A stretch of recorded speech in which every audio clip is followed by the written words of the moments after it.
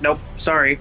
Hello everyone, I'm Smatherini, formerly known as the Reaper029. Welcome to a new Elden Ring series. I wanted to make a series that just explains uh, I wanted to give a series that is a tutorial for new players of Elden Ring. It may not be the most popular, but I thought I'd give my hand at trying to help new Tarnished, especially to combat the mindset of the game is hard just to be hard. So, without further ado, after hitting the new game button, if you just bought the game, then the only tab you'll be prompted with is new game, as you cannot load or continue a current save. So, let me go over the classes and then I will explain their stat. So, first off, read your button prompts. I'm playing on PlayStation 5. You can play this on PC and Xbox. So, just make sure to follow what your control and keybinds are, or key tips. So, first you're going to hit the button that says next to the sign that says Show Attributes. So by showing your attributes, you're going to be able to see what stats each class has. Each class will be built for a different build type, except for one, which I will get to in just a minute. So, we are starting off first with the Vagabond. This is good for multiple things. If you want to play a knight and use cool swords and whatnot, really good. It's kind of an in-between class because if you see there, your intelligence and faith stats, which are your two magic-based stats, are perfectly split at 9. This is good for a split build, whether you're going pure caster, or if you're going to be a spellcaster, or if you're going to use a bit of melee weapons and a bit of spellcasting. That's really good. It's also very good for wielding swords and halberds, as you can see. This class starts off with a broadsword, halberd, a shield, and every class comes with the mark of grace, or whatever it's called. You can completely ignore that item. It is one of the most useless items in the game. So, next thing we have is the warrior class, starting off with 2 scimitars, a shield, and once again the grace item. This is good for a dexterity build. Dexterity builds they're very versatile. They can do insane damage if done right. Yeah, so they'll use lighter weapons compared to other classes, but using dex weapons has a lot of good advantages. My first playthrough was a dex build that slowly turned into an intelligence strength build. But anyway, moving on, we have the bandit. Hero. Sorry, bandit's one over. And I should probably explain the stats real quick. I probably should have done that beforehand, but I'll wait until we get into the actual game and I can show you what each stat does by using the help prompt. Alright. So, hero, if you want to wield big-ass weapons, you've got a ton of strength. The main 2 stats you're going to want to level are strength and endurance. This is like the Dark Souls strength build of Elden Ring. Bandit, very good for arcane builds, bleed builds, poison builds, just anything that procs really an effective status type will be perfect for this one. So, these 2 right here are your spellcasters. This one deals in intelligence-based spellcasting, so more ice or true magic types, which is the astrologer, but the prophet focuses on faith, which will allow you to use fire, frenzied flame, and a whole bunch of other weapon spells, and a ton for the... So this one, good for dealing high-powered damage with one type, with things like glintstone sorceries, very good. And I'm just not gonna read off the weapons. You can see them down at the bottom, mainly because I keep forgetting to. Then, so, then this one can do more status-based stuff. Leveling Arcane will allow you to use dragon sorceries, and it'll be really cool. Or incantations, sorceries, incantations, sorceries. I just call them spells because I'm not getting all technical. Samurai. This is kind of the general pick for basically anyone starting the game, mainly because they have some of the best starting stats. Besides maybe Vagabond, they're pretty good. There's the katana causes bleed buildup. I would definitely focus on the upper stats rather than the lower stats. Alright. Now, once again, these are both int and faith. These two right here are intelligence and faith characters. This is intelligence. It allows you to cast spells and use swords at the same time. You're built kind of for physical combat and spell combat. This one focuses on sorceries. This one focuses on incantations, and these are the prisoner and confessor classes. Wretch. Now, I mentioned that one of these classes is not like the other. This one is the all-rounder. If you can't figure out what the hell you want to do or don't understand what build you want to go for, these guys start with no armor, a basic club. They are considered kind of one of the hardest to play, considering that you don't start with any gear. But gear is not very hard to acquire, and with 10 Arcane, you'll have some decent discovery and hopefully be able to kill some knights early. Now, that said and done, I'm going to be picking the Bandit class. Now, let me mention Type A and Type B.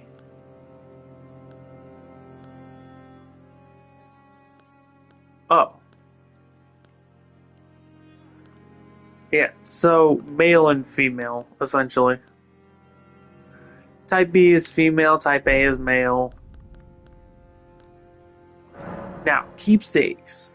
I want to go over keepsakes real quick. Oh, and don't forget to name your tarnished. If you don't enter a name, it will not let you start the game. So, I don't know, use a random name generator if you can't come up with something. So, keepsakes. This one's good. It increases your health by... Well, okay, I'm not going to say it's great. It increases your health enough for you to last one extra hit from a soldier of Godric in the first little area of the game. Rune, a lance between rune, you can pick them up everywhere. I would definitely advise not choosing this one because you pick up runes like this everywhere. There's no point in killing enemies will give you more runes than this starting one will. Golden Seed. This is perfect. This is what you use to increase the amount of flasks of Crimson Tears that you have. Now, you may hear me refer to them as Estus flasks. That is the name of your healing flask in Dark Souls. And it doesn't matter, you can call them Estus, you can call them Crimson Tear flasks, you can call them healing potions, doesn't matter. Anyway, Feigned Imp Ashes. This is the first spirit summon you're gonna get. Feigned Imps, this is the first spirit summon you can get in the game. However, you will not be able to use it until you get the Spirit Calling Bell from either the Twin Maidens in the Round Table Hold, or if you remember to go back to the church, the first church you're gonna go to in the game, as soon as you get out the front door, you can immediately get the Spirit Calling Bell from Rani the Witch, or Rena. We'll get into why she's called Rani, hopefully in this episode. I don't know if I'm going to attack Lucarian Manor after I take on Rayo Lucaria, but we'll see. Anyway, crackpots, you get 3? Okay, so crackpots allow you to craft things like fire pots, holy pots, pots that deal status or damage, poison pots, you name it. Swordstone keys.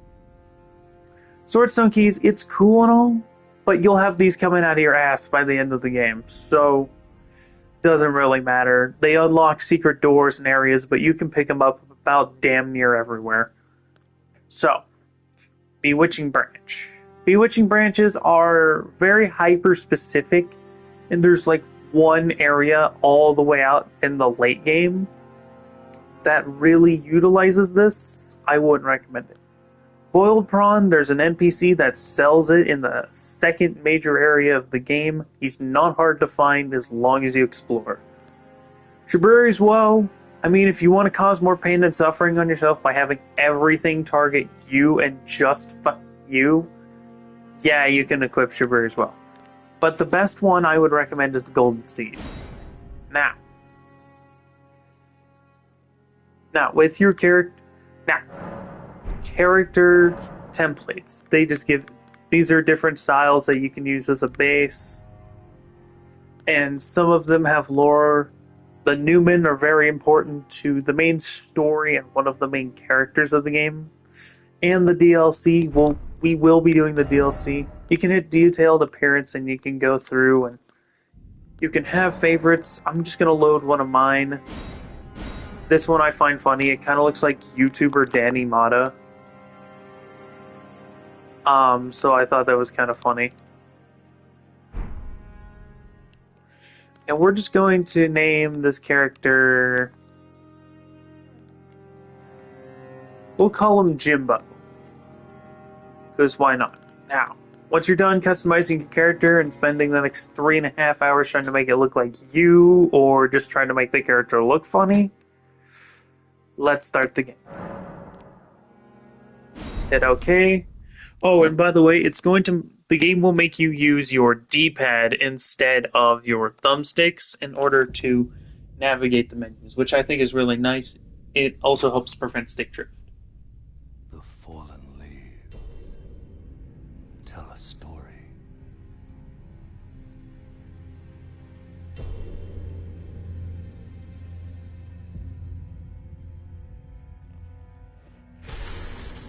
The great Elden Ring was shattered. In our home, across the fog, the lands between.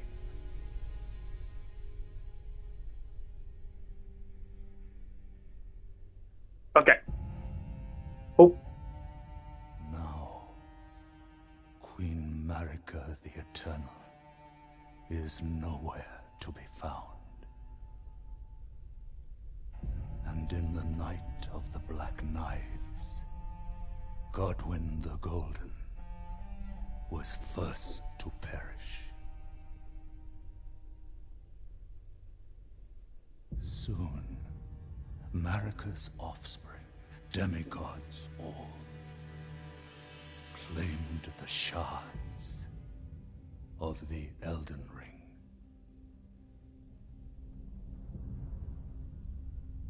The mad taint of their newfound strength triggered the shattering.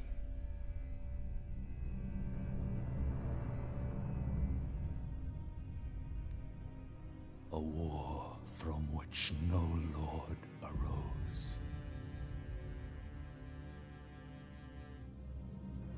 A war leading to abandonment by the greater will. Oh, rise now, ye tarnished, ye dead who yet live. The call of long-lost grace speaks to us all.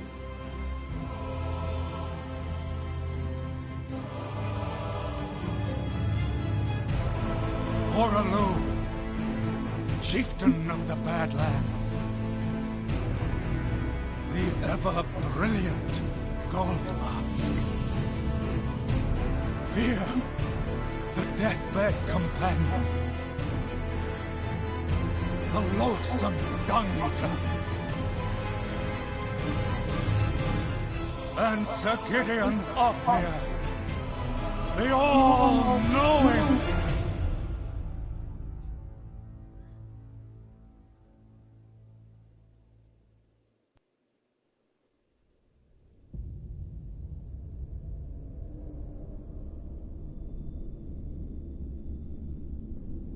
and one other, whom grace would again bless.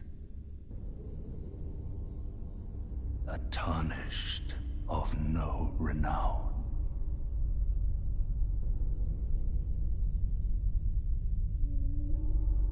Cross the fog to the lands between, to stand before the Elden Ring and become the Elden Lord. Okay, cool. Sorry, didn't want to talk during the cutscene. Welcome. Ring of Okay, so yeah, not everyone's gonna get Ring of Mikola. If you bought the DLC with the game, you'll get that.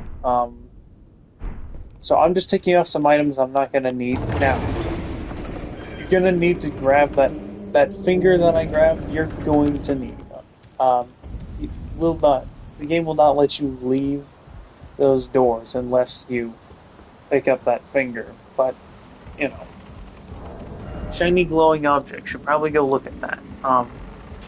So yeah, that shield is for like parrying and whatnot. You're not gonna need it. I'm not going to need it, but if you want to use it, go ahead. Well,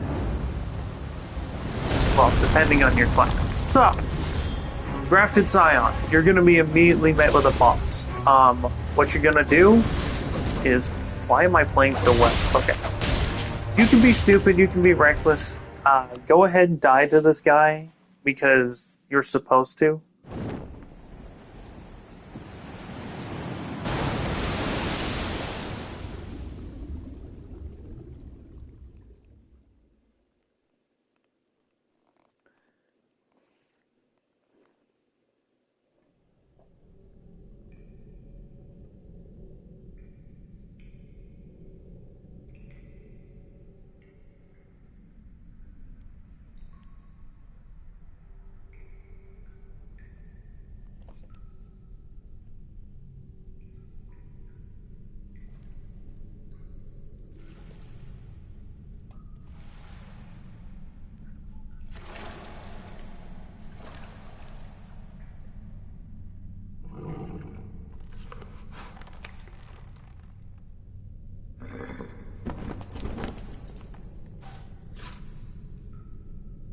Don't worry, Torrent.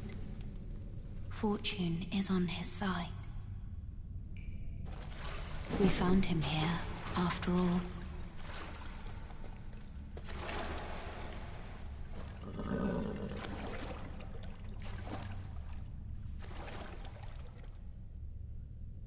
One of his kind is sure to seek the Elden Ring.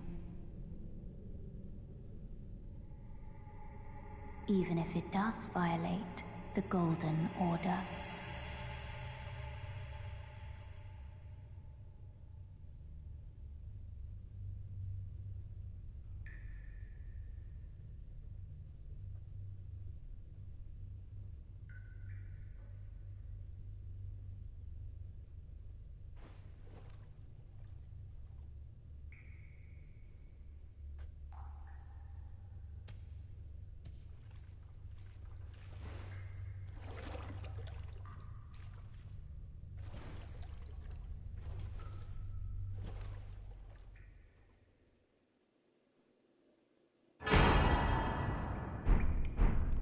Okay.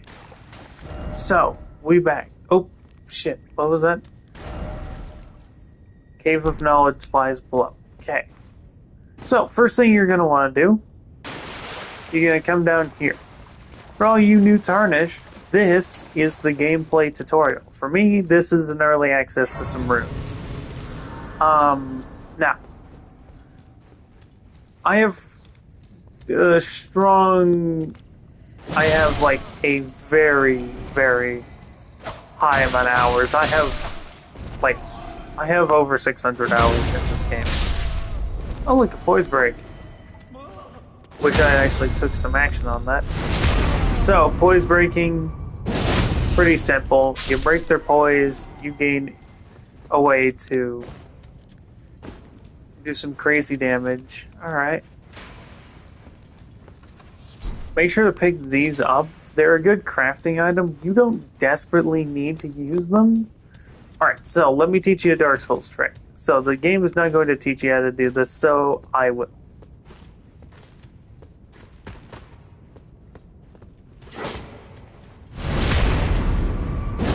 What you're gonna do is you're gonna loop around him until he until he tries to either swing at you or you get behind him, and then you're gonna pull off a backstab that will insta-kill him. Do note that will not insta-kill every enemy unless you over-leveled yourself. Alright, so you remember that knight that we saw shooting the crossbow at us like 20 seconds ago? Yep, that's him. You're gonna swing away at him. Not too terribly difficult. Now, I will say, for the runes you are gaining here in this dungeon will actually be very, very useful for acquiring a specific item. So here, this is going to teach you how to backstab enemies, but you can backstab while crouched, and also crouching in, I don't know why they add so much foliage, because I've been detected crouching through foliage beforehand. There's only one area, and it's in the DLC, where that is not the case. So this dude's unnaturally tanky for some fucking reason, but apparently that'll get the job done. So, real quick, before we go on, stats. Menu explanation. Okay. Oops. Help. View controls, explanation. So, culminative figure that represents all of the attributes strength. Do note your level. If you add up all of those numbers, your level is much lower. Your level is lower than the amount of attribute points you have per tier. Because if I were to add up all these, I'd probably be probably level 40 with all of this shit. So I don't know how it works. So runes held, that's how many runes you're holding. Runes needed, that's your level up requirement. Now, runes are a currency and the level up and essentially level up XP. And I'll show you how leveling up works in a little bit, because I have a really cool route that can get you a shit ton of runes really early. So, time to go over the core stats real quick. Vigor, this is your HP. It also affects resistances and immunities to things like poison, bleed buildup, or I think it's bleed buildup for Vigor. I might be wrong. But they will help you build resistances to certain stats. Mind, it'll raise your... this is the amount of magic you can cast. FP is your magic points. So I have 82 FP right now. Now, it affects focus. What focus does is it allows you to avoid the debuff of sleep and madness. Madness is which are very uncommon status effects, but you can still run into them from time to time, and madness is the more annoying out of the two. Mainly because sleep is extremely easy to avoid. Endurance. I don't know exactly what robustness is in the game, but it does increase your stamina. I started out with 96, and yeah, we'll get to that in a sec. Strength, it also affects how heavy your equipment can be. So, time to explain what an equip load is. Equip load, that's literally how much does your equipment weigh? You have to factor in, do I have enough endurance to carry all of the shit that I want to carry?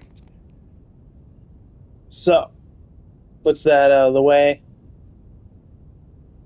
if you can't, well, just level endurance for a little bit. It doesn't take much to get it to,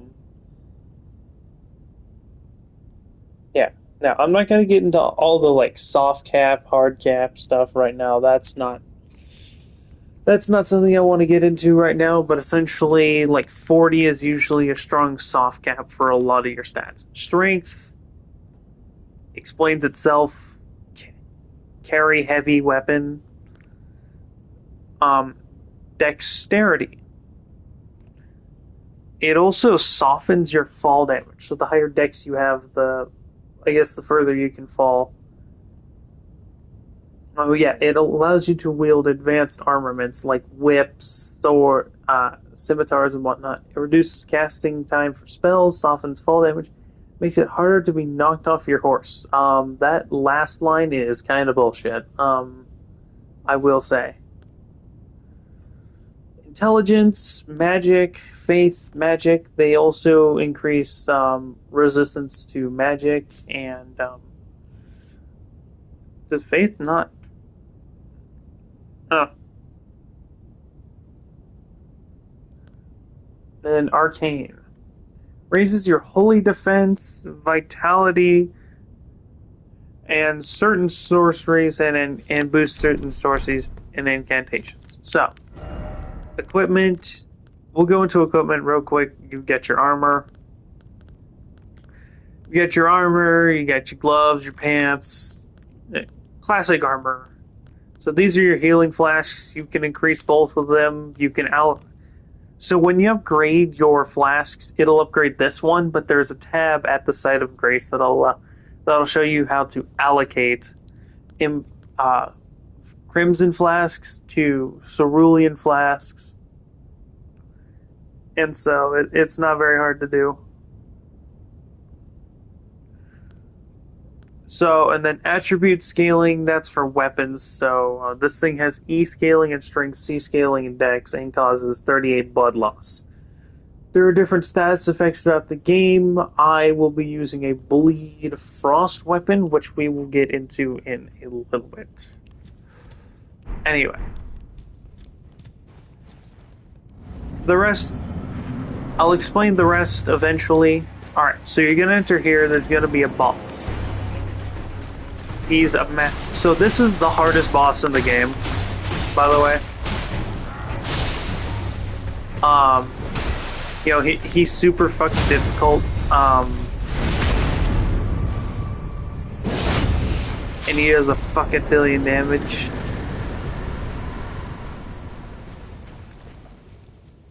Some bosses will actually drop items. Also, if you couldn't tell, I was being extremely sarcastic. That is one of the biggest jokes in the community, is how difficult that boss is. We like messing with people by saying it's like the hardest boss in the entire game. Anyway. So, you're gonna pick up this side of grace. If you lost health, you can recover there. Those items right there, the tarnished furled finger and the severed and the other item, you don't have to care about. That's all online bullshit, and if you're just starting out the game, don't try and do online shit. Like, that's some really good advice for you, is don't do online shit. Alright, so welcome to Limgrave. This is the starting area. We're going to be all over Limgrave today. We're going to two places. We're going to be here in Limgrave, and then there's going to be an area. We're going to get through Stormvale Castle, which is right there. That giant-ass castle over there. Also, now this guy right here, he's going to tell you the great idea is to go straight for Stormvale. Don't fucking do that. Trust me, you're going to get your shit whooped. And this is what... But anyway, this guy's going to call you maidenless. Oh, yes. Tarnished, are we? Come to the lands between for the Elden Ring? Hmm? This guy is the no maidens meme guy. No shame in it. Unfortunately for you, however, you are maidenless. Yeah. Without guidance, without the strength of runes, and without an invitation to the round table hold. How the fuck he has any... I can't tell if Vare is tarnished or if he's of this world. So, Luckily for you, however, me. Are you familiar? You may all that. okay. It will lead even. So I'm gonna skip through his dialogue. We don't really need to listen to Vare's bullshit. So first thing you're gonna do is you're gonna look at your prop, look for the button that says remove, and get rid of that shit immediately. You're never going to need it. So, this is a co-op item. If you're gonna play with a friend, pick this up. If you're not playing with a friend, just walk away. Now, let me teach you some common sense in the lands between kind of any Souls game.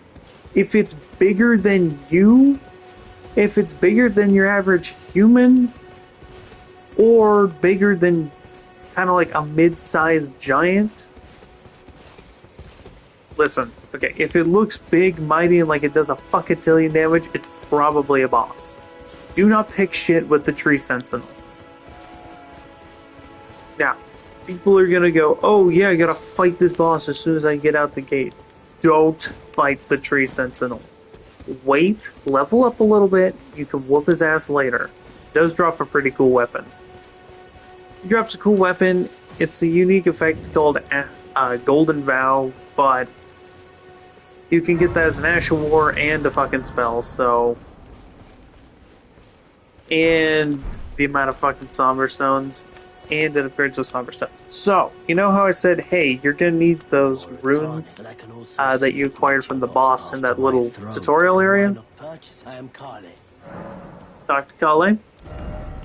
You're going to want to acquire this, the crafting kit. And 1 or 2 ritual pots. I'd recommend grabbing at least 1. And he also sells some cookbooks. You can come back and buy those. So, a couple directions you can go from here. If you go this way, over here there's a dungeon. But start by going this way. Now you may notice I have 4 sites of grace. I have currently 4 sites of grace. As soon as you get out of that tutorial area, in that underground dungeon area, you're going to need to claim recover 3 sites of grace. This will help you progress the game. This will help you progress the game a little more. And it'll progress a bit of the story. I'm not going to talk a ton about the story. I may drop some lore bits here and there. As you can see, I'm just going to try and like be quick, stealthy, and tear straight through these enemies because I don't desperately want to deal with them. Oh yeah, one thing about the arcane stat, because I don't think I went over all the stats, but I forgot to mention, arcane boosts the amount of item discovery you have. And item discovery is very important. So, anyway, you're going to sneak your way through here because there's a really important item you need to grab here. And if you don't grab it, you're going to be going back and forth to the round table hold to try and upgrade your weapon a lot. Granted, if you want to strengthen your weapon, you're still going to have to do that, but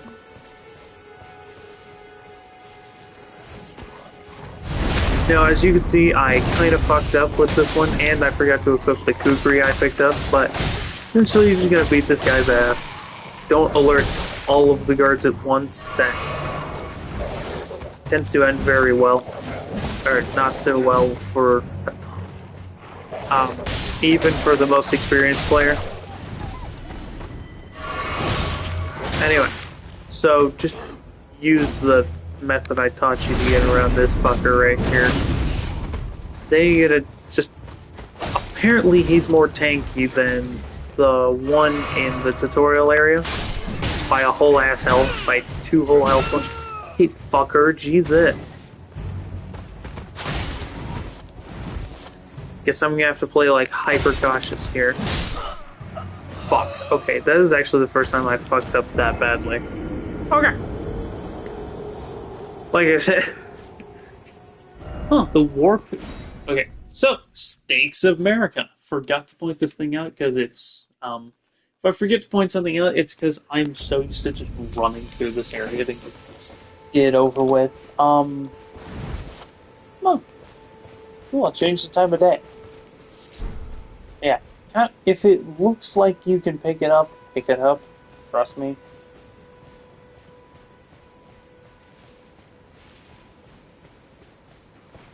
You're gonna want to.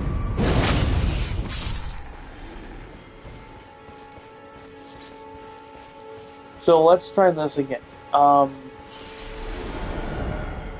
This time, now, these have an S scaling and dexterity. So if you'd chosen the warrior class, you would have had like really, really high fucking damage.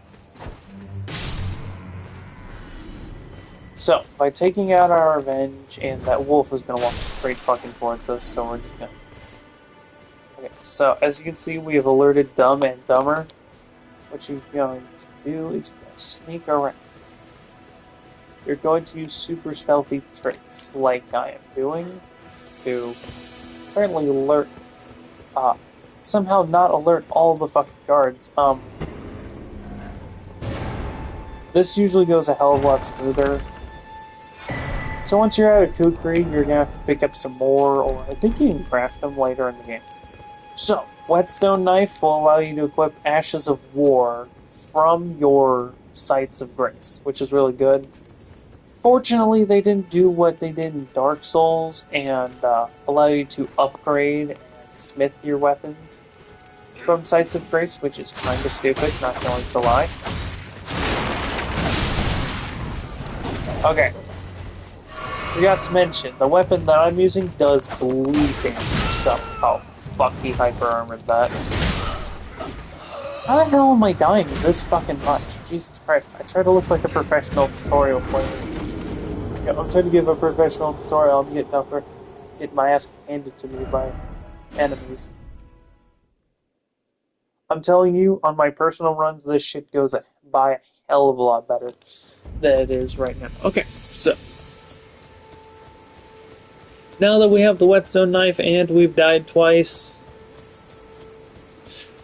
I accidentally made a Sekiro and accidentally making a Sekiro reference. We are going to reacquire our runes, and we're gonna pick shit with the Soldier of Godric. But nice with the stagger. Oh, he's gonna drop us an item. It's probably going to be crossbow bolts. Where the fuck did you come from? Motherfucker just came at me out of left lane. Also, these guys drop an item called the War Pick. It's kinda useful, kinda stupid, and useless. Not what I'll be using. Also, feel free to change your loadout if you're...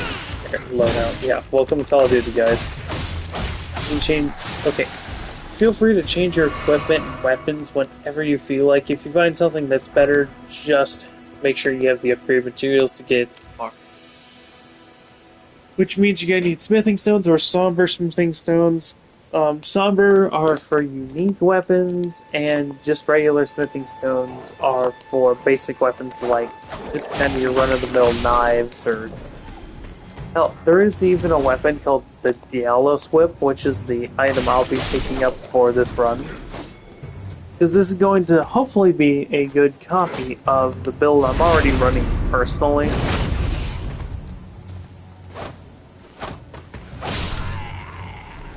No item that time. Okay. This bit's gonna be a little difficult, because see that guy? He has a horn. If he blows that horn, he alerts fucking everybody.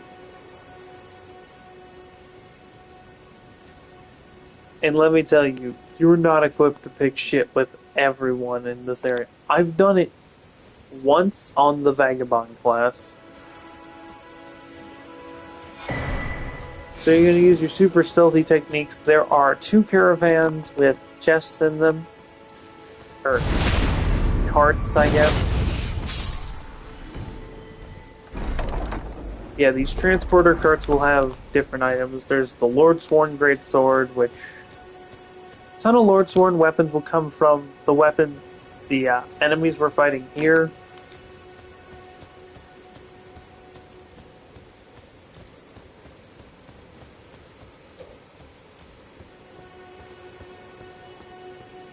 Then there's one that's down here on the end.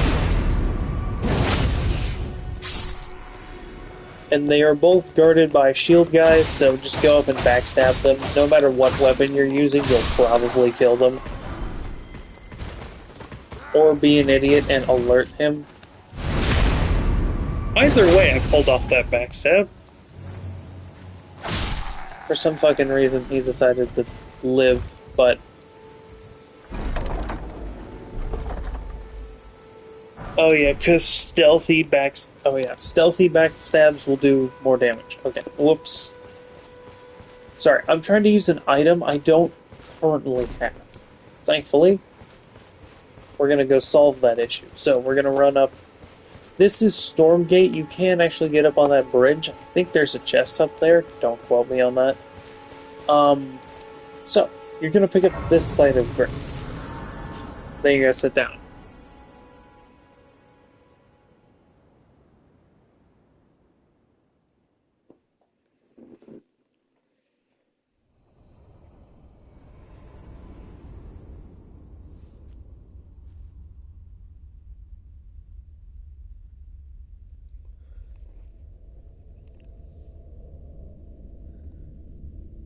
Greetings, traveler from beyond the fog.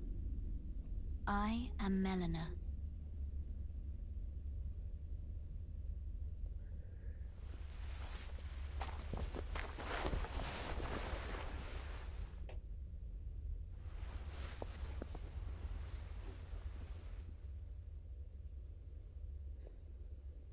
I offer you an accord. Okay, so if you've seen the Elden Ring Honda Accord jokes, then... Have you heard of the Finger Maidens? They serve the two fingers, offering guidance and aid to the tarnished. But you, I am afraid, are maidenless. I can play the role of maiden, turning runes into strength to aid you in your search for the Elden Ring. You need only take me with you to the foot of the Erd Tree.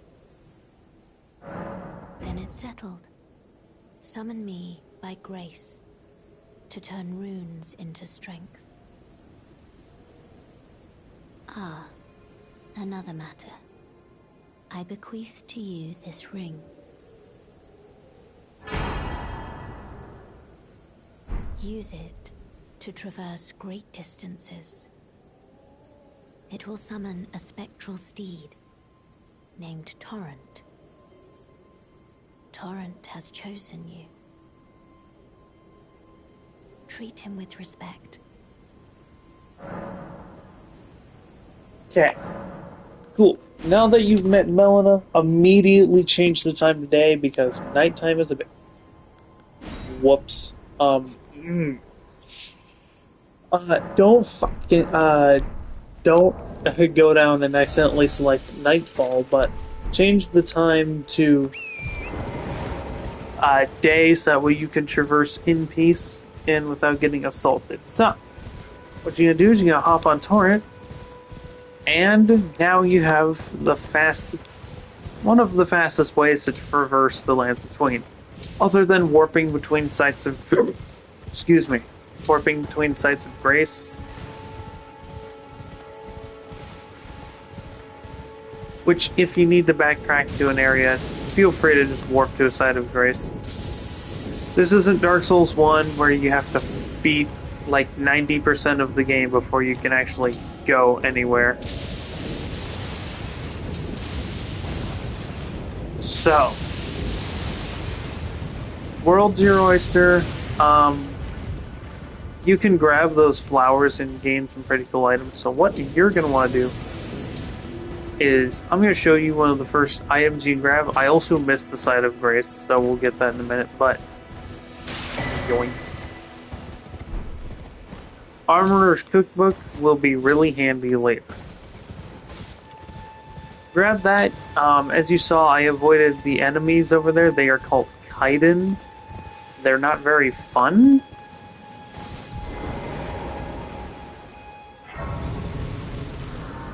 They're not fun to deal with as a noob, trust me. Power yourself up before you try and take these guys on, but I'm going to pull off a move that will allow me to commit to my route without having to pick up the Morning Star. You can pick up the Morning Star, it's not hard to get. I'll show you how to get it, mainly because I need to go over there anyway.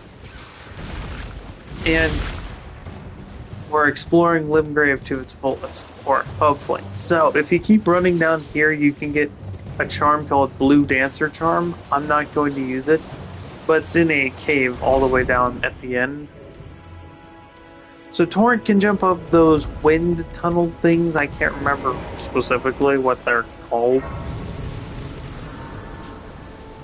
So up here you're going to see this guy. It's the Mad Pumpkin Head. We're going to run right past him for now.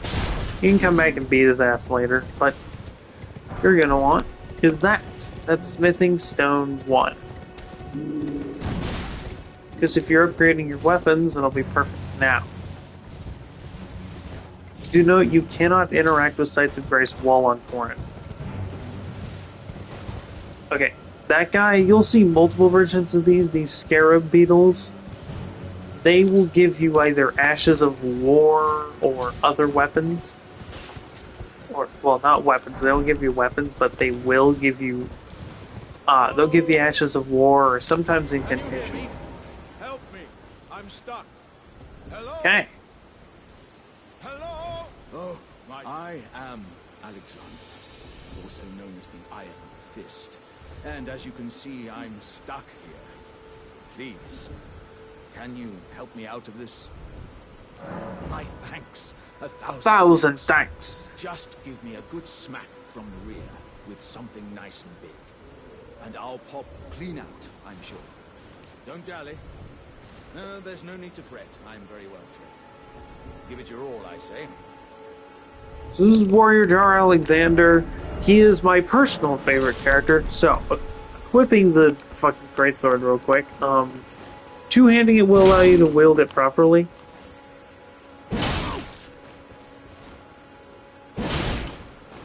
Don't stop now. Just put those doubts to give it your all.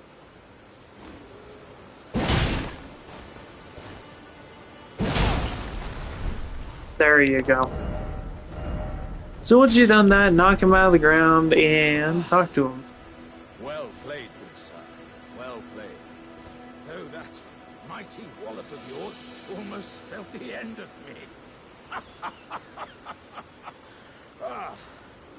Well, I'm out now, and that's what counts. I thank you.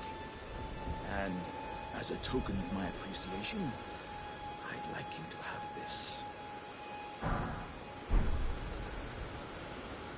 Once again, pleasure is mine.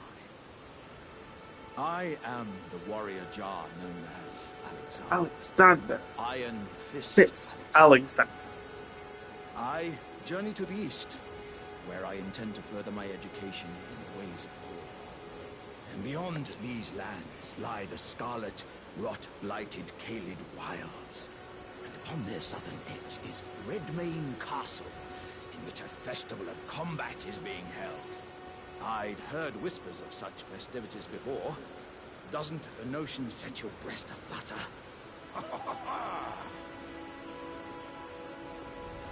I'm heading east to Redmane Castle, on the southern... I've heard that... Okay, so he's just gonna tell you about Raidman Castle. So you don't have to interact with him till you get to Caelid. We'll get to Hell in a little bit. As Caelid is one of the worst fucking areas in the entire game. Especially for new players. So what you're gonna do is you're just gonna fight your way through this little area.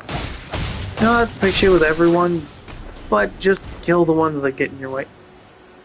Oh, okay. Be careful walking near that. That will sound off and alert fucking everyone. What you gotta do is you want to kill them. And it seems I've pissed off the entire camp, but no need to fret. Just open the chest, it'll give you some iframes. fuck, I wish it did. Can you let me out of the fucking corner? Jesus. Yeah, so another problem with Elden Ring and its enemies, or just kind of FromSoft games in general, is enemies will force your ass into a fucking corner 90% of the time. Okay. Also, by the way, going this way will help you avoid a shit ton of areas on Stormhill, or enemies on the Stormhill area. Very useful shit. Now, of course, I picked up that shield. There's another item over there. It's not very significant. So, I need 10 strength to wield that. Thankfully, the whip we are getting needs only 10 strength to use. Let me ask you, are you here in the land? Does your despite the yes, takes me back. Any interest? All I know. Now's the time to. Okay. So I'm personally picking up one Ash of War. Forget if it's Endure or War Cry that can go on my item, but and I'll show you how to duplicate Ashes of War as well, because there is a process to do that. It's not a long process, it's an expensive one though, because you need to buy or find a lost Ash of War.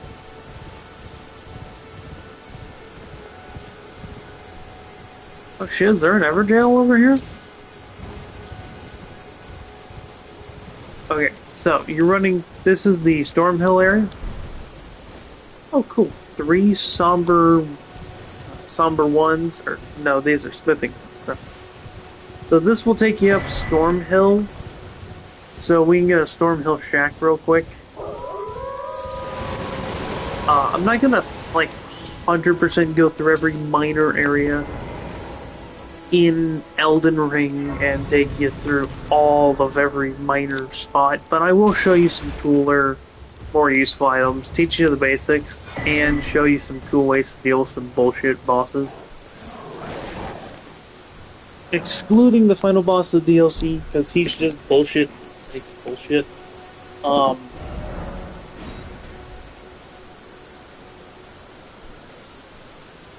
So, there's multiple directions you can take from here. Because you're now on Stormhill, but the place we are going is back down here.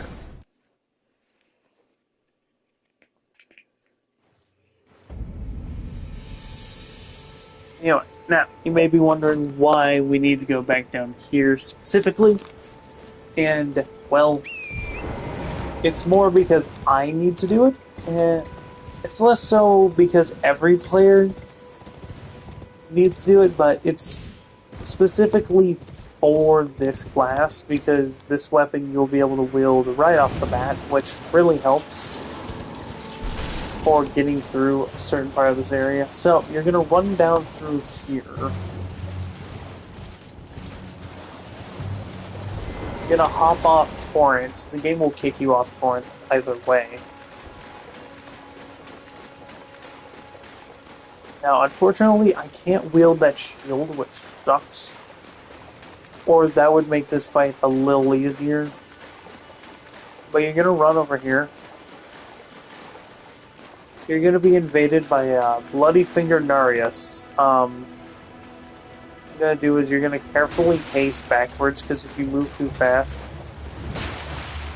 he will despawn or like return to his world.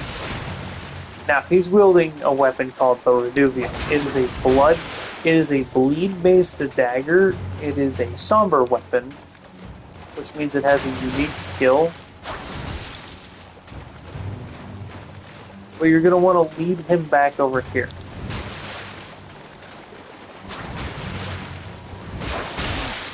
Oops, as you can see, I let him hit me by accident. Heal. And dodge. Hey, hey, hey!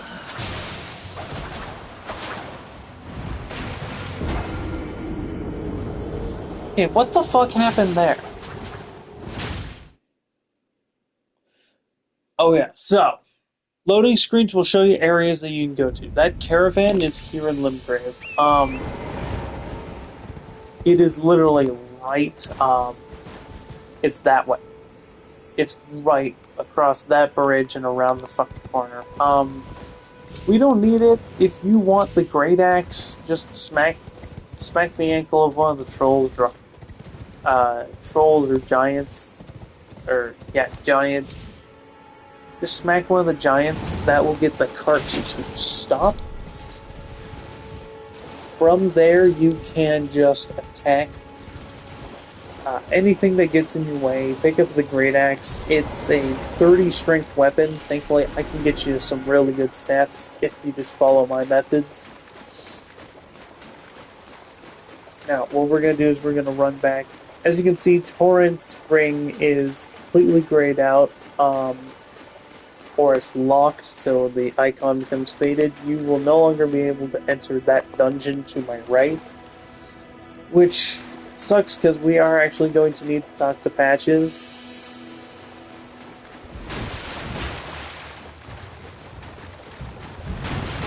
Which, you'll learn about Patches. He's one of the Dark Souls characters of all time. He's in every almost every From Software game. Sorry, every Soulsborne, like Dark Souls or Elden Ring, he's in it. I don't know if he's in DS1, but he's definitely in DS3. He's just a returning character. We don't... Oh, piss off, man! Fucking nut.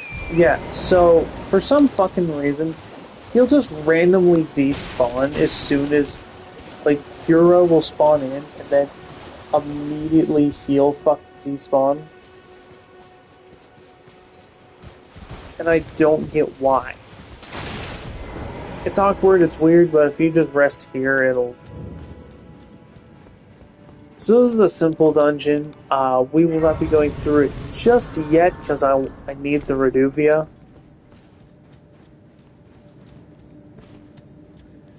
But trying to get Narius back there without him despawning is a massive pain in the ass, and I can't figure out why he's doing it. He never used to. Again, I never went that way. I always went down and around him. So what you're gonna do is you're gonna walk over here. So I'm gonna walk back this way, then turn around and get him to spawn normally. Oh, he spawns in a different location. Okay, I see. So he's gonna full tilt sprint towards your ass. So what you're gonna do is you're gonna play extremely cautious till you can get to Yura.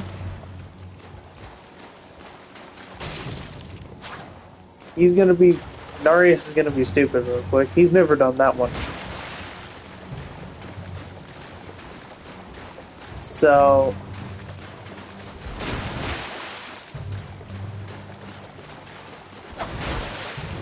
So once you get to about here...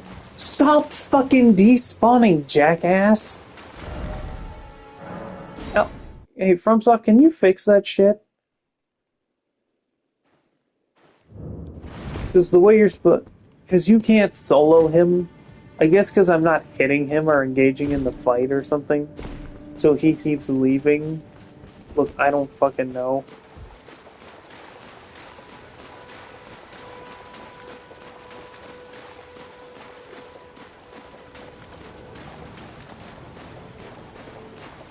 Yeah, because he's...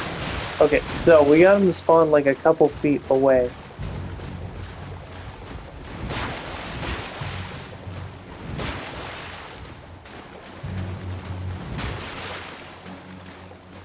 So, I'm gonna get hit by that, which is my mistake. Then he's going to be able to hit my ass because...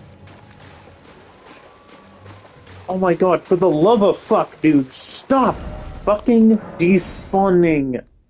Okay, so, this is a problem. This never used to happen. It would happen every once in a while, but 90% of the time, he would just stick around and fight you. So I don't know why he's doing this now, of all times, but we're just going to go back and we're going to like, heaven forbid we walk 3 feet away from where he originally spawned. So what you're gonna... I'm gonna try and get some early damage off on him. As you can see, now he's power stancing Reduvius. Okay, so now that I've damaged the enemy, will he stay? Because my goal is to push him to where Yura is, so I can... Okay, we have to damage him first. So as you can see, I got some insane bleed off. He's going to run around for a little bit. He's going to try and use his Flask of Crimson Tears, so what we're going to do is going to keep some constant pressure on. And assuming he doesn't despawn again... Okay, cool. So Yura will be around the corner. You don't really... He has an entire quest line. You don't really need to do it. Okay. So, now that you've done that, you've done Yura's thing, you can go through here, but... That's not what I'm doing today.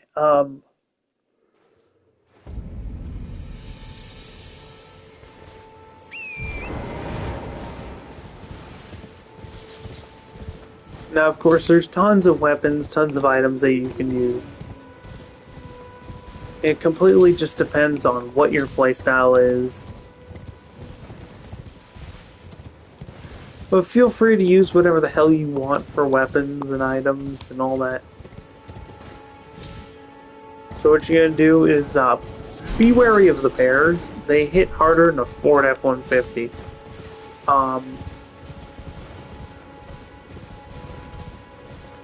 So, you can come here, you can go to this painter shack real quick. Oh, smithing stone 1. So, paintings will give you a location. You find that location, and you can find the artist behind the painting. And they will allow you to... And they'll give you a couple of items.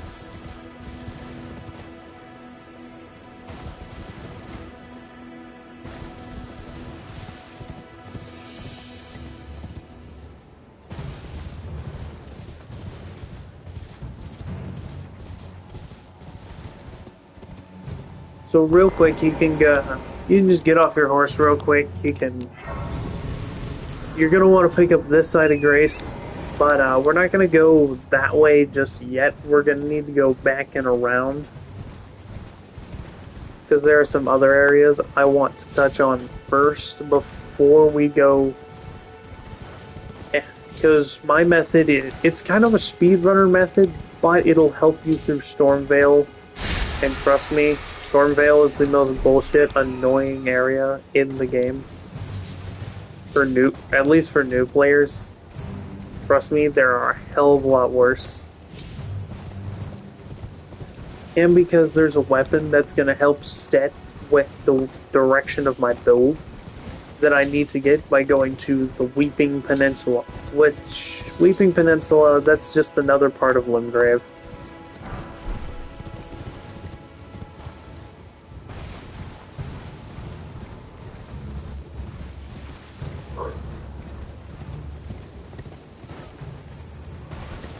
If you want to get all technical about it, it's a sub-area.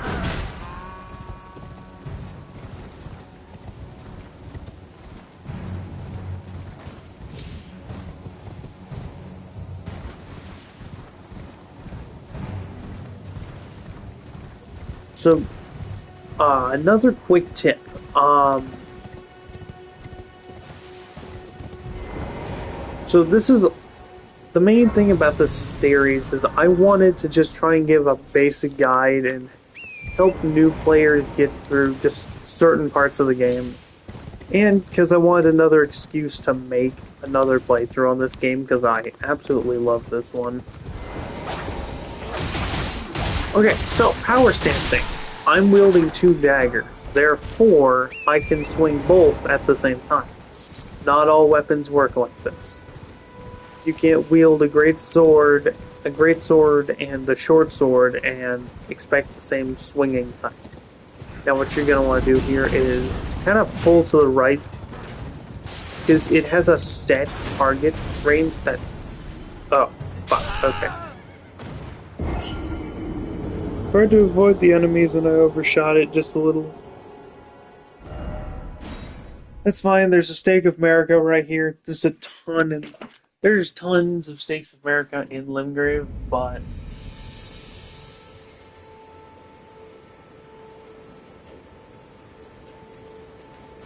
also, quick tip about the enemies in this game. They suffer from something called enemy nearsightedness. Essentially, they can literally only fucking see you if you're sitting like 3 feet off of their face, and it's hilarious. Or inches off their face. Sorry. What the hell are my runes?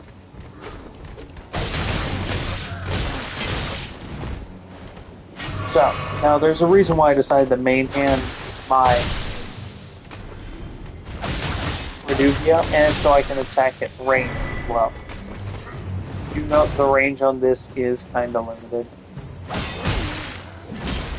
So as you saw there, I kinda fucked the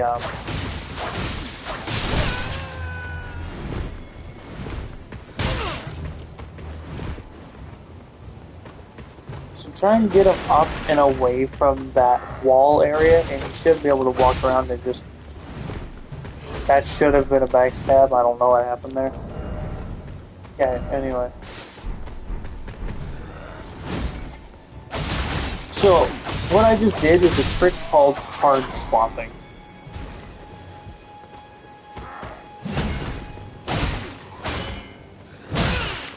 A hard swap is where you go into your inventory and swap your weapons like mid-battle. Not recommended, but... And if you're playing PvP, everyone will throw a massive pissy fit if you do that. So just be wary of the fact. Also, when it comes to PvP, people are assholes. We have what's called Souls Tryhards and Souls Purists.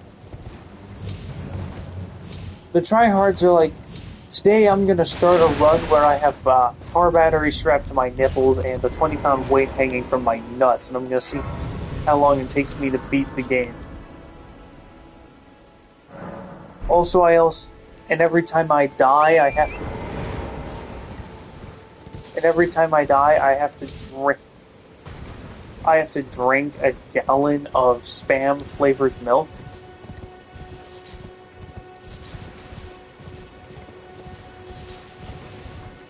While my best friend beats me over the head with a copy of War and Peace.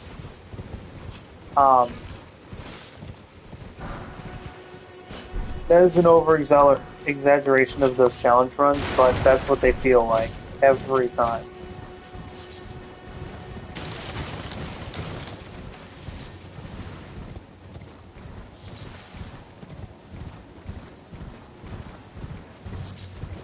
So, be careful. If you decide not to change the time from not today, after talking with Melina, you are going to have to deal with an enemy called the Knights Cavalry. Knights Cavalry fucking suck. And they hit harder than well, I was gonna say harder than a Ford F-150, but still. They hit really goddamn hard.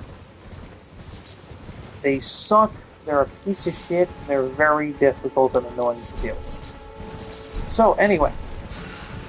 This area is going to be a little introduction to a status effect called Madness. Thankfully, we're going to be in and out in like 30 seconds. So, what you're going to do, you're going to stay on point. You're going to pick up that. If you're a Faith build, that spell is really good. Do note Tarnished Invaders and invading, and if you're playing online, invading players can get absolutely cooked by that spell because it inflicts madness. Unless you get stuck up against the Souls Bro, which then you're just kind of fucked. But because everyone in PvP is a goddamn tryhard.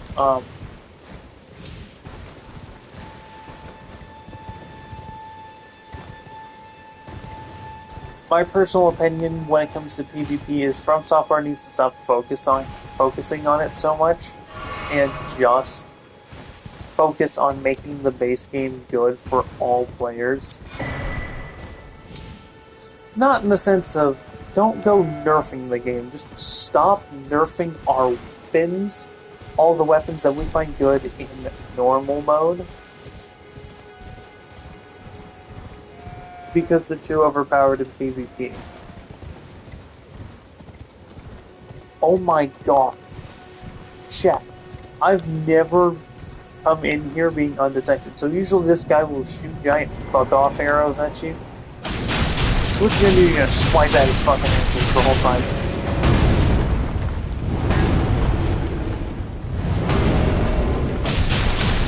Now, since that's a ground-based AoE attack,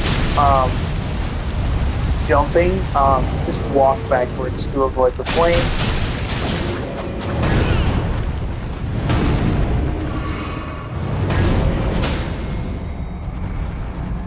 And getting a stagger, which is perfect. Staggering him will definitely provide you with some advantage, and if you're lucky enough, you may get a great bow out of it. Now, unfortunately, now that you've killed that guy, he doesn't respawn. Which is really sad, because I've only gotten the Golem's Great Bow twice, in 2 separate playthroughs, and it ended up getting sold. So, now that you have a sufficient amount of these little items, it's perfect. Now, I need to make a quick stop in here to pick up an item that I want. This is not going to be the weapon that's going to carry me through the rest of the playthrough. This is just one that is going to help set me on the right track to use the item I want. It's down here. We need to grab a whip.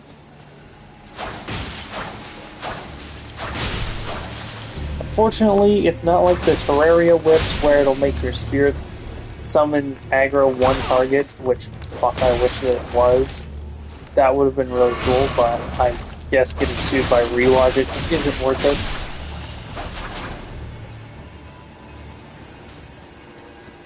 No, instead, what you're going to do is you're going to equip the Mimic Tier and Shibriri, go to one little Madness Village in the middle of bumfuck nowhere, and acquire the,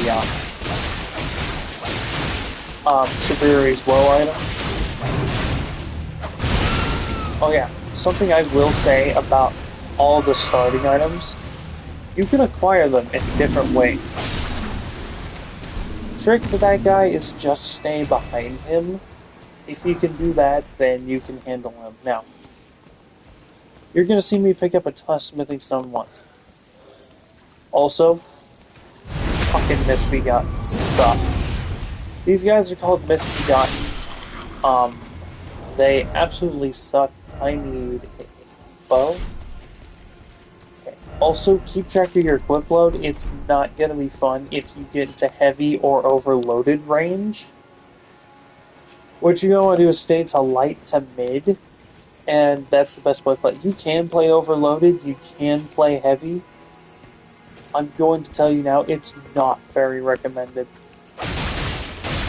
Oh, usually he comes at me with a jumping attack.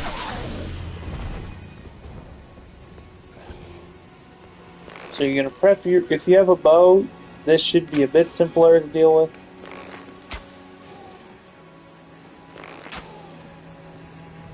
The bows in this game are really fucking weird, so...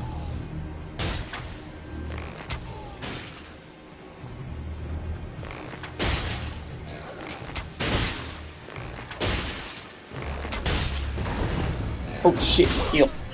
Fuck, what the hell, bro?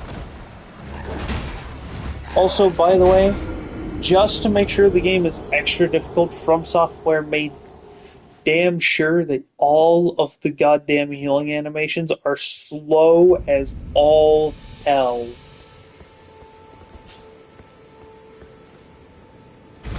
So, and it feels like they slowed them down even more after Shadow of the Earth Tree, but I could be wrong. Either way, that's also a mistake on my part for not paying attention to my health. And that is the most, that's the strongest part of, or that's the main reason why I died there, is because I wasn't paying attention to my health properly. So I died.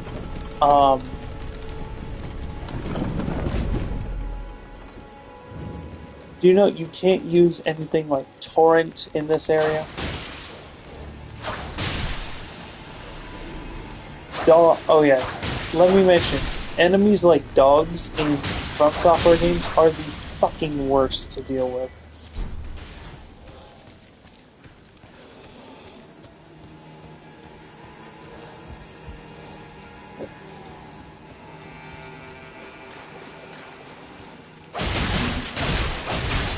You're gonna shred down this mad pumpkin head just like you did last time. Mainly because, fuck him, I need the runes. What you're gonna do is, assuming you're stealthy enough, to sneak up on this misbegotten, pull off a backstab, and then just spam your daggers till he dies. Really hoping he would drop his cleaver, because then I might have swapped my build. No, it's probably a strength weapon, never mind. Yeah, so now I have 5 flasks, which means I am now on par with Dark Souls 1. The starting character of Dark Souls 1.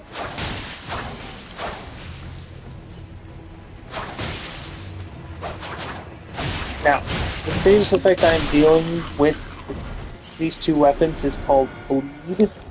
Essentially, it does just a fuck-a-tillion damage.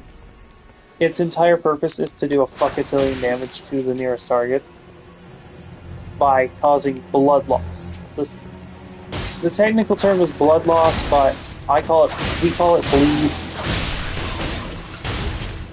There's entire builds centered around bleed. The most infamous being builds using the Rivers of Blood, which is a katana you get way later in the game. And Rivers is a very controversial weapon, mainly because it was the most broken PvP weapon in the fucking game for a solid while after they fixed the arcane scaling. It was Moonveil and Rivers of Blood, and now I don't even know what the meta is anymore. I don't fucking care. I don't play online for a goddamn reason. Well, that main reason being that I don't have PS Plus, but I don't care enough to pay for it. So, yeah. Now, you can take that route down, or you can jump down through here. I'd recommend the other one. I'd recommend the way that I took, because it's easier. Ignore the Misbegotten, they're very annoying.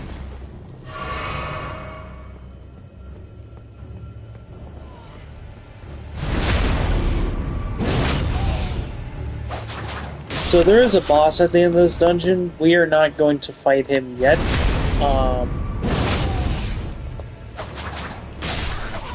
What I might do, though, is... I forgot to rest at the site of grace like a fucking idiot. Okay.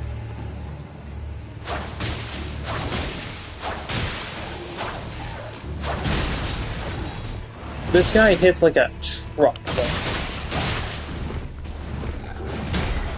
And he has an awkward swing radius, and sneaking up on him to pull off a backstab is fucking impossible.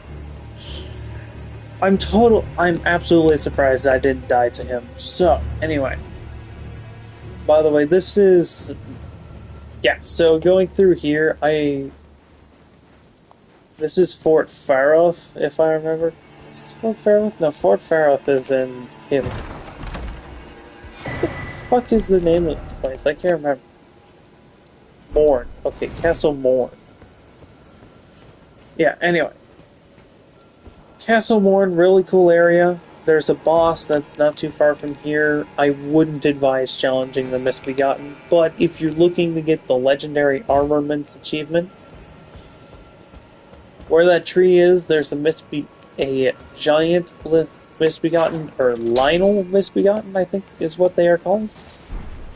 You kick his ass, he gives you a legendary sword. Hell, you can see the fog wall from here.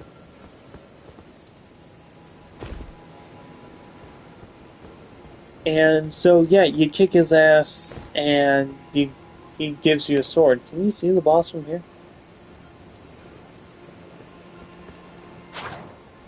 Oh yeah, one really cool thing about Elden Ring is all of the areas you see, like in the background, like the Erd Tree or Kaled, that's not that's not just there for like that's not pasted in the background or hidden behind a loading screen. That's actually fucking there. Like you can go there. That's really cool that they keep everything like that rendered. Also, by the way, never knew that side of Grace was there until like I ended up. I always had to make an awkward boss run back from that other side of Grace.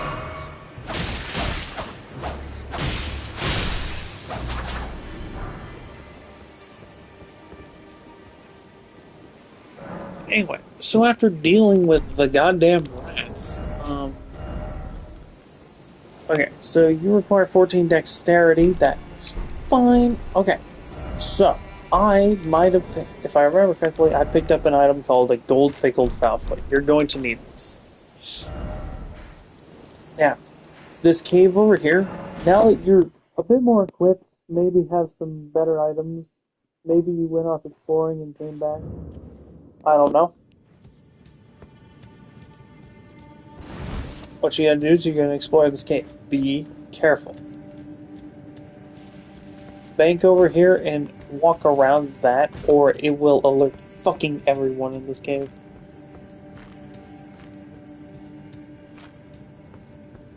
Now you see a fog wall, it's gonna be illuminated. You may notice there's no boss. There's no enemy like immediately assaulting you. For now. So what you gotta do, you gotta open this chest. You're gonna fucking loot it. Thought you'd just help yourself to a man's personal belongings, huh? You scheming little thief. The gods demand repentance! Cough up your coin. All of it! So this is Patches, one of the most iconic Soulsborne characters of all time. Mainly because he's in fucking everything. Almost every fucking game on the planet. You stop being a cunt and hold still. So get his ass to half health. He's not very hard to beat as long as you're not stupid like me. Make sure to use that get good mentality and get good at the game real quick. Wait, please. I surrender. White flag and all. So you're gonna leave him alive. Just stand here for a few seconds. You'll get emote and a room. Finally come round, have you? I knew you would. So you talk to his ass. True and true. What you got? What do you know? Now, how did I took you for an innocent mistake? Well, water under the... A true... I'm back. So you're gonna forgive and forget. But honestly, frankly... He's going to open his shop, and for some fucking reason, he has Margit Shackle. Which is an item that will be important in a little bit. I'm taking my time. I'm showing off a few more areas than what I usually do. Usually, I just hard sprint straight for an area in Kaled. Hold on, I need to check my text messages real quick.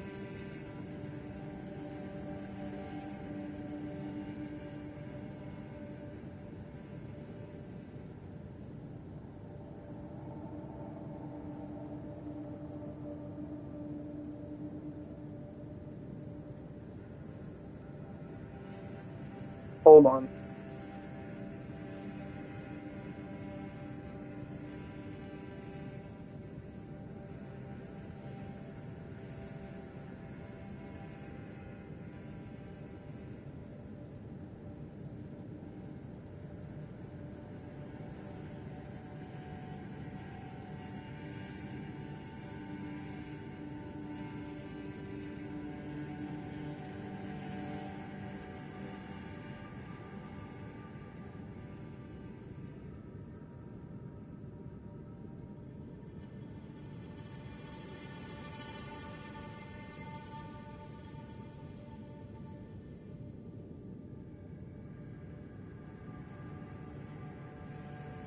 Alright, anyway.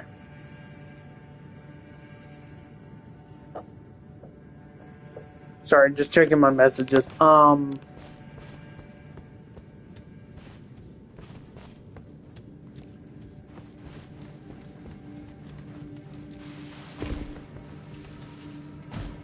So yeah, you're gonna run back down. So, now that you've gone through and you've kicked his ass, whether you fucked up as badly as I did or not,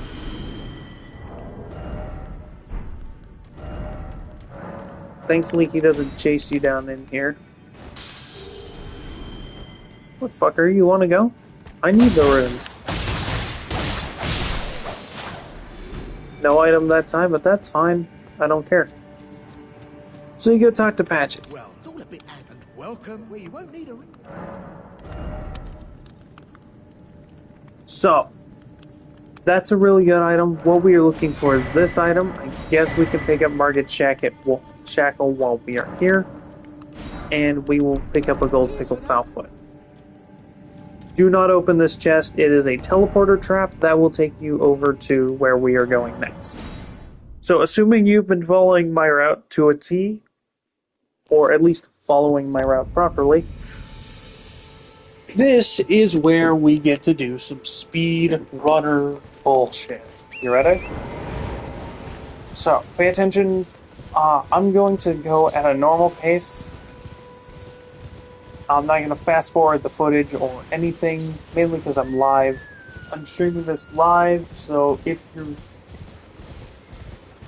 you need to tell a friend how to find this because they just started Elden Ring, what you need to do is just tell them, go to my channel, and then go to the live tab and look for this video, because it will not appear in my videos, but it will appear in my live section. Now, assuming you don't get lost in the middle of the fucking woods. Here, okay, so be careful. Rune bears are everywhere here. If you don't know what a rune bear is, that's a rune bear. They are big, they are mean, and they hit like hell, and they are very aggressive. Thankfully, I was able to sneak past that one and just get the crafting book. So, Crystal Tears are a buffing item, and I will show you how to use them. So first off, if you want to get to Shirfa River, which, now, there's an area down here, it's called Shirfa River. It looks like it's pronounced Sofra. It's spelled Sofra, but it's pronounced Shirfa. I think it's, if I remember correctly, it's Gaelic. It's kind of like the buffing item in the DLC. The tree shards or whatever you get in the DLC are called Saku Tree instead of Skatu Tree. Once again, another language pronunciation. I don't even think I got that pronunciation right. I'd have to go hear it again.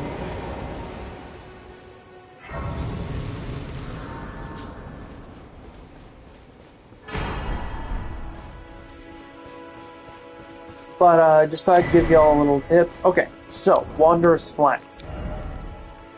Now, you don't have to follow these binds.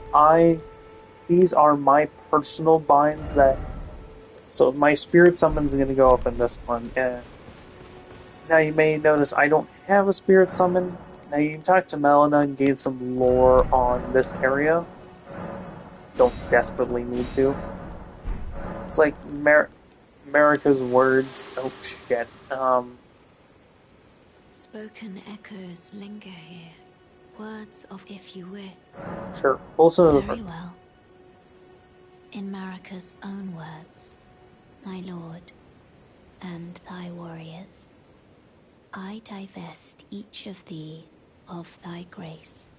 With thine eyes dimmed, ye will be driven from the lands between. Ye will wage war in a land afar, where ye will live and die. Well, perhaps that might serve you in lieu of a maiden's guidance. Okay, so, quick little thing about Melina. And this is going to explain the Mass family tree. Yes, that is right. The mass family tree. So, this is going to get absolutely batshit crazy, but I'm going to explain this a little bit of lore whilst I take you to the next little area. So, I was talking about the scarab beetles and how they carry ashes of war on them. This one will give you a holy-based one, which I'm going to pick up. Ash of War Sacred Blade, really good weapon. Or armament. Ash of War, sorry, anyway.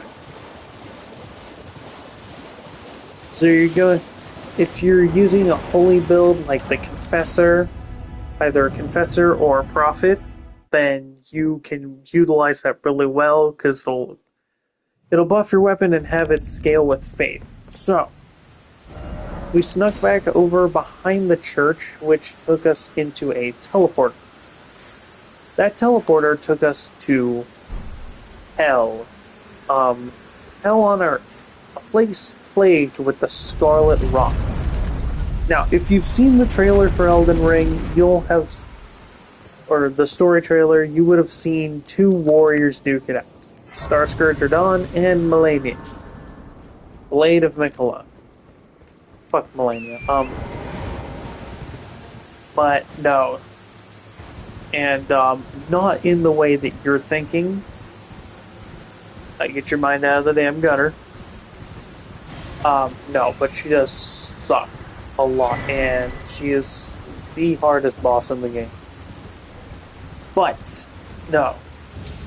Because, and there was a war, and I will actually show off, we are going to the Swamp of Aeonia where that battle took place.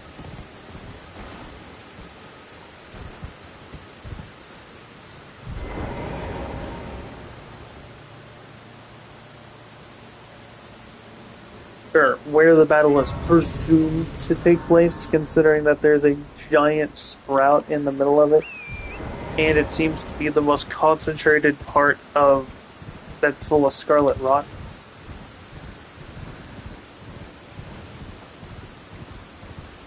But it's the fight against Melania and Radahn that caused the scarlet rot to spread through Caelid and make it into the hellscape that it is today.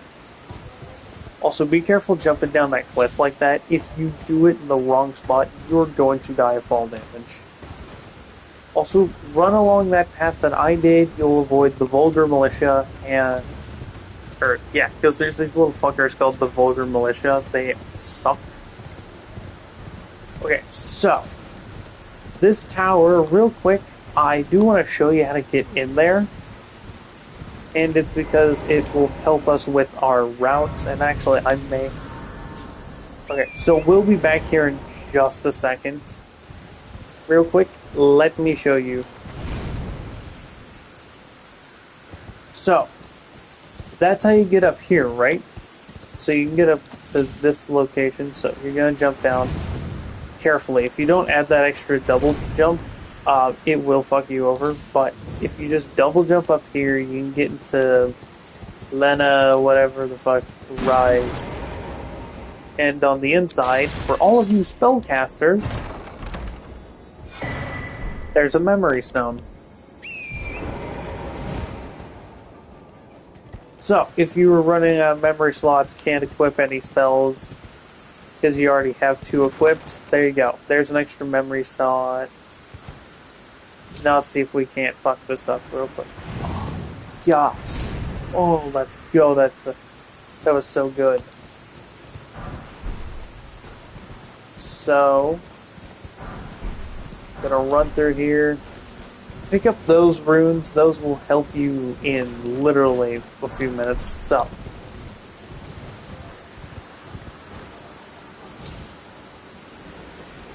Okay. Thankfully, we managed to do that. Okay.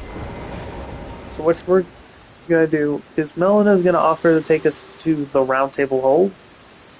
Forgive me. To determine if you had... It seems torrent, whereas there is but one I can take you. Gathering place. Sorry for skipping dialogue. It is a force of habit for me to do that. But she's just saying, hey, I'll take you to the Round Table Hold, gathering place of Tarnished. Gabagoo. Anyway. So you're going to swap the time to night. Now, the reason why you're going to do this is that, remember the Knight's Cavalry enemy that I mentioned before? Well, this is a Knight's Cavalry.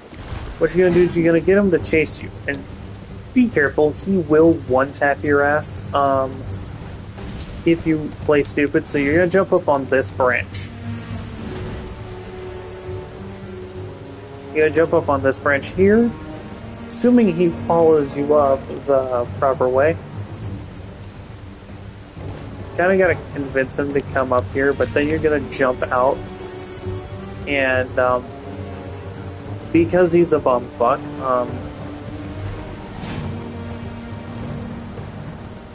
this usually takes 2 or 3 attempts. If you can get it on the first try, it's always a good feeling, but you stand about here, assuming he's done being an idiot, and keeps aggro with you.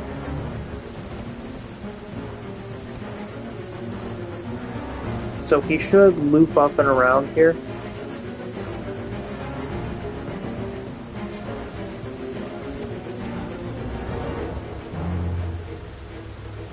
Come on, motherfucker.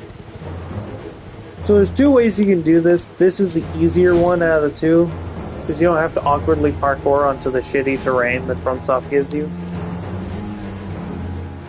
You gotta coax him back around here, and assuming you do this right, you're gonna lead him up.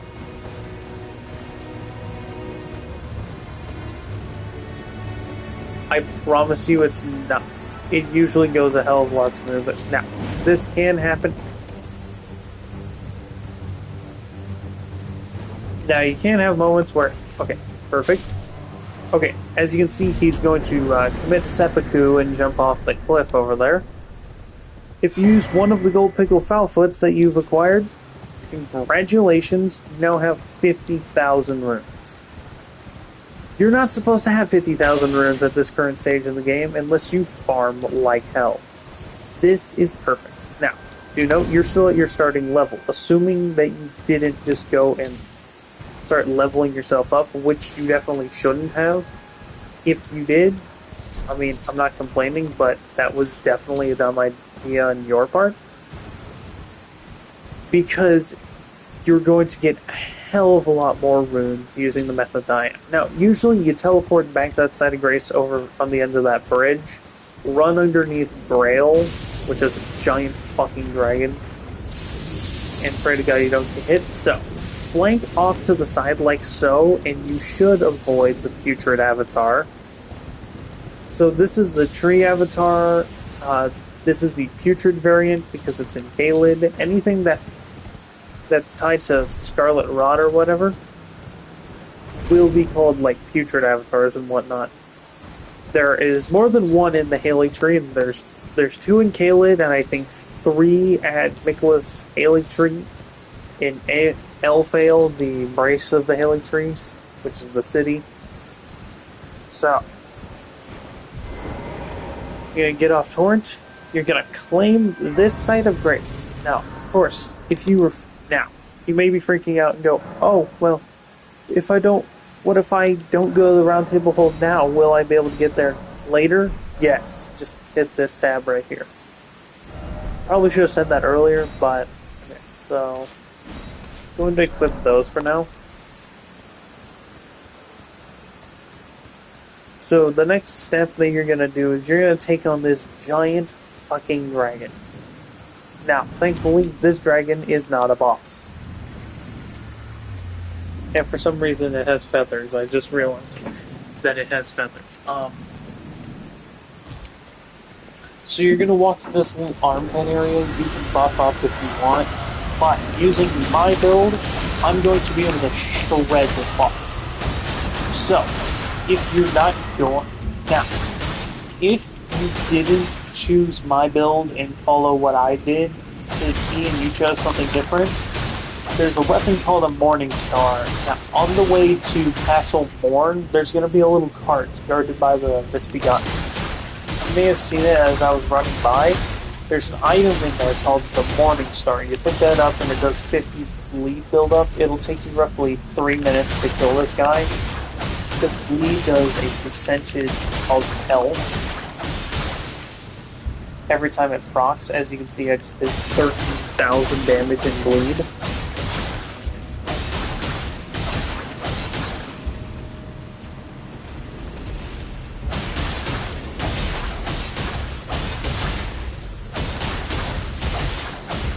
And this is Rail, mother of all dragons.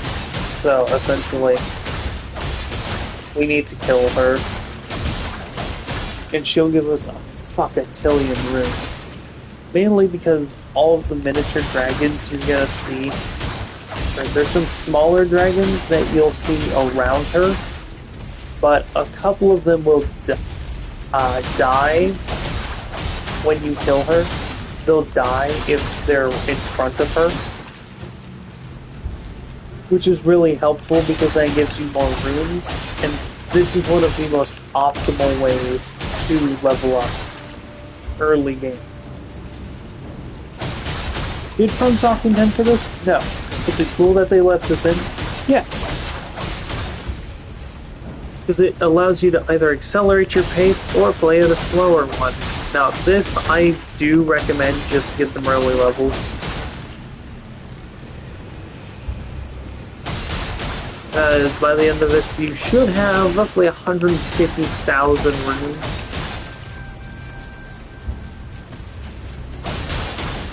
Which is like late game level shit.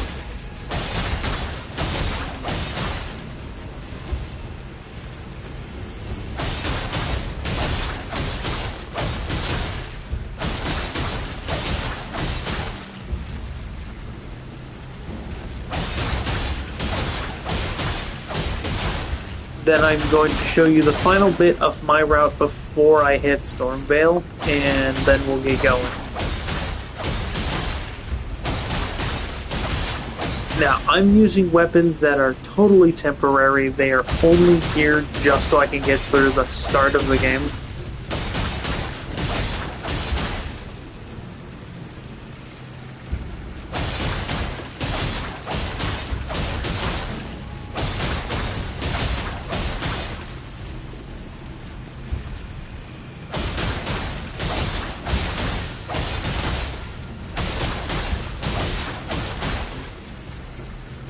Now, assumedly, you should be able to just tear through this guy, whether you use the Morning Star, whether you're using the Reduvian Knife combo that I'm using. Either way, it'll be super fun. And make sure to use as much stuff as you can. Now, this is like the start of the end game for my start of the game run. I decided to go do some other little things to show off some little details and bits. So, you're going to kill the dragon, you're going to eat your pickled fowlfoot. If you only have one, save the pickled fowlfoot for the dragon.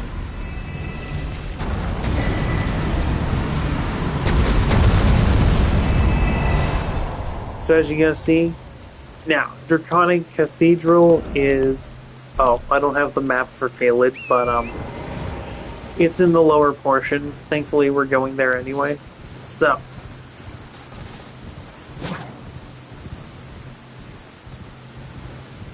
you're gonna go over here. Now, if you went to that little graveyard like I did, you'll be able to pick up all these runes right here.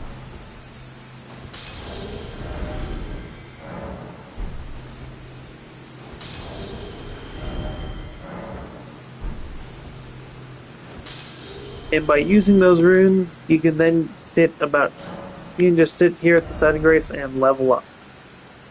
So, I'm going to go 20 Arcane for status build up. Dexterity I want at 22. Strength will go, like 13. Vigor, I'm going to say 26 or so. Then 1 into mind. There you go. I don't know what I got on here. I'm just going to need to get off in a second. Alright, so now there are 2 little places we need to go. Just so we have some important items that will get us through the game a little faster and help us avoid dealing with some bosses.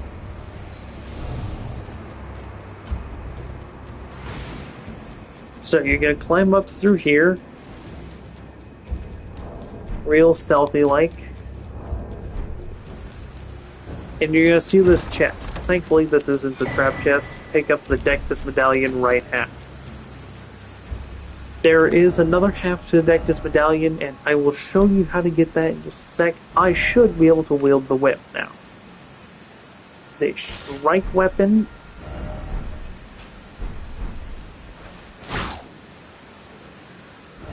So, cool. Now that we can... Now, wait a few seconds so you can open your map, because by now you've probably learned, but just in case, you cannot open your map in combat.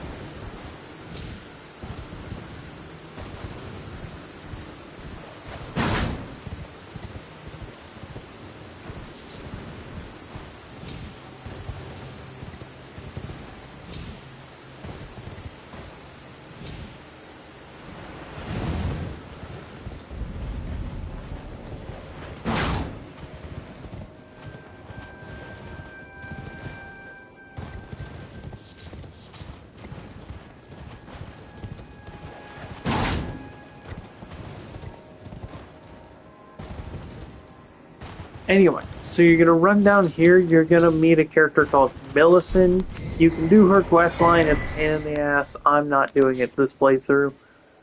I might just for tutorial's sake, but it's really slow and it takes you everywhere from all the way from Caelid to the Altus Plateau to the Halig Tree. It takes you across the entire goddamn map. Now, this is a little trick that I like to use to get down from here. So you use that wind tunnel. Now, there isn't another one. Oh, look, a giant skull. By the way, don't know what the lore behind the giant skull is. Don't ask me.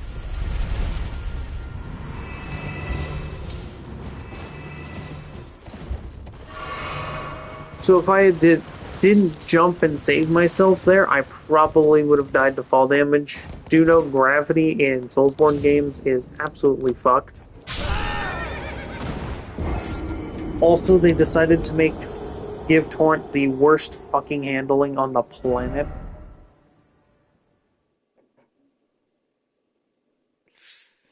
Okay. Don't go to the Snake of America if you die like a dumbass, like I did. I'm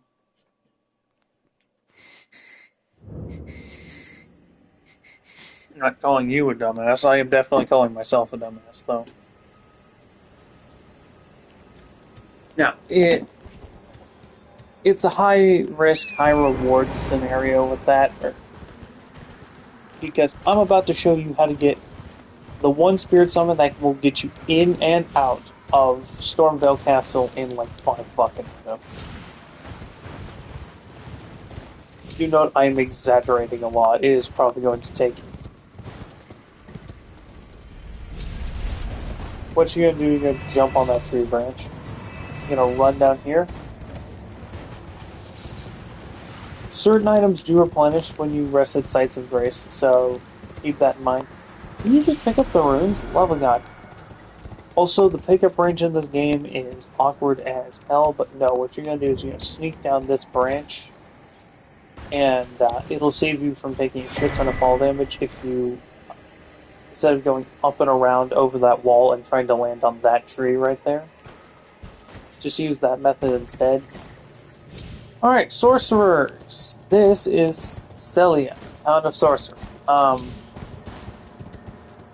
Which I will get into the lore behind why this place is here and some of the importance behind it when we get to Starscourge or not. We may get to Starscourge today, we may not. Can't tell if that's a statue or an enemy. It's never been an enemy. So, bada boom, bada bing, rotten stray.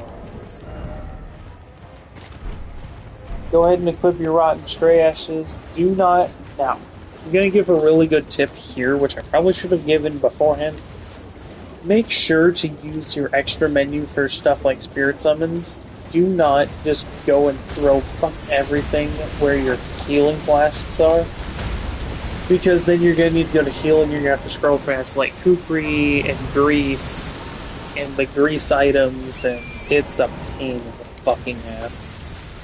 Okay, so we have a couple more stops to make. They're not very hard to get to. But I guess now, since I said I would explain kind of the America family tree, let me explain to you the family tree of the gods and the demigods. Oh my fucking god. I didn't know they could reach that far. So the demigods are basically children of America, who is a god of this world and serves the Golden Order, which will be tied to the final boss and serves under the Elden Ring, which we will explain, or I will personally explain what the Elden Ring is once we get there, because I'd rather save the reveal, or maybe I'll talk about it when we get closer to the endgame. But essentially, America serves the Golden Order. Or she built the Golden Order, sorry. Yeah. So real quick, you're going to want to run down here. And so she has demigod children. As they said, America's children, demigod all. So, Queen America has multiple spouses throughout the story, or consorts, essentially. So the first one she had was Godfrey, the first Elden Lord.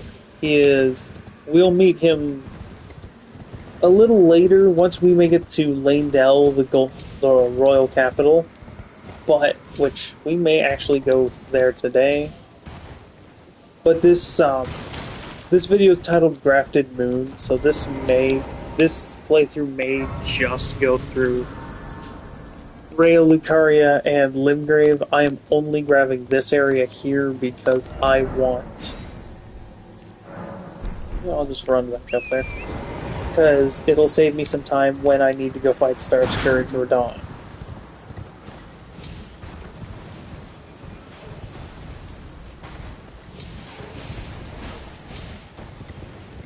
So, essentially,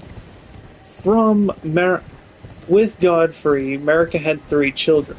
The 2 Omen twins, which Omen are considered like damned people in the world of the Golden Order because they come from the Crucible. And I think the Horn Scent from the DLC, but I'm not 100% on that last part. But the Crucible came before the Order of Gold and the Earth Tree. Anyway, so Queen America had Morgott and Mohg.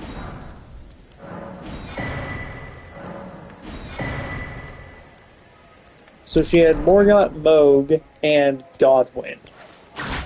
Now, something you're going to see is the naming convention in this world is essentially depending on who the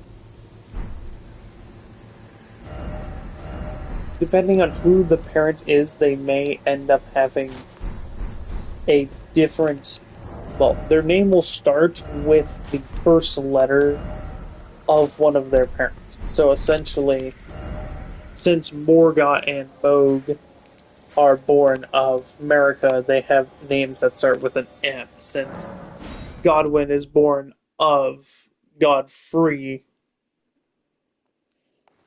first Elden Lord,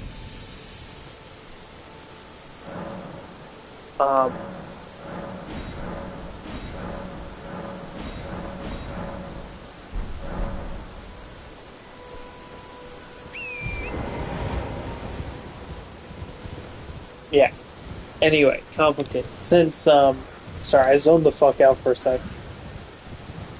But essentially, because Godfrey is born of Godwyn, or Godwyn is born of Lord Godfrey, the first Elden Lord, he has a name that starts with a G, whilst, his brothers are born of America, so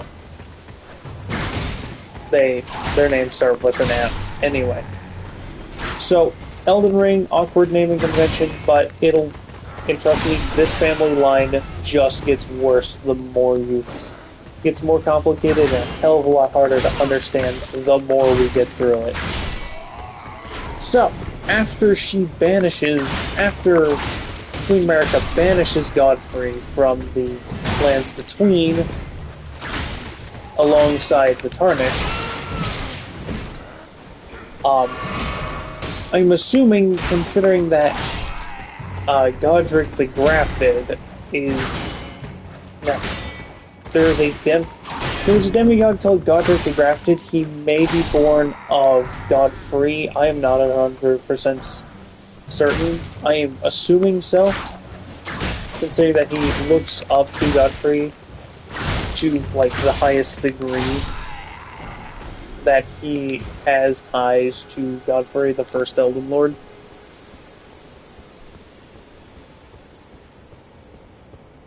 But don't 100% quote me on that. Anyway. Because he's the kind of oddball that not everyone knows. Or that I don't really know where he fits in the royal family. But, moving on, now comes in... Oh, shit. Let's cancel that deal.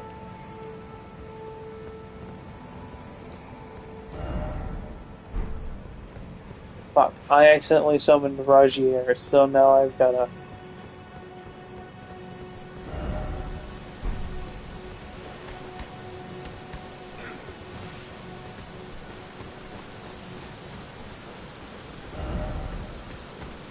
So I fucked up just a little.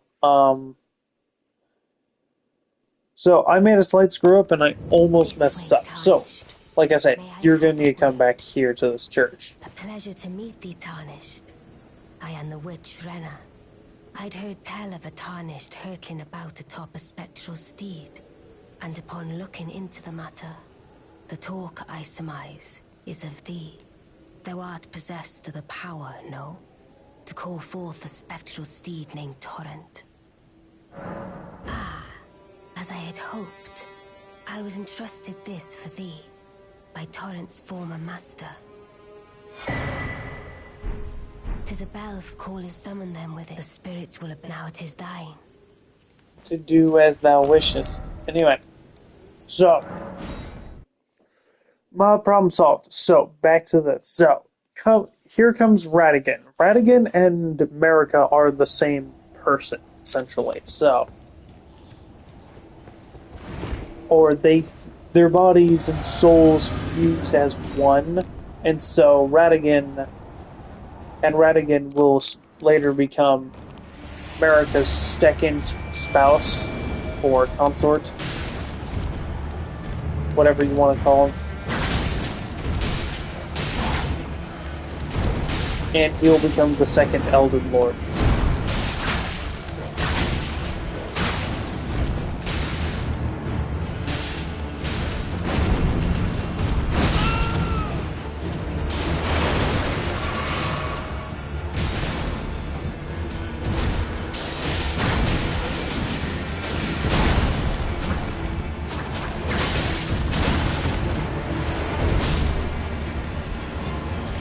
So, yeah.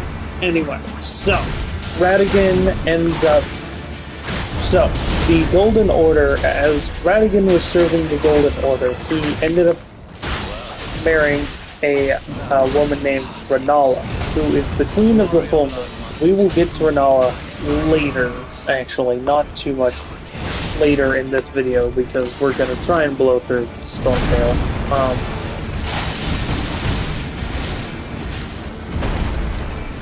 Now, something I will say about this boss here, Margit the Fell-Omen, is he's a magic projection of Morgott, who we'll meet later in the game.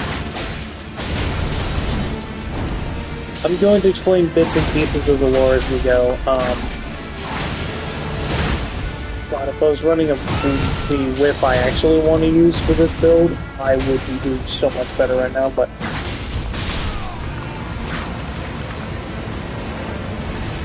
Oh, cool, they traded. Anyway.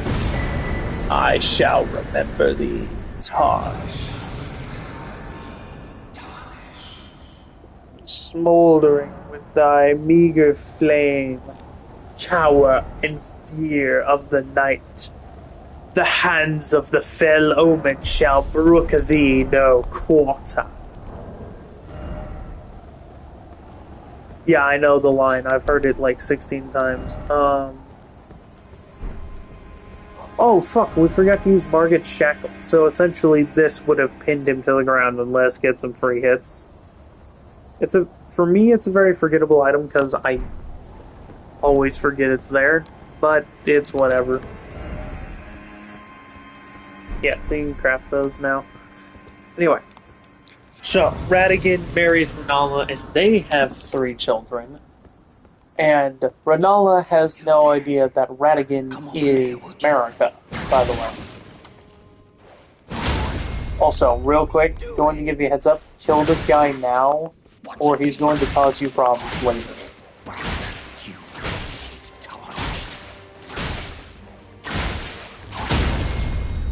And I'm not kidding. He will cause you a lot of fucking problems. He will steal your runes and attempt to kill you constantly. If you do not kill him now. He is needed for another questline, but it's kind of a dull questline that doesn't really lead to much.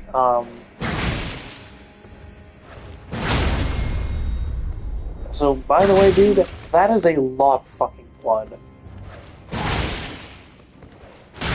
Trust me, it looks even worse if I'm running a bleed build.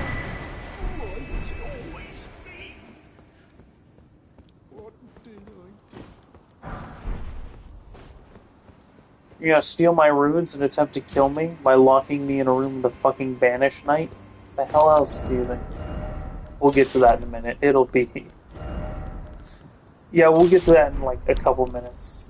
I forgot to equip my shield. So, this has the Parry Ash of War on it. Parrying, it's cool and all, but... I mean, it's a pain in the ass to do.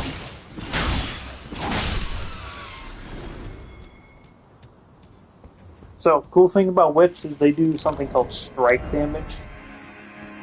And actually, I wanted to look at how many of these I have. I have 15 smithing ones. That's perfect.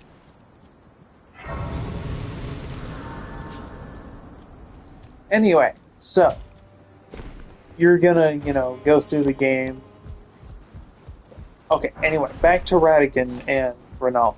So they have 3 children, Crater Rykard, Lunar Princess Ronnie, which we just met Ronnie. That's the blue chick who gave us the spirit calling bell.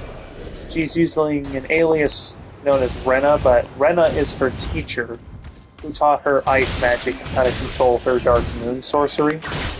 Because the Guardians worship the moon and consider it as powerful as the stars, because sorcery in this world comes from the power of the stars.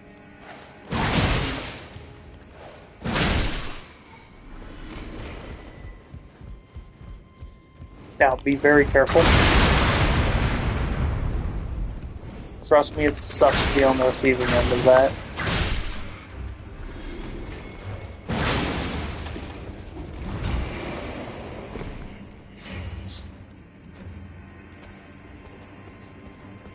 I guess I can show you this. Okay, there's a claw weapon here, so if you like claw-type weapons, go for it. But personally, I don't care for them. I've tried them out. They're not very fun to me.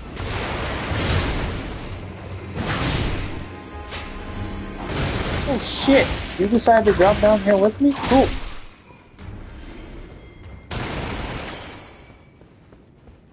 So yeah, Ghost Talk, the character I just killed, will basically just tell you, hey, just go through this back area. It's safer, which, yes it is. Storming the front gates is one of the stupidest ideas you'll ever have.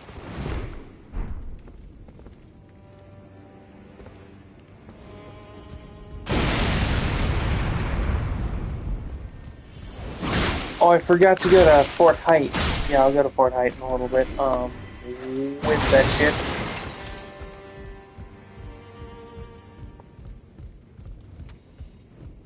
And whip your ass.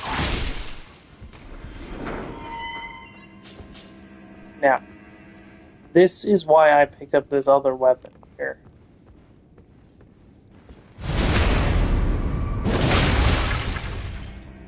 or equip is so I can backstab him.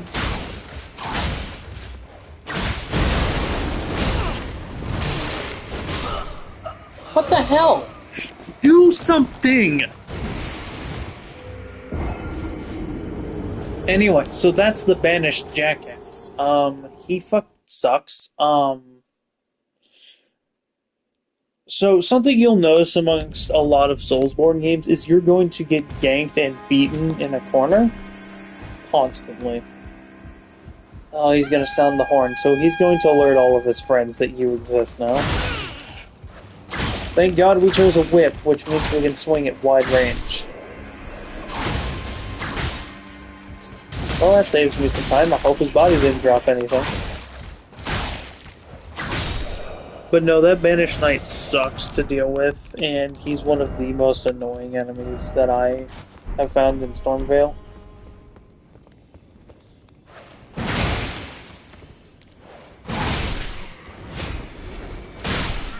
Now, of course, I'm not running this build 100% on Arcane.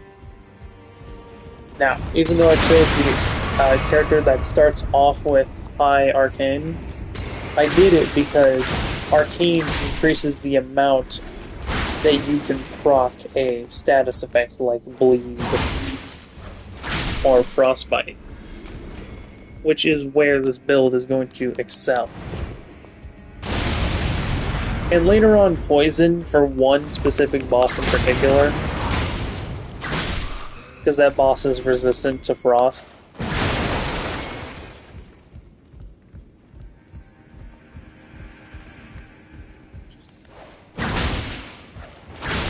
Whip you into shapes. Okay, so what you gotta do is you're gonna crouch. You gotta sneak behind this guy, you're going to backstab him. And I guess we'll stick with the Reduvia. Oh yeah, by the way, shields are fucking incredible. Oh, I can't use the unique... I was gonna say I'll stick with the Reduvia because then I can use its unique effect. I forgot this shield is stuck with the stupid parry Ash of War.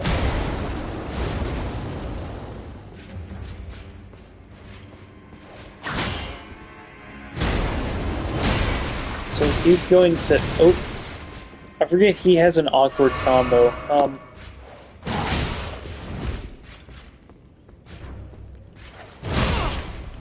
Also, he will flinch the fuck out of you. So something you're going to notice, especially if you're a spellcaster, getting flinched out of your attacks is going to be a very common thing. You know, doesn't make sense. My armor gives me a fuckatillion amount of... Oh, even if you're wearing an armor set that gives you like a metric fuckatillion amount of poise, it's still going to be able to bullshit.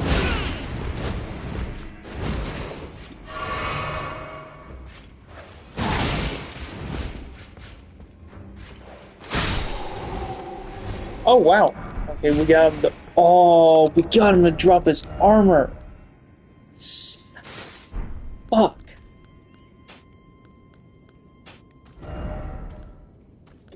How? It's a cheap piece of cloth. How the fuck? I clip these and maybe the cloth pants, yeah. So we may look incredibly stupid right now, but goddamn are we styling.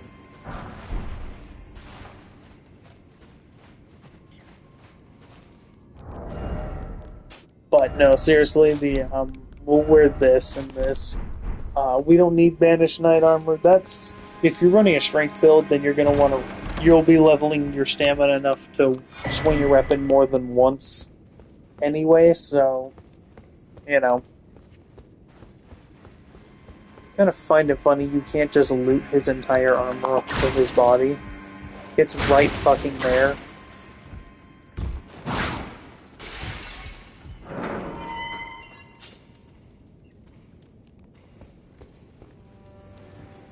Anyway, so you can climb up here. Now, this is going to be a bit difficult. Because what you're going to need to do is you're going to need to sneak around here. Now, roll.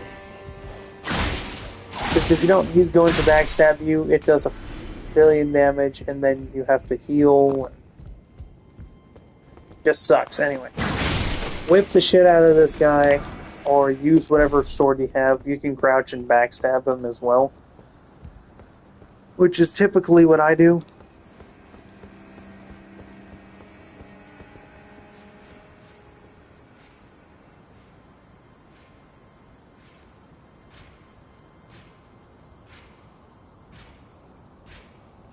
So what you're gonna do is you're just gonna wait for this dude to just turn his ass around.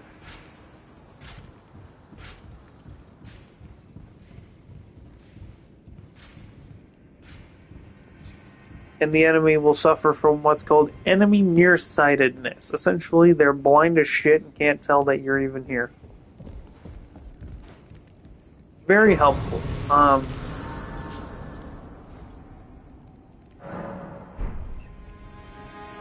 So, next step, you're going to run up the stairs over here. Now, I'm showing you the fastest route to get through Stormvale. You can go through that gateway over there and explore more of it if you want. My goal is to get you in and out quickly.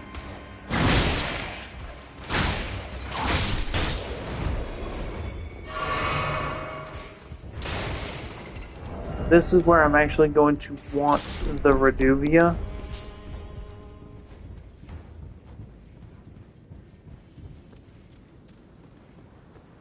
Or at least some sort of dagger, because then you're going to walk behind this guy and you're going to stab him.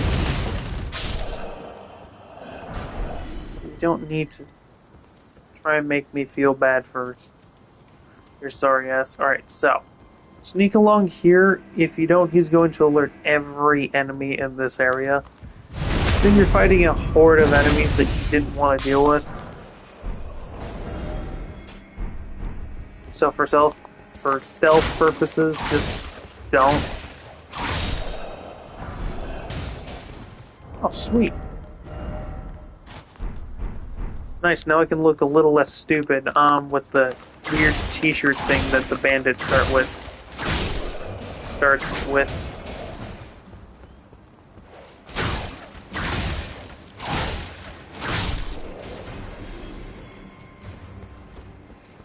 Now I'm starting to look like a badass. Alright, so from here, you're going to want to jump on here, sneak your way down.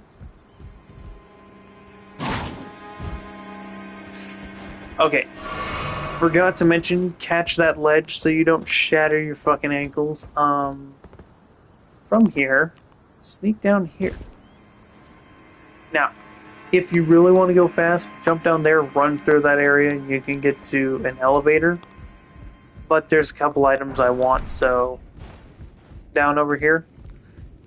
And I'm going to show you how to get one of the whetstones, so that way you don't have to do it later. From here, you're going to craft fire pot. Go to your equipment, equip it real quick. Now you may be wondering, well, why do I need them? I don't know. I wonder why you need them. It's just so you don't have to deal with these bastards. They suck. From here, I can probably just sneak down and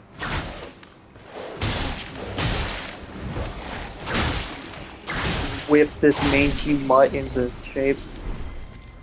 So you give that Chrysalids memento you can give to Roderica. We'll do it a little bit. So, drink a healing flask. Now, be careful, that Grafted Scion hits like a fucking truck. Alright, so you sneak back here. This will be a somber smithing stone too. So, you're going to use the swordstone key. Then you're going to run in here. From here, beat the shit out of this guy. Or more specifically, Dumb and fucking Dumber. Yes, they shoved two of these guys in the same room.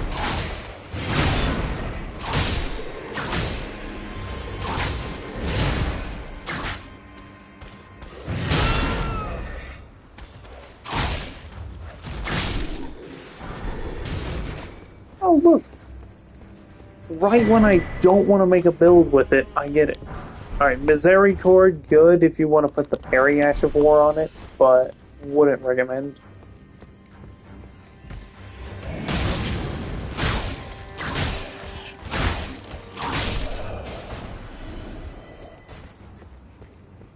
Alright, there you go. You just need that Wet Blade because... Okay. So what I'm going to do is I'm going to sneak past the... I'm going to casually alert the Grafted Zion just from breathing in the wrong room. Thankfully he can't get through this doorway. Be fucking terrified if he could, but... Alright, thanks, bro.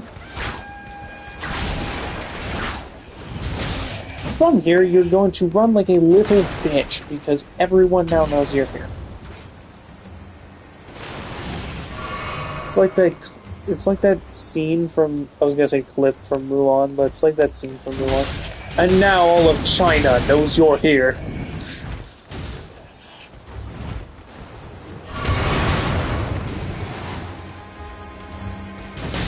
Alright, and I probably just set myself up to get sued by Disney, but...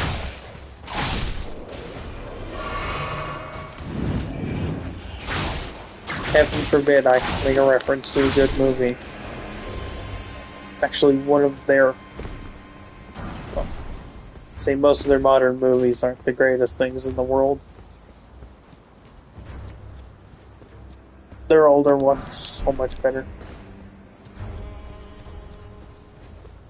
Yeah, Smoothing Stone 1. Then you get arrested this side of Grace. Assuming you followed my route properly, you won't get assaulted by that dog or the omen. We're sitting right fucking there. So you're gonna sit up, you're gonna rest, you're gonna get up, and you're gonna pull this lever. Now, I can't tell if From Software just fucked this up or made this intentional, but now you're just gonna go up the elevator.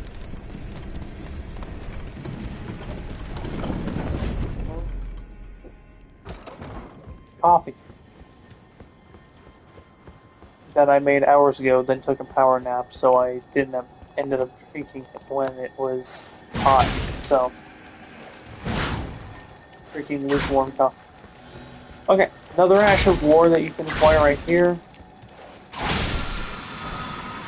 Stormcaller, don't think you can put it on a whip, unfortunately. There's a lot of things you can't put on here. Oh look, little warrior jars. You're gonna run past them. The big one's going to whoop your ship.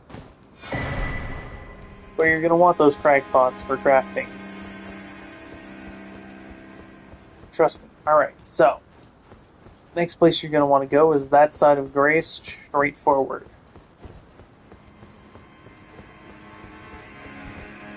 Sorry, I like running with my shield out in front of me. I find it really cool. Probably shouldn't have done that in a tutorial video, but because that might have made someone think that there was going to be something here. You can put Storm Stomp on here, that's cool. Why can't I put...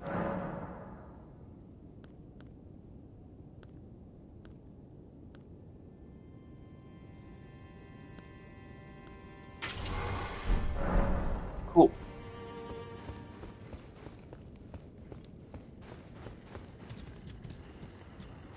Now, I'm actually going to go buy some Ashes of War in a little bit, mainly because there's a boss I want to get to spawn if I buy enough of them, but we're going to take out Godric first.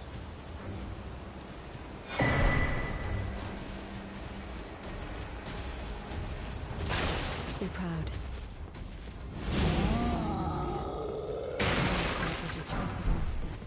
Let the winds lift you. Well, who do we have? Tarnished, are you? Clearly not one of Godric's lot. I am Nefeli Lu. Tarnished. I'm here by decree of how utterly this grafting of his tainted the vote. Okay. If you I ask you, call the winds run from certain. Okay, that is Nefeli Lu. She is, oh yeah, somewhere, she is the daughter of... Now, of course, she doesn't know this, but she is the daughter of Horalu, which you heard of in the... Horalu is the true name of Godfrey, First Elden Lord. I was even thinking about keeping this spoiler free and trying not to, like, throw out bits of lore that you learn later in the game, but at the same time, I just kind of want to give out some lore pieces. And I keep skipping over the America Family Tree. So, yeah. Back to the America Family Tree thing while we fight. Actually, no. Time for tips and tricks on how to beat Godric the Pisshead. 1. Use your Spirit Summon. Now, your Spirit Summon is going to play hyper-aggressively if you hit me, so don't be surprised if his dumbass dies really quickly in the fight. Like he just did.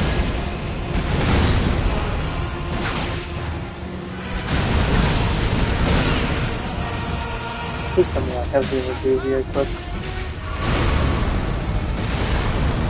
Okay, so just in case I pull off a critical hit, I'm going to keep that in my arsenal. Damn, the fella, do you take less damage? Also, for some fucking reason, she loves just sitting there and taking fucking silly damage. Probably because now he's going to command that D heal, but or that's literally the move. That's the name of that move that he just did. That groundbreaking move is Command D. I Command D heal.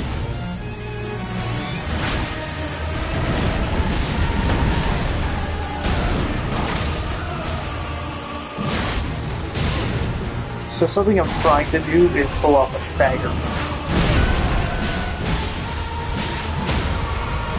Perfect. Oh, thanks, Nefelli. You fucked up my entire idea. Oh. Yeah, so he's gonna cut his fucking arm off. I'm not gonna show you the cutscene. I'd rather you just watch it yourself. Fucking Nefelli just decided to die on my ass. Fuck you too, Nefelli. My god, she's alive by, like, a goddamn miracle, but...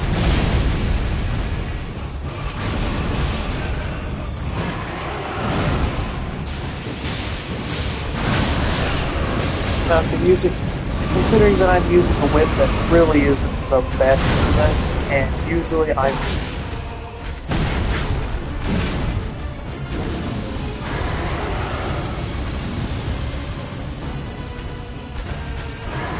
iframes, bitch. Yeah, don't get caught by that. That's a grab attack, and it sucks to deal with, bro. So if you just, you know, sit here and whip Godfrey into shape because you decided that grafting, like, you don't even see him graft the fucking... Once again, that's Command the Heal. You can parry his ass, though. Would recommend trying, but I mean, you fucking can if you want to.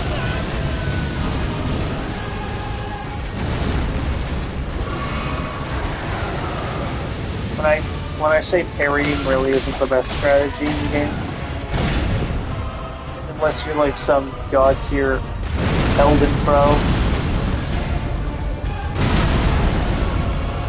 Yes, I just jump dodged that shit, like...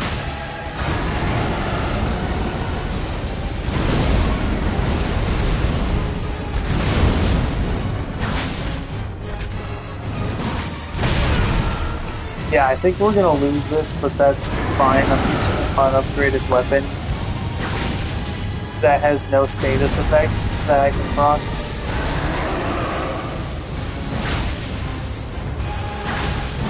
I'm just hoping for a stagger.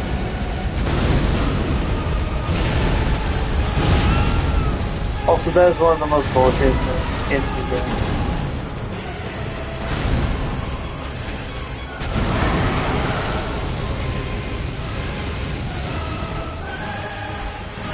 Oh, I thought that was the one where he flung shit to the sky.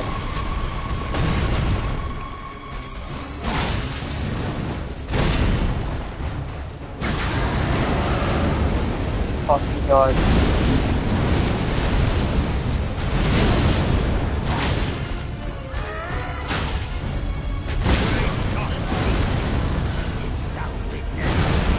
great Godfrey, didst thou witness?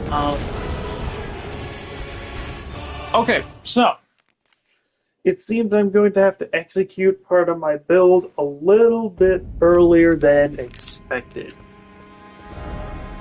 What do I mean by that? So we're gonna sneak into. So technically, you don't have to fight Godfrey to get into the next area. Or Godric. Sorry, Godfrey is somewhere else.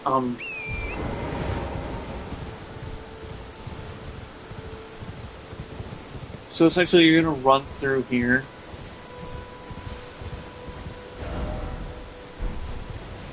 Oh, I didn't throw out a marker. Okay. Whatever. So you're gonna run through this area right here by going down across this bridge area. Now, do note this bridge is broken, so it won't take you straight across to Rail Lucaria like it's supposed to.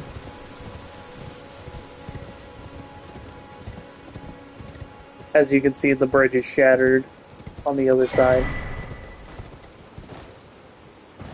Wasn't maintained, just kind of left to rot, especially during the Shattering War. I guess they would have wanted to seal off this area.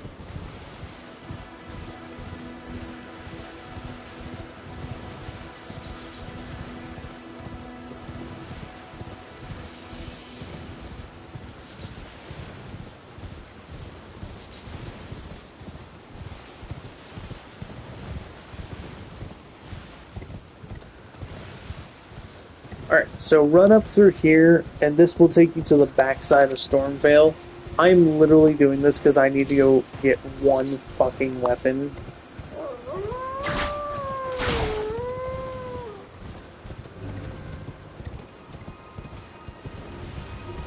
And I need to kill a guy named Dialos in order to do it.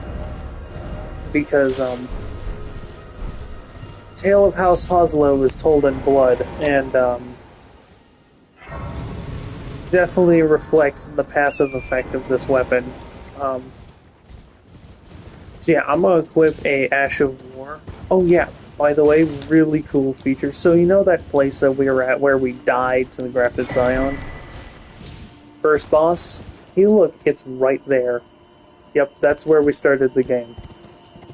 So usually what happens is you walk to that little cliff area that's closest to me. You can see it with the kind of like rubble and whatnot. It collapses in and you fall down, and that's how you get to that cave area that you start in. I guess you like drift down the river or some shit.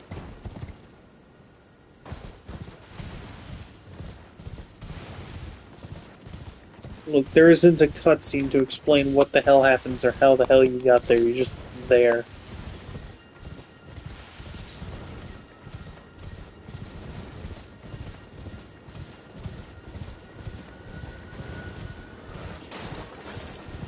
But to get there, you need an item called an Imbued Swordstone Key, which I don't have, and I'm not going to try and go hunt one down right now.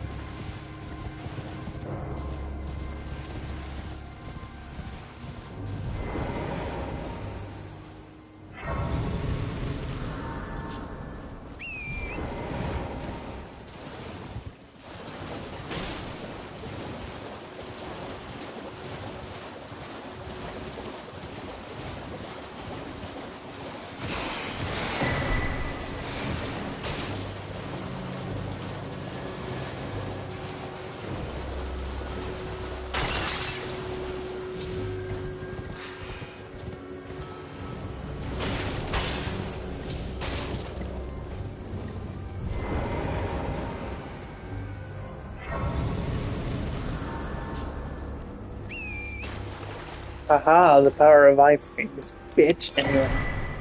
Okay, so you're gonna pick up that cookbook. Welcome to Lunra of the Lakes. Be very careful here. There's something called a Revenant. Actually, there's more than one. Doesn't really matter. You're gonna take this teleporter and you're gonna go up here. This will actually save you a lot of time, so you don't actually have to go all the way through Rail Lucaria in order to get to it.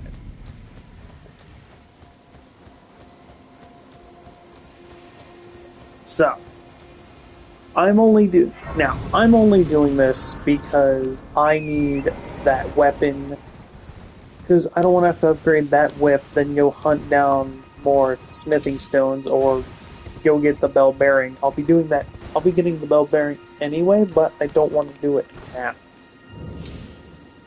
You're gonna aim for that right there, and if you do it right, you won't take any fall damage. Or you can go up and around. Either way. What you gotta do, I'm gonna show you where you can grab some items real quick. We'll be in this area literally after Godric, so it doesn't really matter. Plus, this is an open world game. Feel free to skip whatever you don't want to do currently. Just do note this area is going to be a little over leveled. For you, you might be at the right area. You might stop and grind some enemies, but who knows? Anyway, I'm gonna show you Dialos. Kind of cool NPC. He's part of House Oslo, which the tale of House Oslo is told in blood. You may have heard me say that, and that's because that's his line.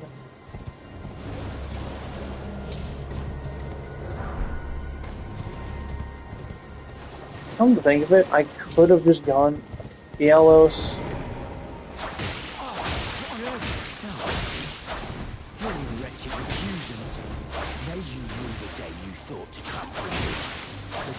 Listen, is told in blood. Yeah, your younger brother's cooler than you. Anyway, sorry. Also, you'll hear me insult characters based off of their lore, if I know it, or just off of one of the character traits of the enemy. If you'll stop doing that. So what you're going to want to do is hit him with the Reduvia's special effect, or whatever weapon you're using. Now, of course, if you're following my build, you should still have the Reduvia. I'm so glad that worked out. Yeah, so the whole point of... Okay, so, cool. After dealing with Dialos' bullshit, we now have the weapon I wanted. This is the Oslo whip. Or the pedal whip, which, by the way, very underrated. So what you can do is you can go back to the first church that you originally went to at the start of the game, and assuming I have some runes, yes I do. So glad I didn't die there, because I wanted those runes.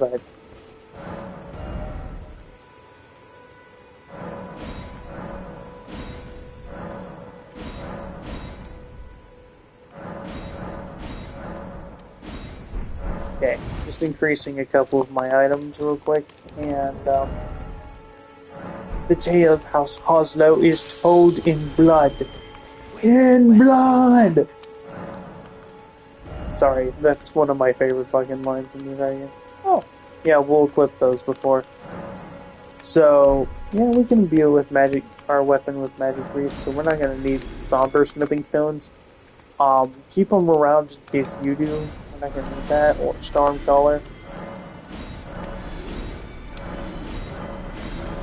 I'm just selling shit I don't need.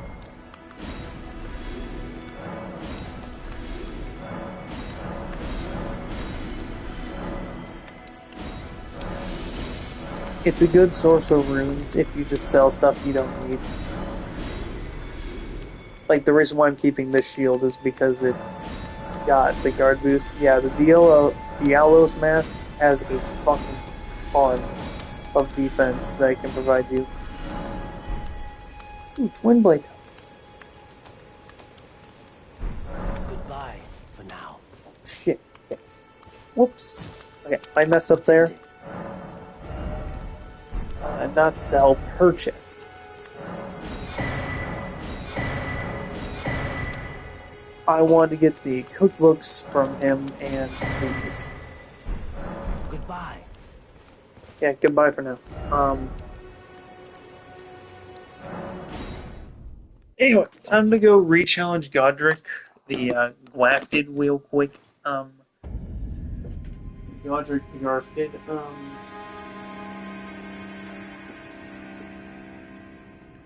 So, let's go kick his ass. Oh, we forgot to imbue our weapon. Because I'm putting an Ash of War on it for now. Ashes of War.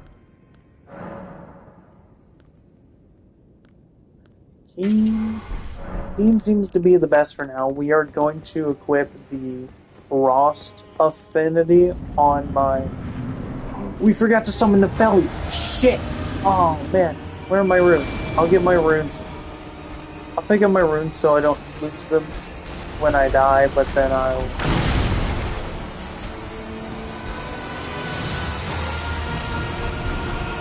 Let's see.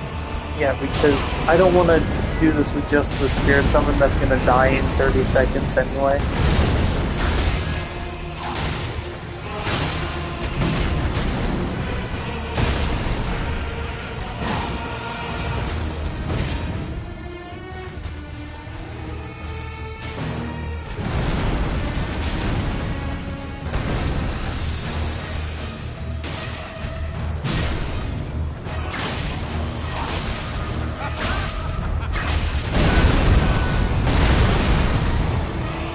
You know what? Maybe we can solo him. Hold on.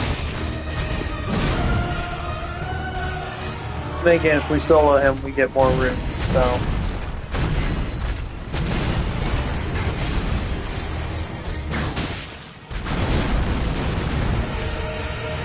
I usually do it with Nepheli just because then I have an extra distraction. In his second phase, we can tank more of the fire attacks.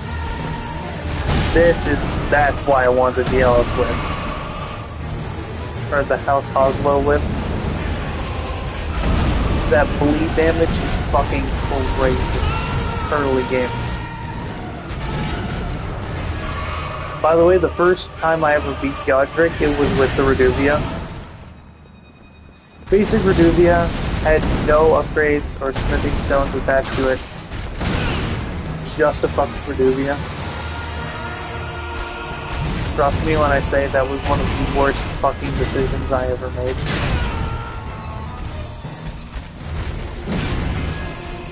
Oh, yeah, I'm not running a crit build. Now, since whips can do some really high, stagger,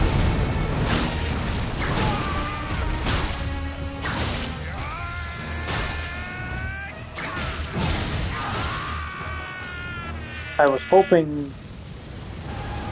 Now, as you saw, I was constantly whipping him. I was trying to pull off a bleed. That. You see that massive chunk of damage he just took? That is bleed damage at its best. And I'm telling you, bleed is the shit when it comes to... Because if it's living, if it lives, it bleeds. Because the mentality in this game of if it lives, it bleeds is one of the best we have.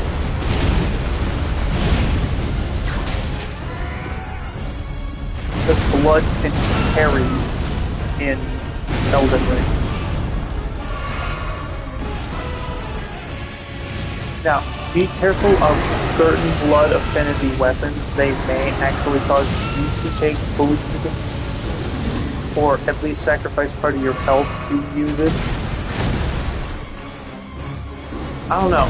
We may be able to solo, we may not. The last time I soloed him, and by solo I mean I had Nepheli just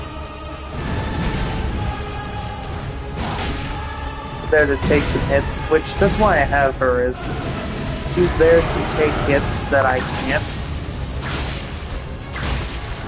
And just to deal that little extra bit of damage that I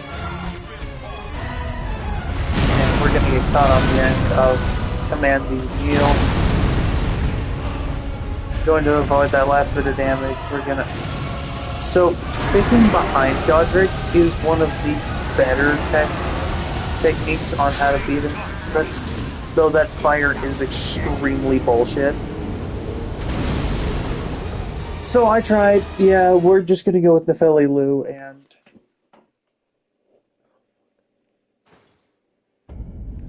Yeah, so we'll go with Nefeli, it's fine. Great Godfrey, Dead Style Witness, whatever.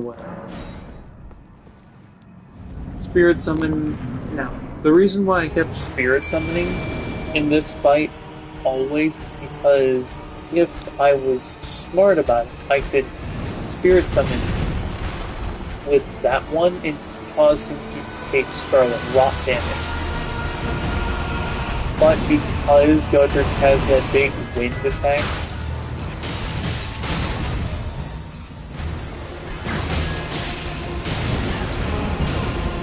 and because the Rot and Stray will literally die if he gets hit by like one. He's like a wizard in D&D. He can take one fucking hit before he dies.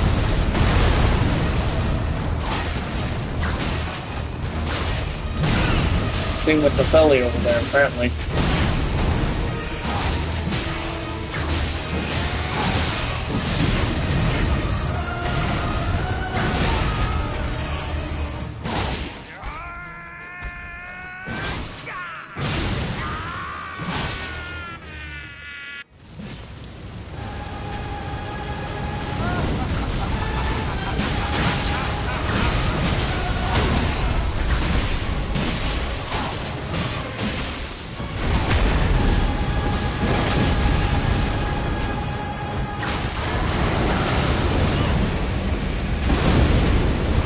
Also, another reason why I love having Nefeli is because she's an idiot. She's willing to tank a shit ton of Godric's attacks for me.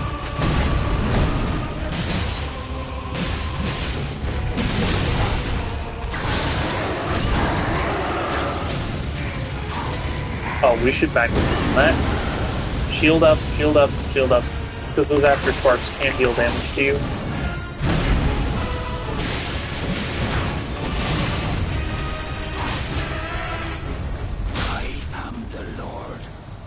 Of all that is good. And one day we will return together. Our home, bathed in rays of gold.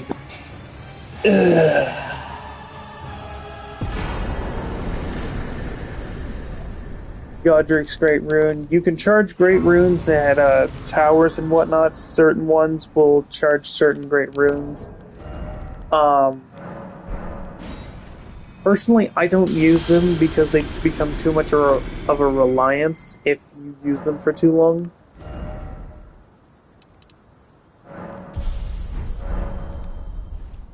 Okay, this is perfect. Now, there's one little area I need to go to before... Oh, we forgot to grab the map up here as well. So I guess we'll start from here instead of where I was going to originally start from. Not like it's that far away. Sorry, having the complete map by the end of the playthrough is such a good trick to have. And just in case I forget something...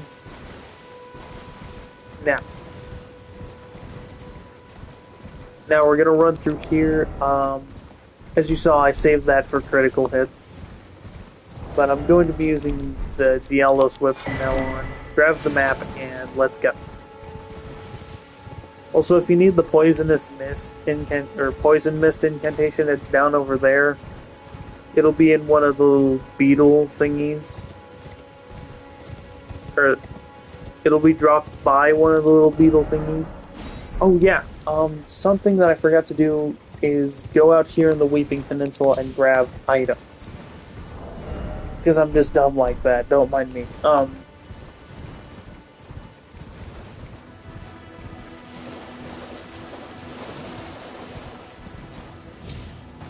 So there are a couple caves that you can get. chain attacks, so I do use a lot of chain attacks and whatnot, so...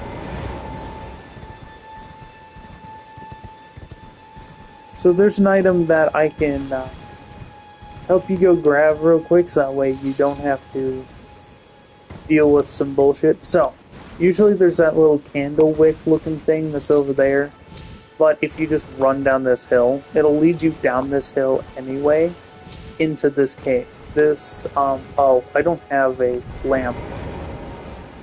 So I'm gonna teach you the gimmick of this cave, because it has a gimmick.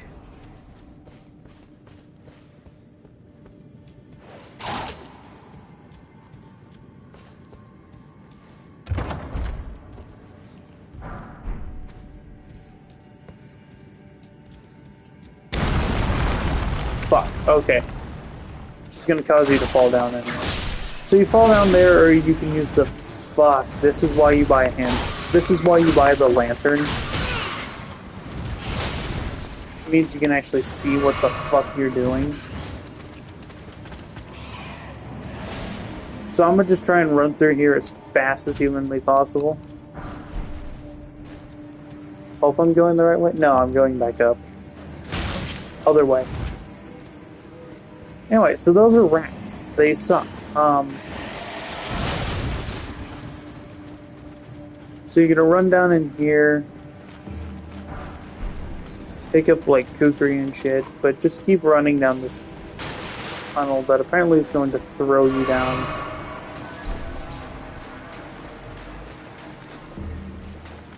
You're gonna want to buff up here, and as soon as you can, summon this rune bear. Remember how I said rune bears are tanky fuckers that do a fuckatillion damage for no goddamn reason? Yeah, that's a rune bear. You're gonna pick up the items he was guarding. Oh, he drops the talisman. Fuck me, okay.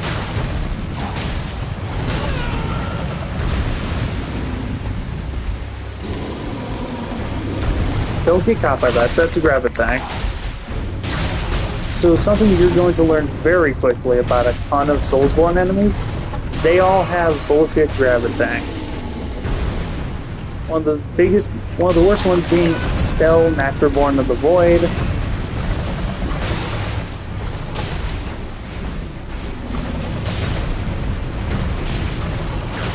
Where he just fucking insta-kills you.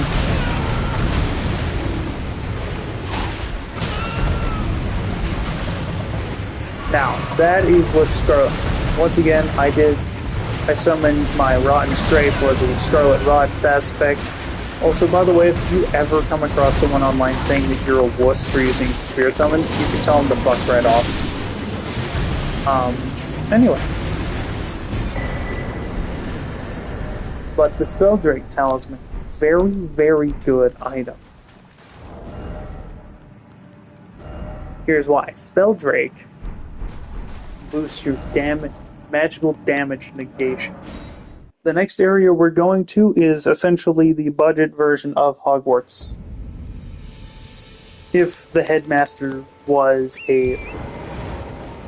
Radigan's ex-wife. So, I mentioned Renala and how they had 3 children, which were Lunar Princess Radi, Praetor Rykard, and Starscourge Radahn.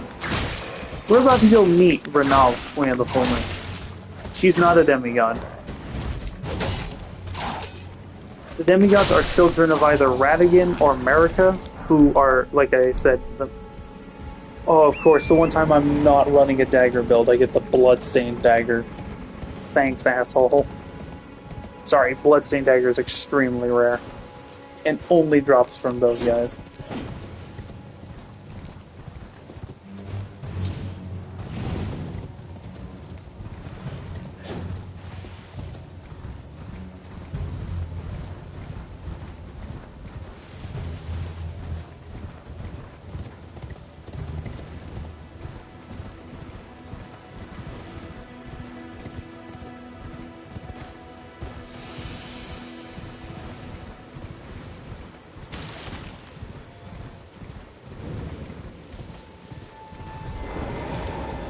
Anyway, there you go, statue of Radigan right there.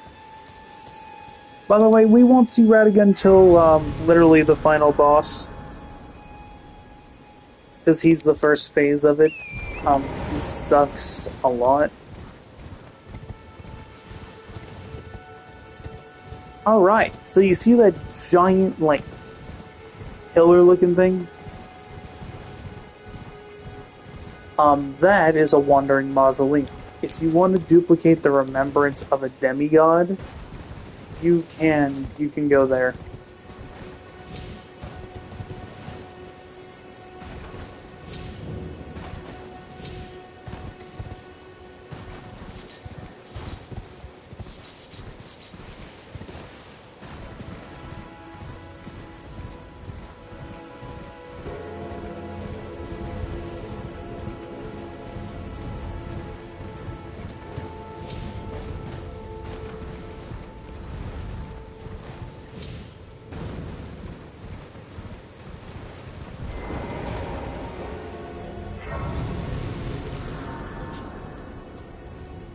Anyway, these things right here are the reason why I need to come back. Because sacred tears increase the amount that are replenished by your healing flasks. You can have a maximum of 12. And you can have a maximum of 14 flasks. Now, technically, you can upgrade it to 13 and then just allocate your cerulean flask into your healing. You're surprised no matter why, don't. Oh, but don't.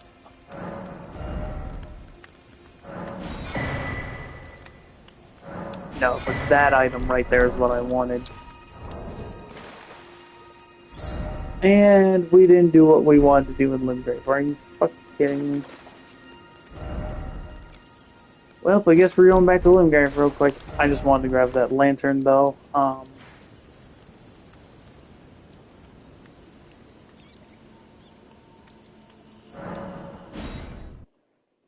Because you see, if you go from Bridge of Sacrifice down this little path here, you'll actually end up in a really cool castle area. Or Fort Height. It's just a mini fort. You go there, you kill the soldier at the top, you gain the... Because there is a item called the Dectus Medallion that you need to grab. That'll help us get to an area called the Altus Plateau.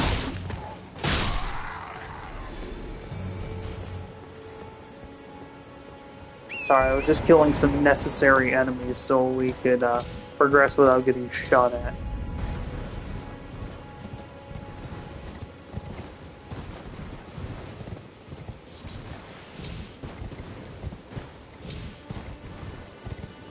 Oh yeah, by the way, watch this shit. You ready?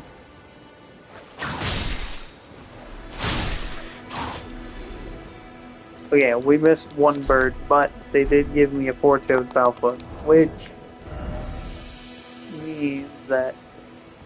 Oh, that's what the golden butterflies are for. Okay, yeah, you can go get those up in Limgrave. They're not hard to get.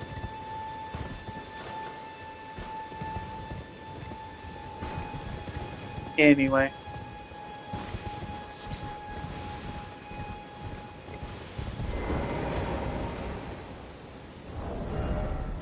Now, what I would recommend is if you ended up having a bow or something, just sniping these guys. But for me, I'm going to use kukri.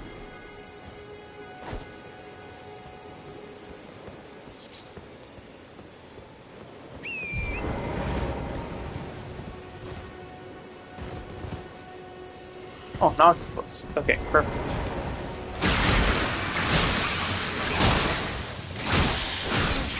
Yeah, so the only way to do reasonable damage to the bigger ones is to hit them in the face. Thankfully, they bleed easily.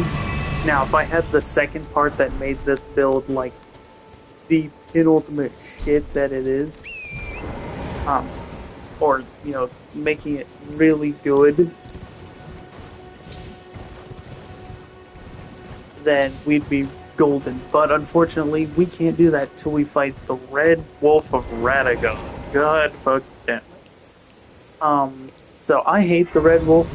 It's one of the more annoying and hard to deal with enemies in Elden Ring, or at least the early game. I've got it down to kind of a science. Not really.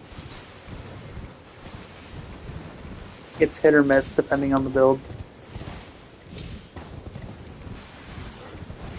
But real quick, we need to sneak into this fort. By sneak in, I mean murder all the guards out front and gain some runes.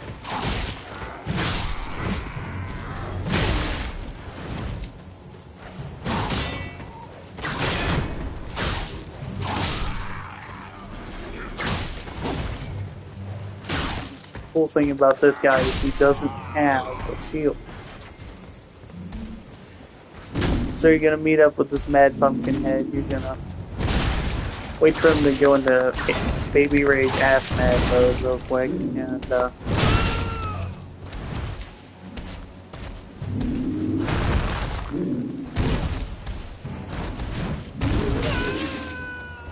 by the way, the reason why they wear their helmet is to keep them, apparently to keep them calm, because they apparently go absolutely batshit if you don't. Thankfully, with our Diallo's Whip and bleed, the power of bleed damage,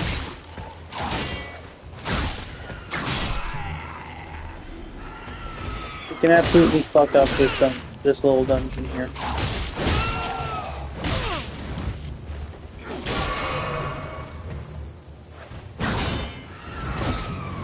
Now, those demi-humans are not on the same side as the Godric soldiers, as you can probably tell by the fact that he stabbed him and did some damage.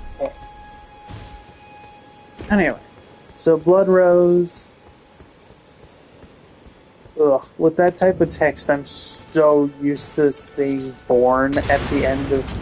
When I see the word blood, I think Born, I think Bloodborne, which is another From Software title. You can go watch that video series. It's called From Software's Most Ignored Game. And it's right here locally on YouTube. Please blow yourself up. Please blow yourself up.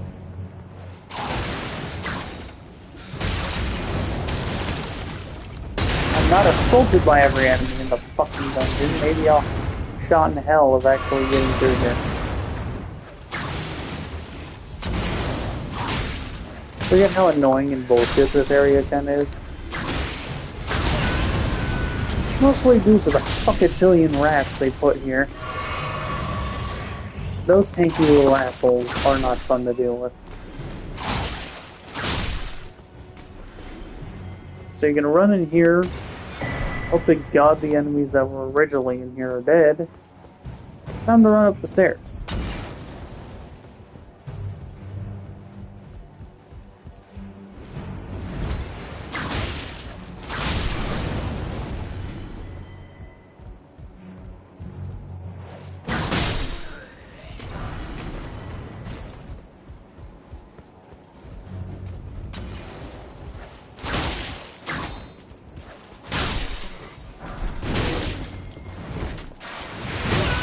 Okay. This guy's gonna hit like a truck, but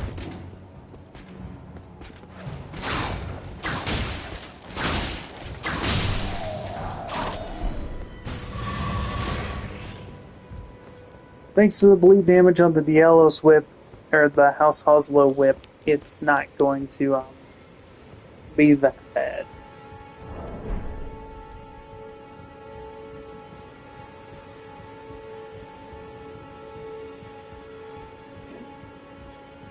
Shit.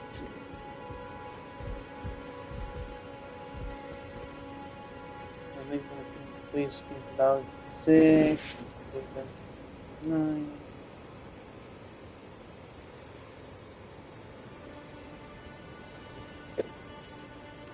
Okay. So I'm just doing some side tracking backtracking real quick to do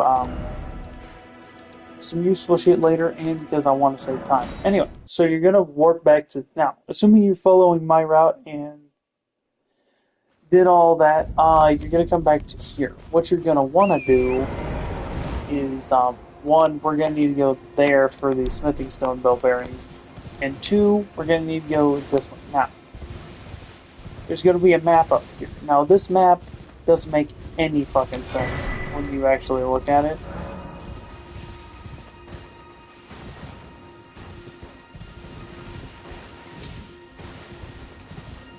What you're gonna do, and I also have no idea why there's so many plants growing on the Academy of Rail Lucaria. Guess there must be a powerful druid or something. Please, for the love of God, tell me someone got that joke.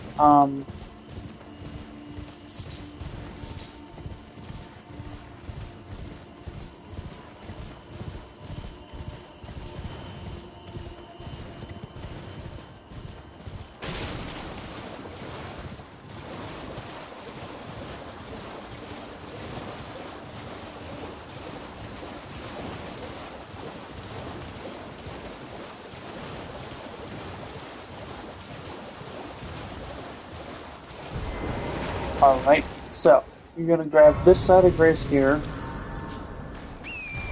Next step, you're gonna run this way. Now, right as you're getting towards these guys, you're gonna jump off your horse. Now, make sure to crouch, because, that's not a rock.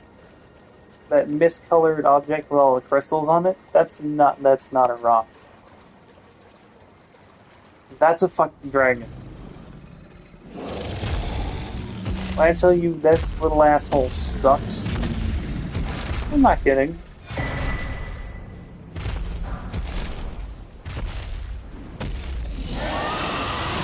Now, assuming Smog from Lord of the Rings over here doesn't detect your presence, and you're doing more than 46 damage to him.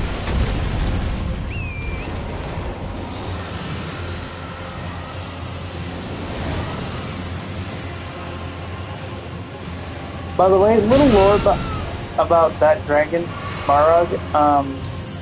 He has consumed so many glintstone sorcerers that motherfucker literally has become so powerful he can cast sorceries. He's eaten that many sorcerers and glintstone.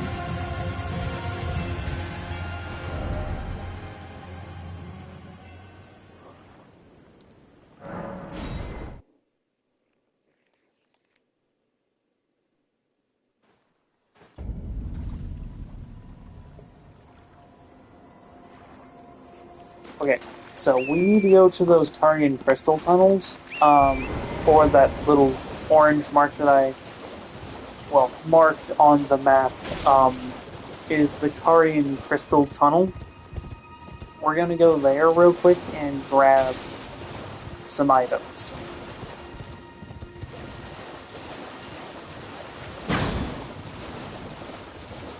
Because what we need is the bell bearing.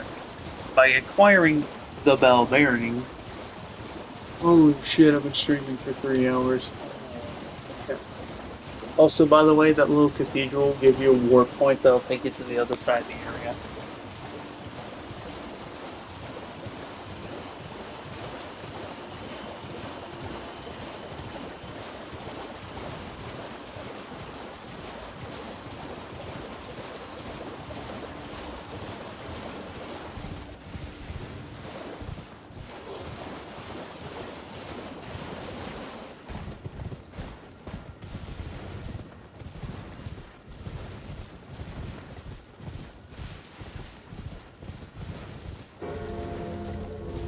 Okay, so we're just gonna keep running up past here.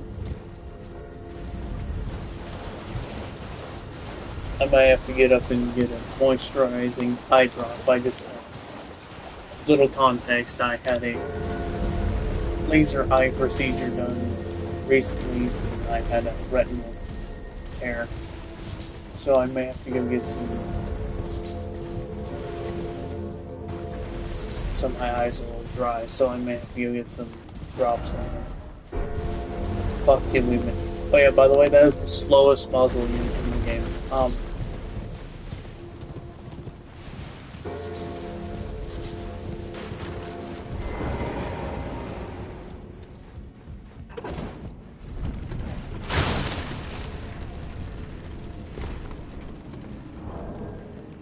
watch this shit.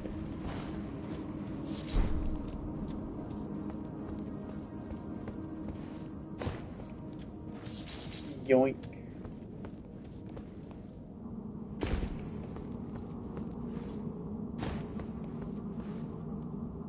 So you're gonna pick up all these crystals up off the wall. They're a crafting item that you can use for a few things. Mostly crystal darts. Excuse me.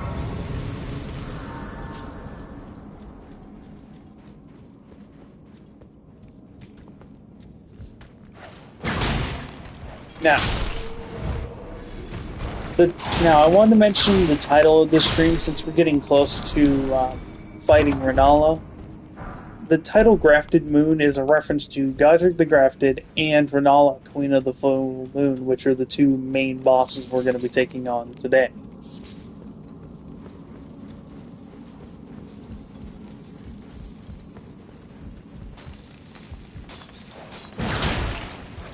Now these guys are really weak to strike damage, so essentially if you're using a whip like I am, strike damage is going to be your best friend.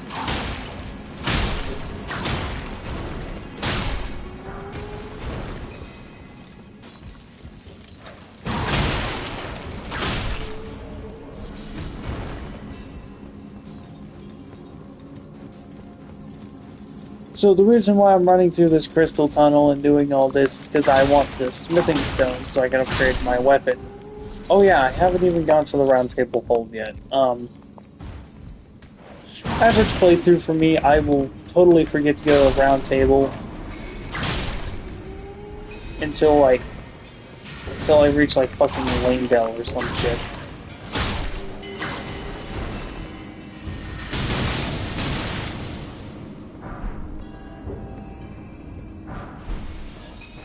But I'm gonna need to go.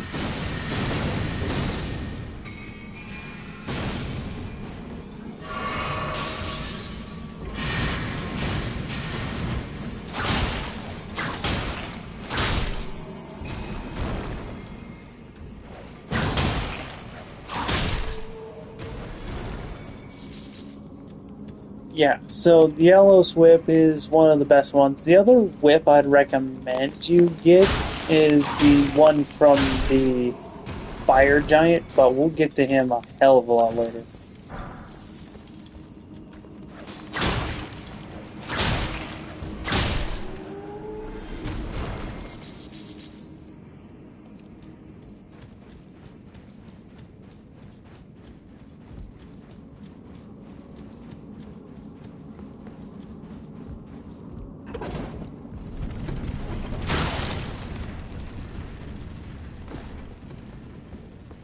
Yep, so the next episode will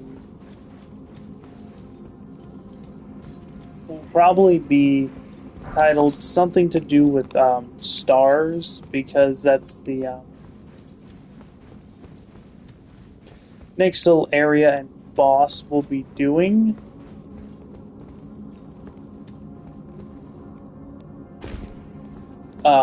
The next few bosses we'll be doing will have something to do with the stars, and for next stream I'm probably going to take on, I don't know if I'm just going to do Star Scourge Radon and Estelle, Natural Born of the Void, or if I'm going to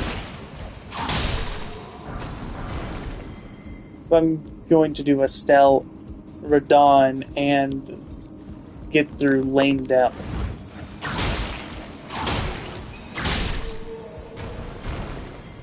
I think I will go for Lanedale and with the Star Scourge tomorrow, so that'll be fun.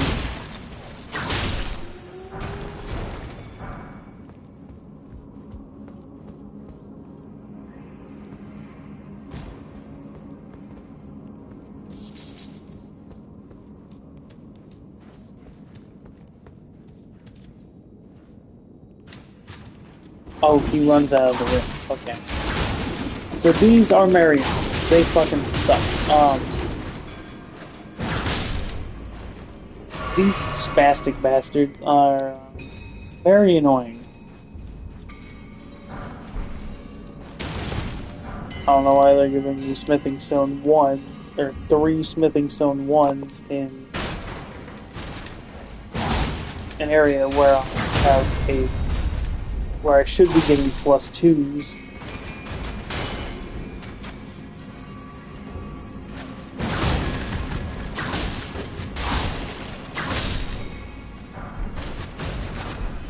Oh, nice. Oh, we got 2 of the same fucking helmet.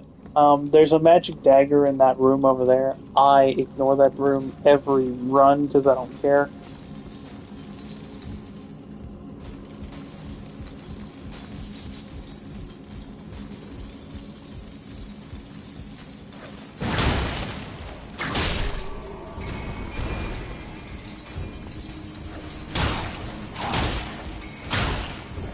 For some reason, this guy is tankier than the rest of them. No goddamn idea why, but... Oh, you just had to be a jackass and start casting shit at me, didn't you?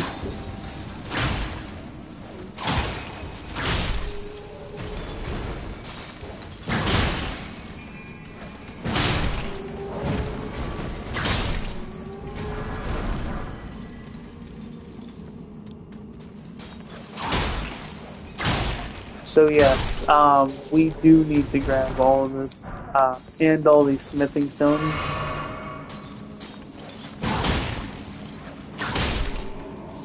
And if we do this right, we should have enough smithing 2s. We have 9 smithing 2s, 3 smithing 4. Oh, those are... We have 7. Okay, yeah, we're gonna need to buy some. Buying 5 smithing 2s. God damn, I'll be bankrupt. Alright. Going into this with 4 flasks was not my plan, but... So, another Somber Stone. That'll be a Somber Stone 3.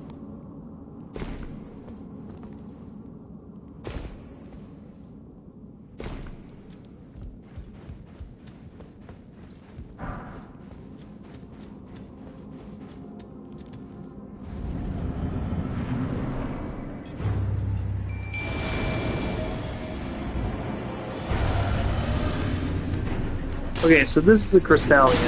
They are tanky as fuck.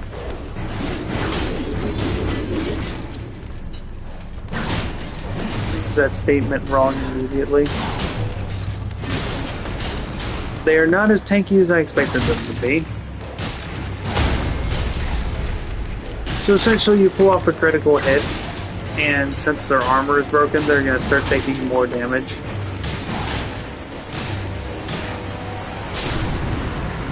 As if we weren't already smoking his ass.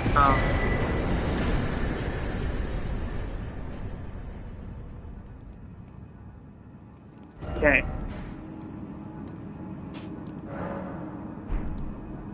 So essentially what we're going to do is we're going to go to the South Rail Lucaria Gate.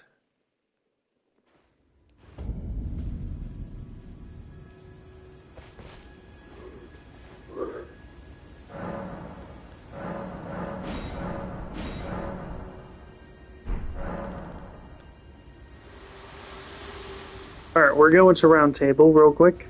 Very well. Let my hand rest upon you for but a moment.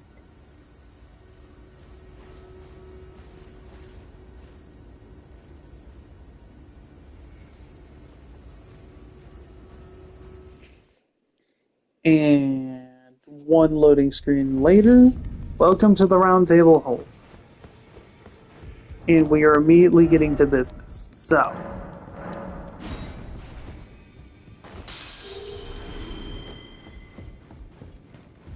we are going to acquire... So you're going to offer her some bell bearings, or the Twin Maiden husks. You're going to offer bell bearings. Since I already have 7, I need... We should tell you what number you're increasing to when you're buying an item. Like, oh, you're going from this to this. You're no match loud, you're up.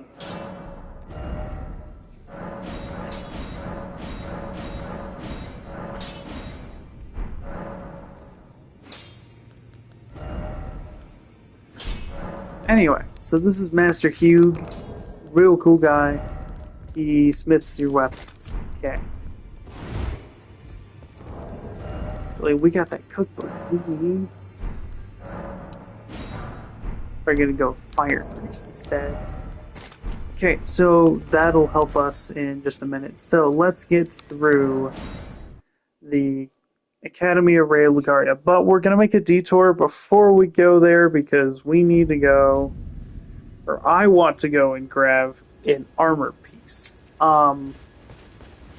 So I'm making my build slowly as I go, and one of the things I'm trying to teach you by going to these areas that are a little late game and are stronger than what your character is technically built for is to show you that exploration in Elden Ring will reward you heavily.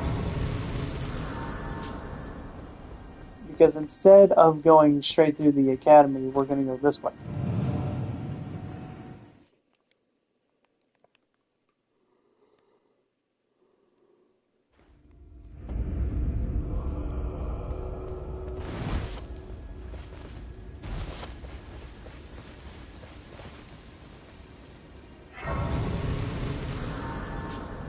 So, couple items we can grab to power up here. One, we're gonna head through this little area here, jump over these little rocks, yada yada yada. I'm gonna check the time real quick. It's 5:10 p.m. Avoid that guy because he's gonna hit like a fucking truck. Gonna run through here. You're gonna find another church. Now, there's a couple things we need to do here at the Beldam Church, real quick.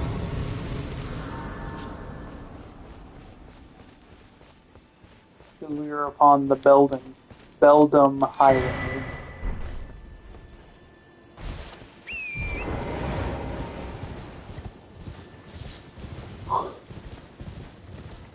One, there's this guy, but I want to see his wares real quick.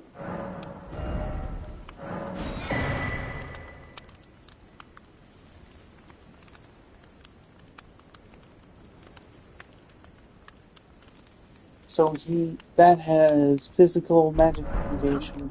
Well, What does this have? 50 magic negation. This has. I'm looking at the shield stats real quick. 43. Okay, the one I have is better.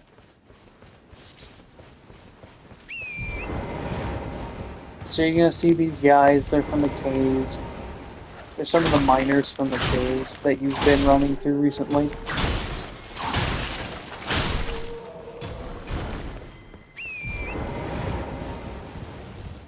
So you're gonna beat their asses, casual shit.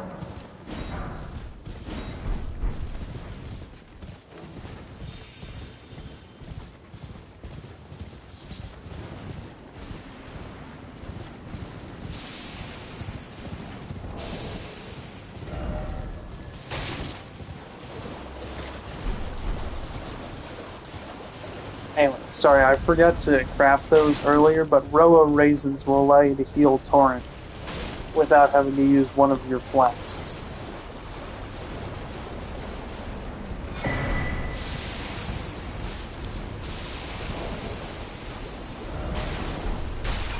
So you're gonna want at least 30 vigor. Now, I'm doing this just so I can do some exploration stuff and grab some smithing stones early. But for the next boss we're going to be challenging, which is Star Scourge Radon, you're going to want at least 30 or more vigor, and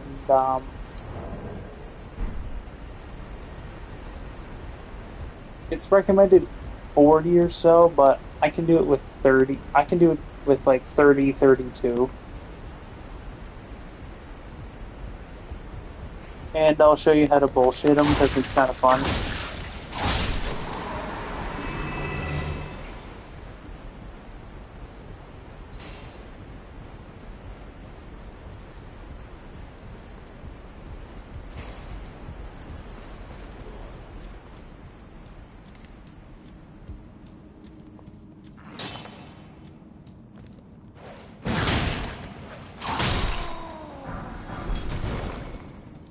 Wow.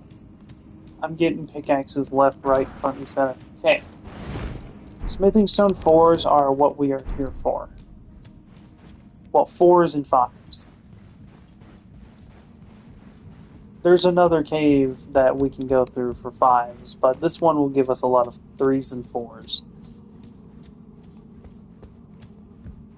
What's up, dumbass? So, yeah, you're gonna see those little fuckers everywhere. What you're not gonna see are their goddamn poison traps. Now, these little fuckers are called the Vulgar Militia. They are goddamn everywhere. These little midgets are quite annoying.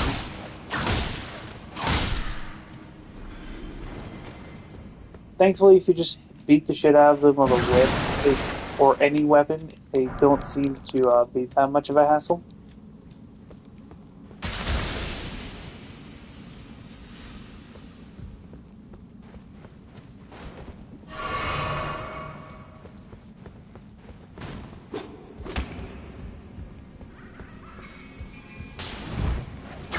Oh yeah, by the way, the smoke bombs that they're throwing, the smoke bombs they're throwing at you, the sprite for those is the same sprite that's used for the Estus flask in Dark Souls.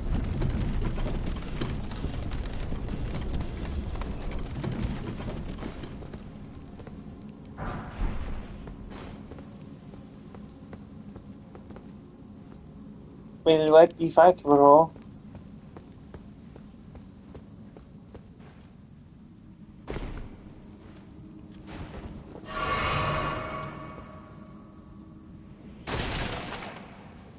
Ooh, fall damage.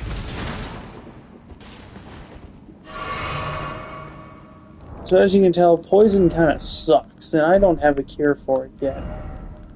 And I forgot.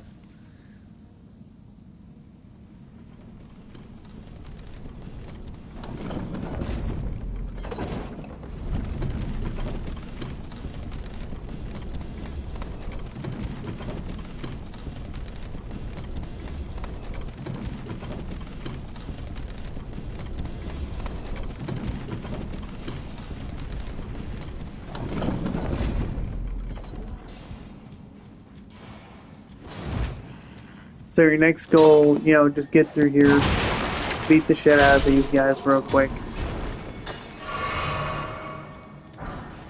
Watch out, there's the fucking Vulgar Militia everywhere.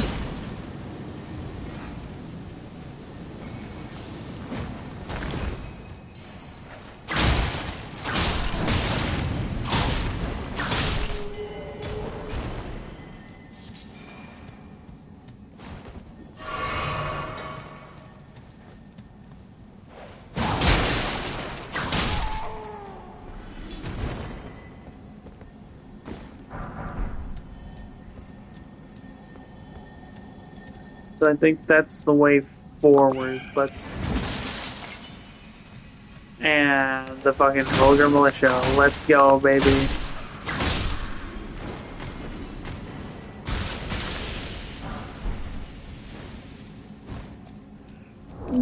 Lightning Grease could be really good against Renala. Mainly because she's sitting in a big fucking puddle of water in her second phase.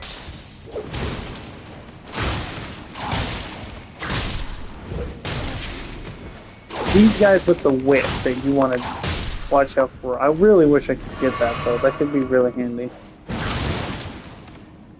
Did I tell you you could be on a lunch break, boy? There you go.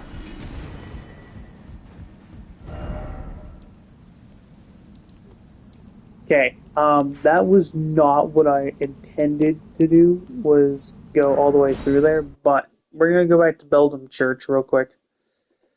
Because assuming you followed my path, you should have both halves of the Dectus Medallion. What does this do? Well, I'm going to show you.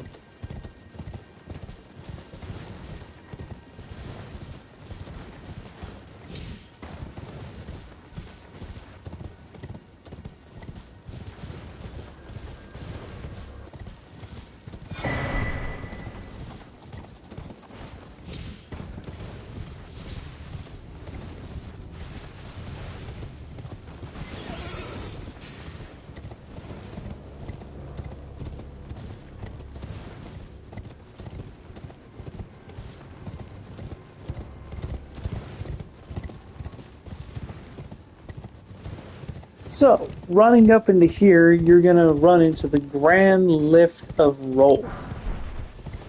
Ooh, Dragon Wine Grease, nice.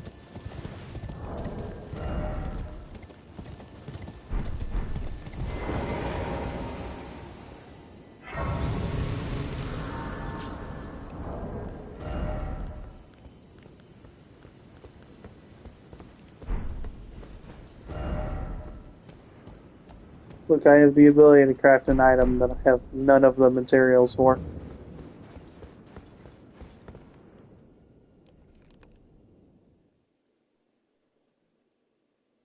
Now, I said that weapon or that grease would be really good for Renala, Queen of the Full Moon. This lightning grease here.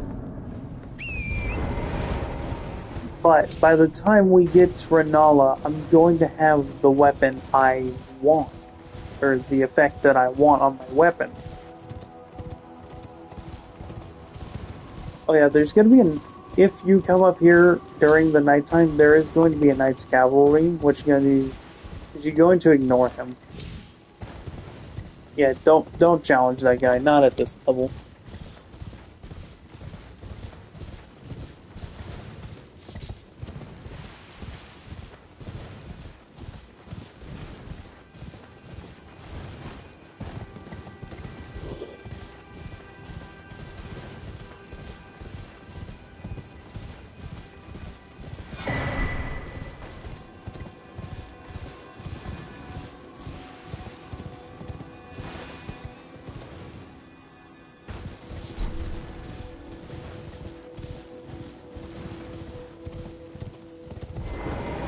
So make sure to claim this side of grace right here.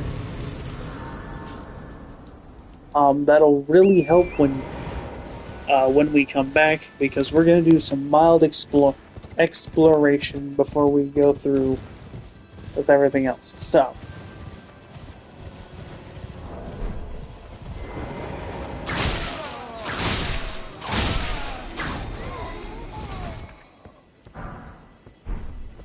the aristocrat garb. It's not something you get every day. So, this area is called the Altus Plateau. We'll be going over here to the Archery Gazing Hill in just a sec. Over there is Mount Gelmir. We will be... Oh yeah, we gotta fight. Okay. Yeah, we'll have to fight Praetor Rykard. So, next episode, I'd say...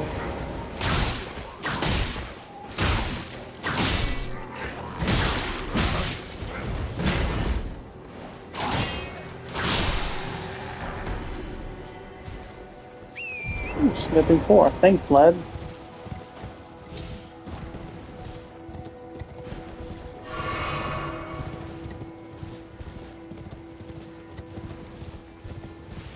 So, I didn't mean for this to just turn into me playing the game, but I am trying to... I'm just trying to give you tips and show you areas that can be really beneficial to you. So, I'm picking up that piece of armor because I want to wield it.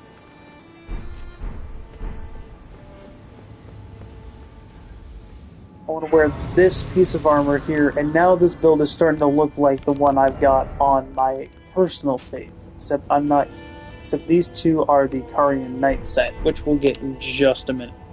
So, now that you've done that, you can just warp back to this side of Grace real quick, because you're not going to need to hike all the way back.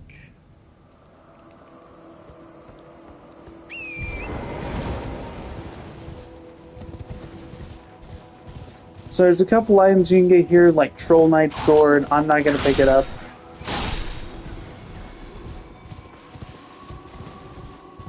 Instead, what I'm going to do is I'm just going to try and avoid everything.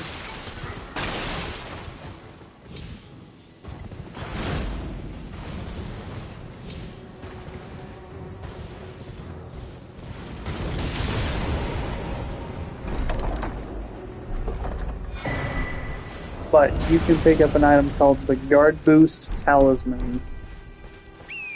What this talisman allows you to do is increase how good your guarding ability is. And considering that I'm using a shield, I need to block a lot of attacks. You know, pick up a golden seed real quick.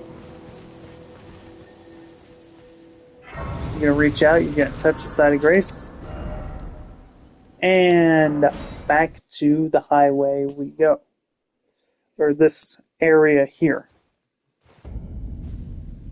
So I've actually found a secret way into this area that it's only guarded by a rune bear. And it's if you go up and around to your left, but it's easier to just go straight forward.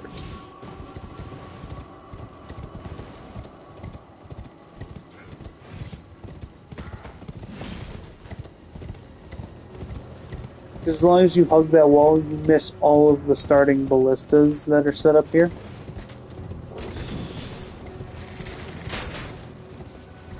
By the way, I've never fought any of these enemies that are down over here. So, as you get to the top of this little ridge here, you notice giant doors open just slightly. You're gonna notice that there's motherfucking tree sentinels. You're just gonna run past them.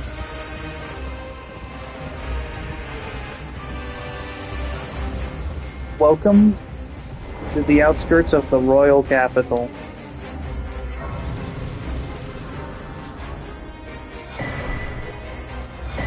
Where you're going to find the most amount of golden seeds in the game. Or at least in one area.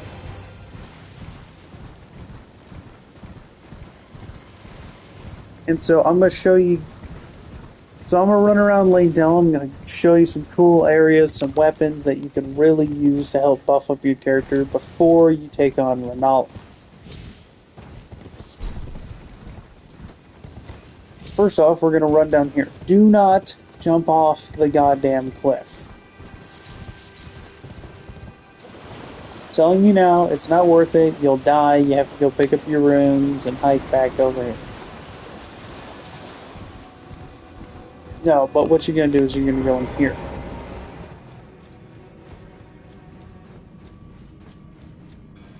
Now, I didn't come down in here in my personal playthrough till after Star Scourge were done. So, allow me to introduce you to the Illusory Wall. There are so fucking many in Soulsborne games, it's not even funny.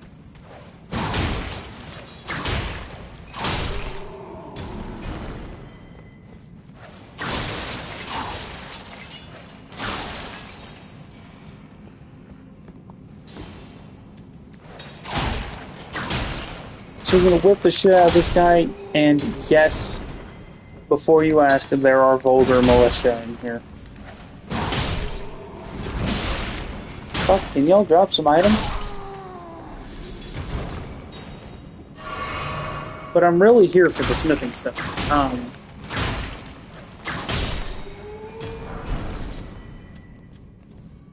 Shh. Surprise, little bitch. Now these guys are going to be fucking everywhere. Okay, now that's the bell bearing you're going to need in just a minute. Let me show you the way down. So, you're going to hit this platform, right? Whip those to get them out of your way. You're going to run and... Fucker. Excuse you. Okay, so essentially, if the game doesn't decide to be a piece of shit, it'll let you just jump right across that area. So we're going to use the classic technique of just running the fuck away.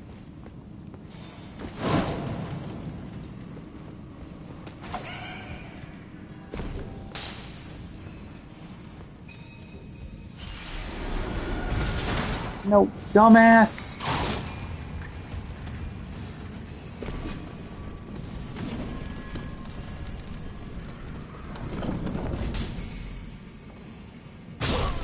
Hello! Make the fucking jump that you made 100 times yesterday.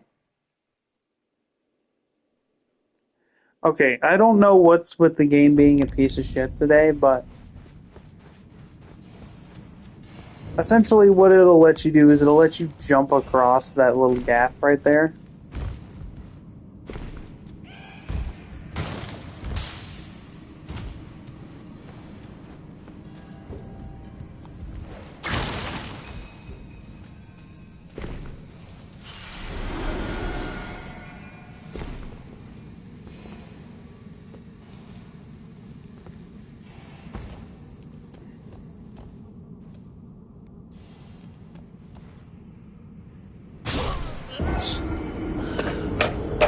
Stop dying to a 3-inch fall, I swear to fuck, FromSoft.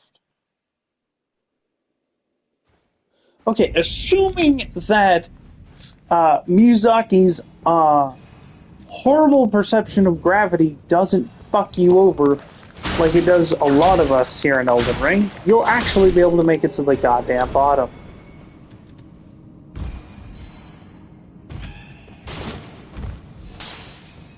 I don't know why every From Software game has to have the gravity cranked up so fucking high.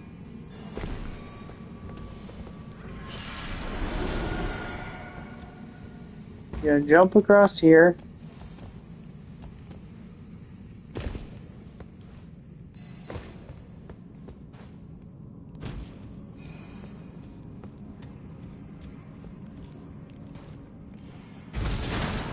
Yeah, I don't know what's going on. I made that jump like 6 times, smacked the illusory wall. Anyway, let's move on.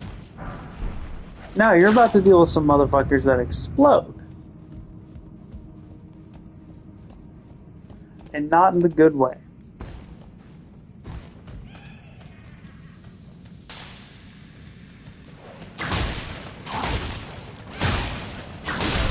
Can I have one dungeon where these little shits aren't shoved in every fucking corner? Wasn't worth it. Okay.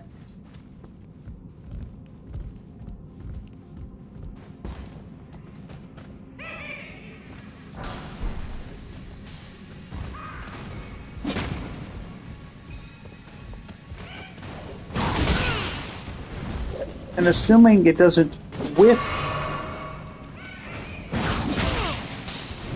Hit the little fucker, Jesus. Hit the little bastard, for the love of God. I'm telling you, these guys suck.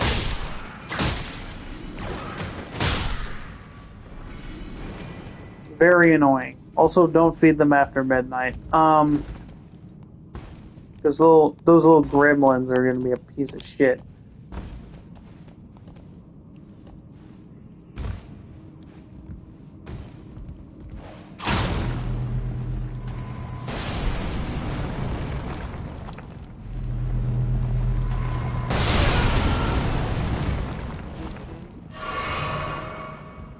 We're just gonna pretend like that shit never happened, okay?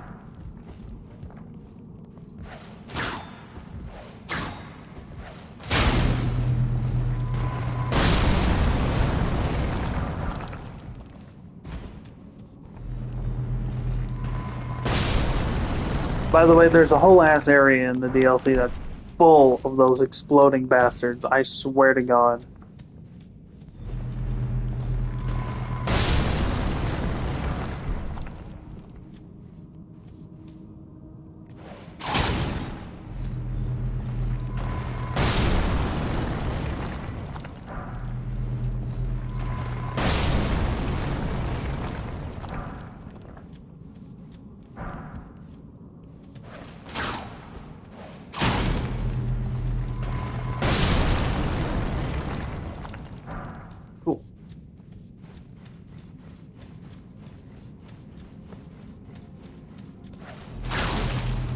Oh, shit. Yeah, so there's gonna be that guy in the corner. Then you whip the shit out of this wall because there's 10,000 illusory walls in this one little dungeon. I don't know why they did that. It's so blatantly fucking obvious where the wall's gonna be. Like, a fucking 5-year-old could figure out how to traverse this dungeon.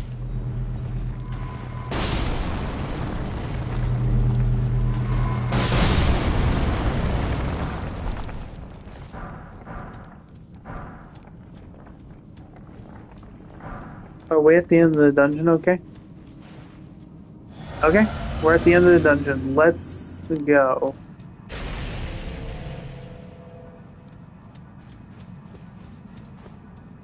Real quick, anything back there? Nope.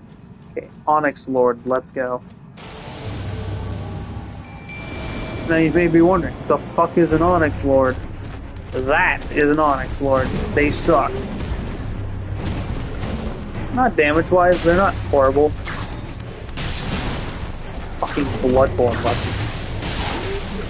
POV, you put lightning grease on the cane sword and Bloodborne.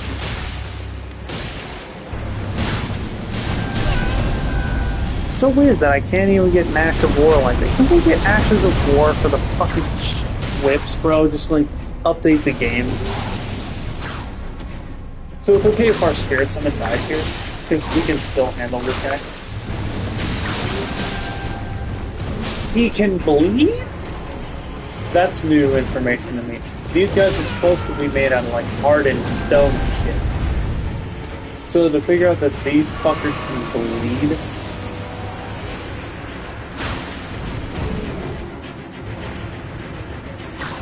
I will also mention that weapon grease lasts so little time.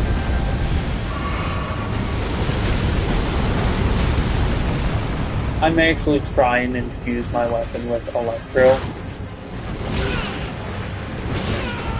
Can you pick the fuck direction and swing? It's so weird because he holds his swings to the heat death of the fucking universe. By the way, I beat this guy yesterday with one flask and literally one goddamn flask and like a dream. And a third of my fucking health bar, actually. They're very weak to strike damage, and their skin is literally made out of stone. Read the weapon description. Anyway, assuming you didn't get your dick flattened, welcome to one of the Divine Towers. I mean, I'm just grabbing the Side of Grace because it's here.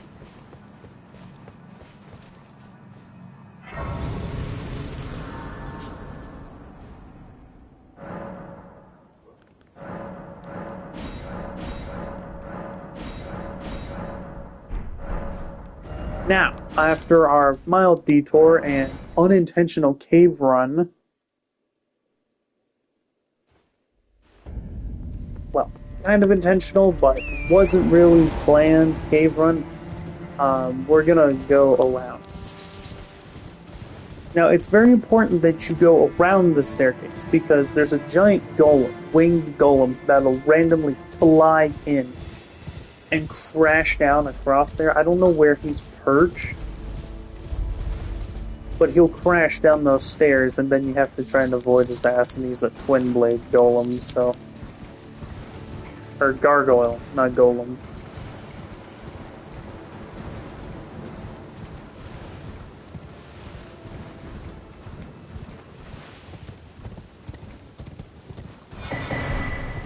Alright, 2 golden seeds, let's go.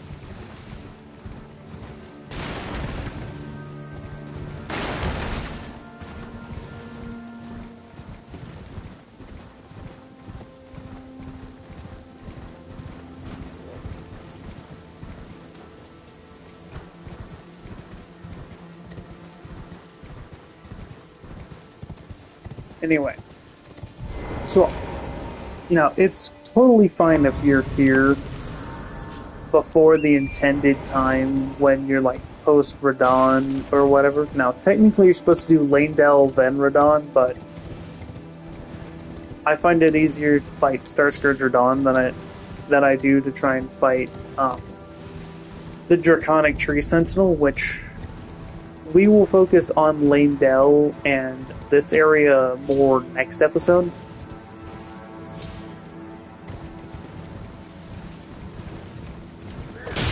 thinking I'll title the episode Stars and Gold.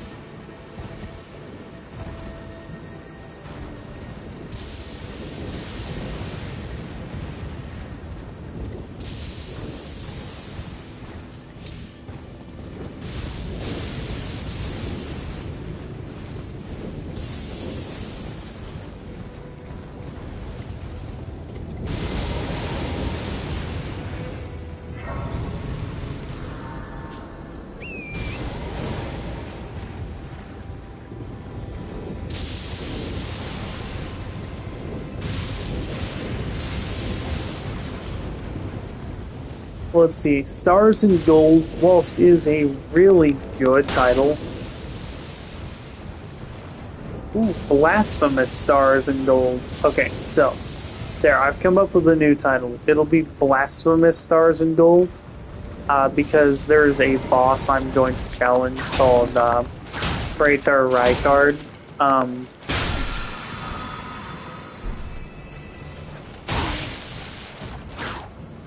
Huh. Ash of War Lightning Ram. That's kind of funny considering the lightning rams.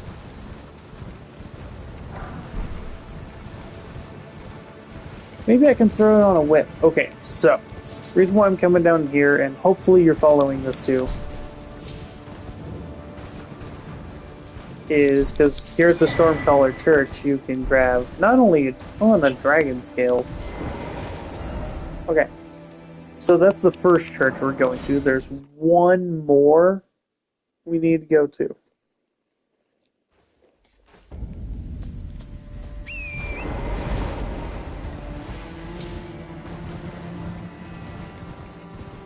Then we'll take on Red Wolf of Radigan and Renala.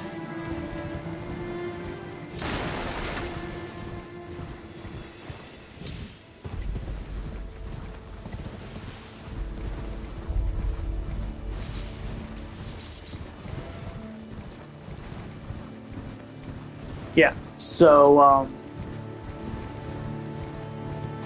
next episode, I'm gonna try and get through Lord of Blasphemy. Oh, I forgot you were here.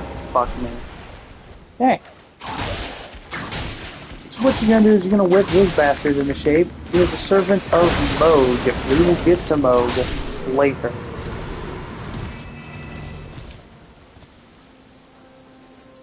For being the so-called Lord of Blood in fucking air quotes.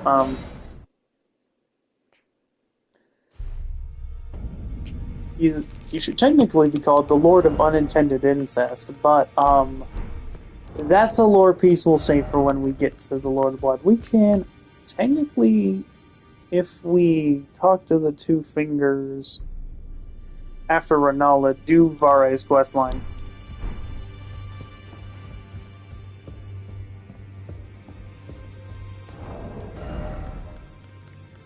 And doing Vare's questline will give us an easy way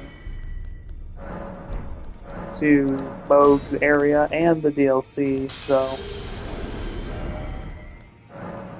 a fucking tillion amount of rooms.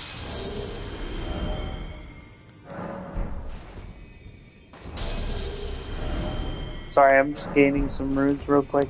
Let's see what we have so far. So we have 4 3s, 9 4s, and okay.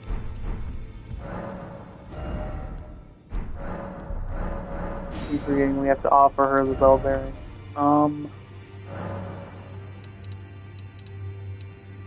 Eight. Give us there.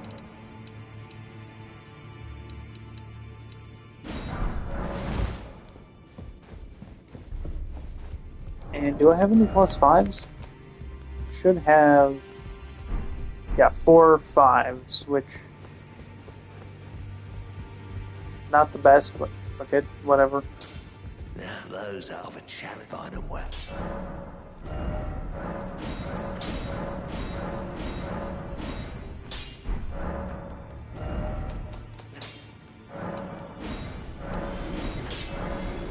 No.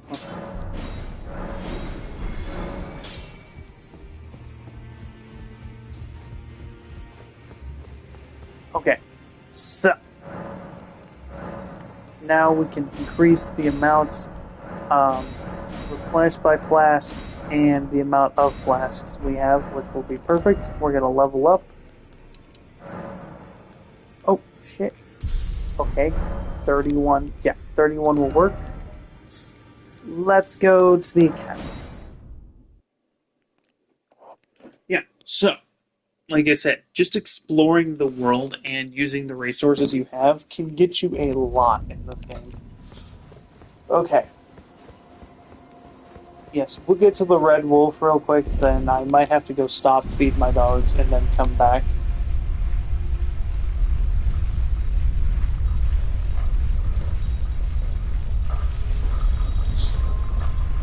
Such a big-ass elevator, and slow as shit.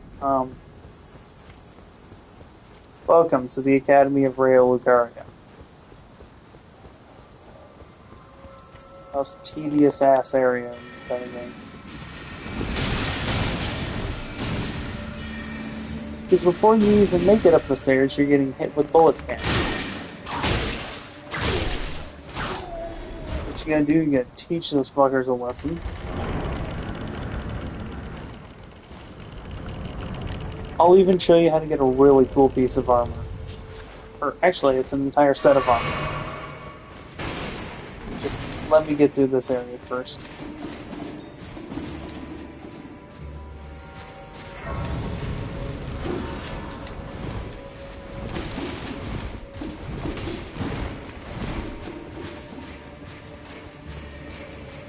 So first off, you're gonna avoid those guys. Fuck those guys. No, you're gonna see these zombie-like dudes? Don't let them grab you.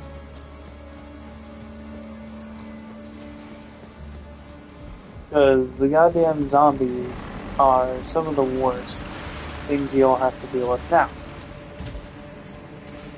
If you pay attention to detail,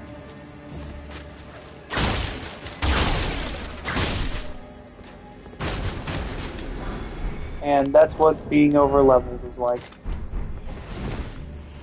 Now I'm going to be using Bat Spirit Summon instead because I want more than one. You can upgrade these guys if you want to, just make sure you have the requirements. And congratulations, you have the Parry and Knight set. Do note it'll probably be too heavy for you to wield at this current time. Now let me take care of this fucker.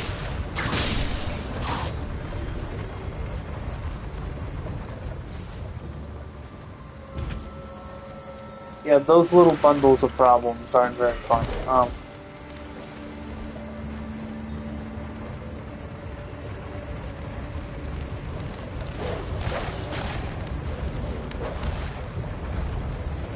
I was expecting to take some fall damage, but it's fine. Just avoid the dogs. Don't get hit by a ton of them. They suck.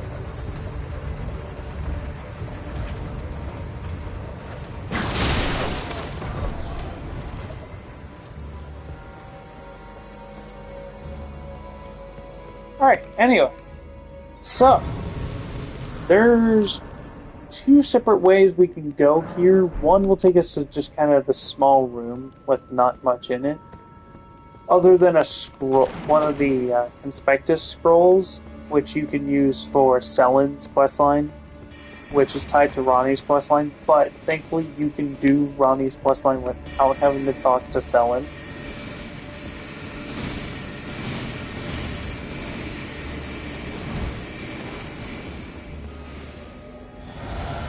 So, before you step in the arena, make sure to buff your weapon, buff yourself,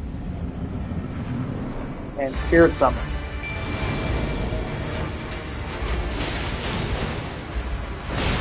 Starting off well.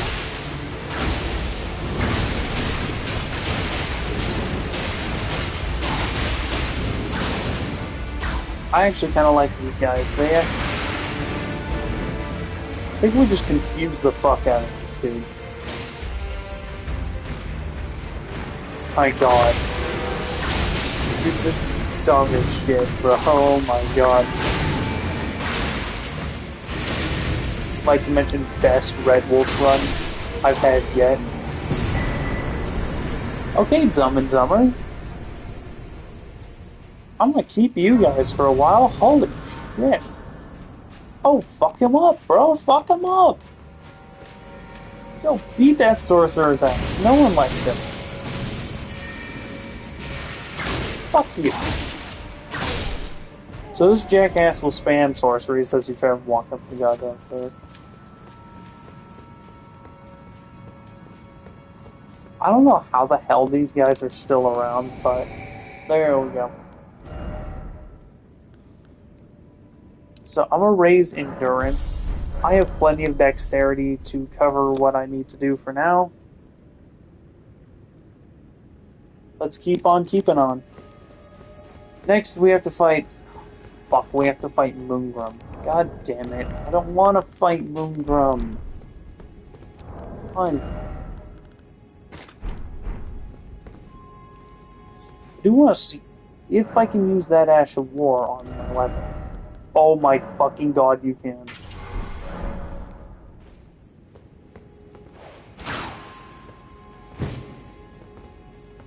You know, if I wasn't stuck with the goddamn parry Ash of War, maybe I would be able to. Okay, so hold on. So my shield has a skill, it's called parry, which it's a shield parry. You stun an enemy, you can pull off a critical hit. It's really tedious and a pain in the ass to learn how to do. See how many of these we can buy out first. Because then, if we change the time to night after buying out his entire stock, we can fight an enemy called the Bell-Bearing Hunter.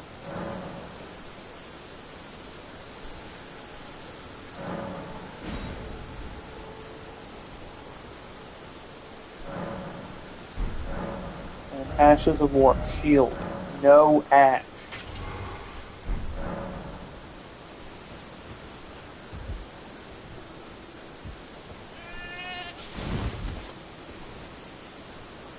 The fuck? Okay. Yeah, I don't fucking know about that one. Okay, never mind. Okay, so I don't know how to trigger the Bell-Bearing Hunter.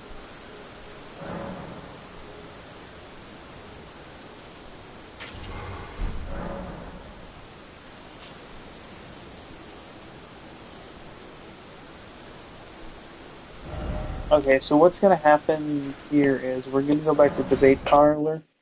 Okay, I thought that would be like a really cool one. It looks cooler than it actually is. Can we get like some whip charged Ashes of War where we can like prime our whip with some sort of status effect? Okay. Oh yeah, by the way, if you see that tombstone in the corner, it means you can summon stuff. Anyway.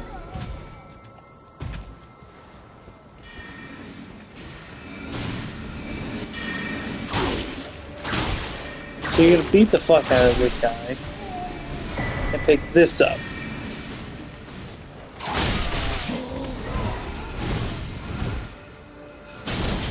You're gonna dodge the magical artillery that is going to try and fuck you up. Now, you're gonna go over here. So you know those crafting pots I keep collecting over a short period of time? Pick up that, and there's a sorcerer over here. What the fuck was that?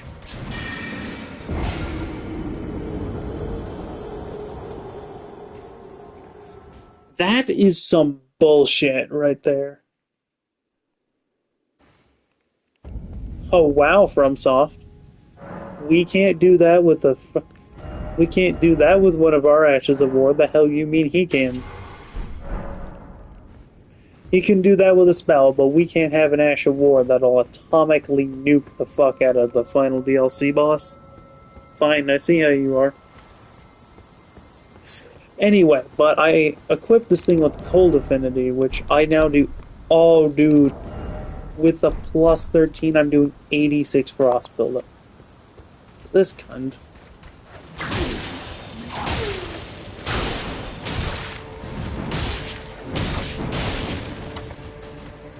Listen, jackass. No one liked you anyway.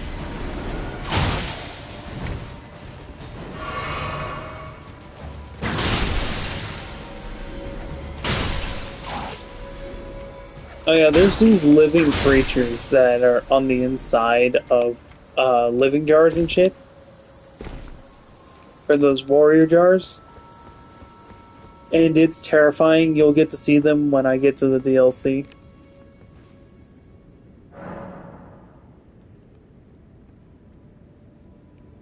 Okay. Now, without further ado, I'm going to show you how to bullshit one of the most annoying invasion type enemies in the DLC, or just the game in general. Sorry. We're not DLC, but just the game. Oh yeah, look out for glowing crabs if you're a sorcerer. Kill the glowing crabs and you'll get a helm, one of the crowns that will buff your magic. It will detriment something else, but it will buff your magic. You know, because instead of actually having like a really cool buff, we have to have like a hyper detriment. Oh yeah, because that's gold affinity. I don't know why I buffed up for an enemy. I'm literally gonna bullshit using an elevator. Now, this is perfect. Now that we've got him on the elevator.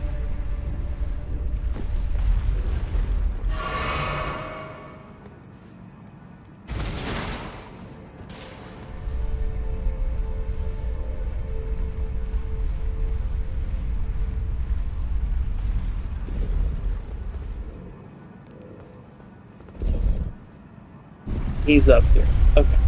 Moongroom is a piece of shit. Where's he at? Moongroom? Bro, where did he go?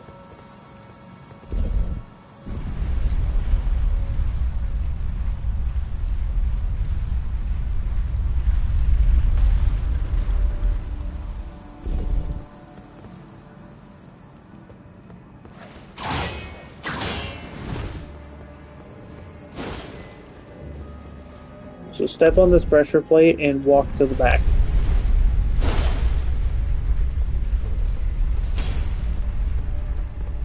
Now if he's...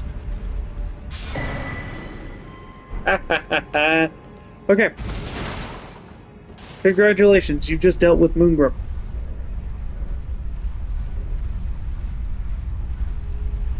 Annoying ass bastard. Trust me. You don't want to fuck him. He's tedious shit to deal with. I did parry the fuck out of him though. When I first fought him, I parried the shit out of him. Like, constantly.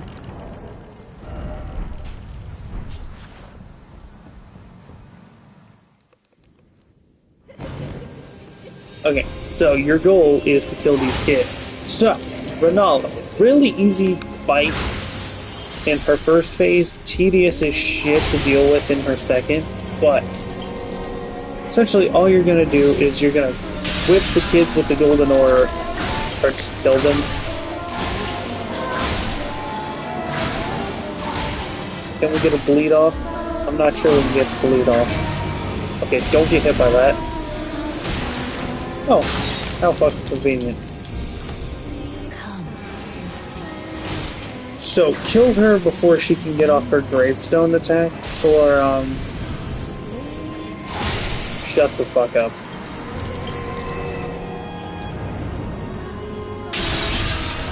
Anyway, so, yeah, this is literally an American school. You have to kill children in order to beat the boss. Oh yeah, don't get hit by that shit. Ow! Ow, eyes. Ow, ow, ow, ow, fuck! Ah, shit! Ah! Ah, my fucking eye. Ow! Oh, oh.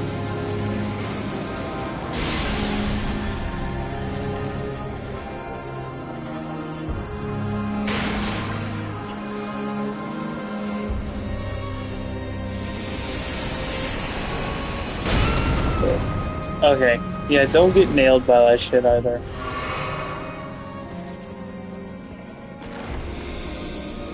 Oh, my eye got real watery and started stinging. Ah, shit.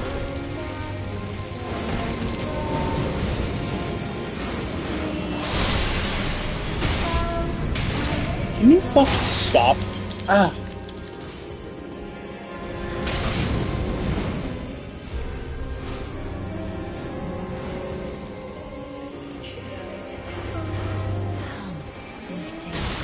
I hate fucking doing this, by the way, because I have to... You're constantly having to track down these little shits, and they hide them in all the fucking corners of this arena.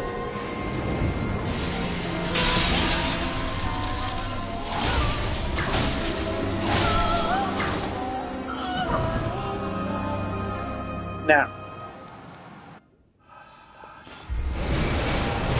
So you're gonna start fucking rolling. And assuming you don't fuck it up, you can avoid Comet Azer. Trust me, you don't want to know how annoying Comet Azer is when you get hit by it. The amount of times I've died to that stupid fucking spell.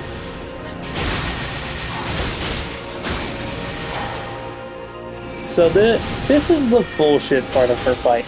Because essentially now you're just dodging all these fucking projectiles.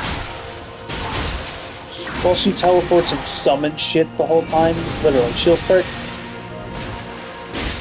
She will constantly summon some sort of spirit, and it's so fucking annoying. What'd I tell you? I'm telling you, this bitch is so annoying to deal with, though. Nice going, retard. And Bloodhound Knights and fucking... She'll start summoning fucking everything.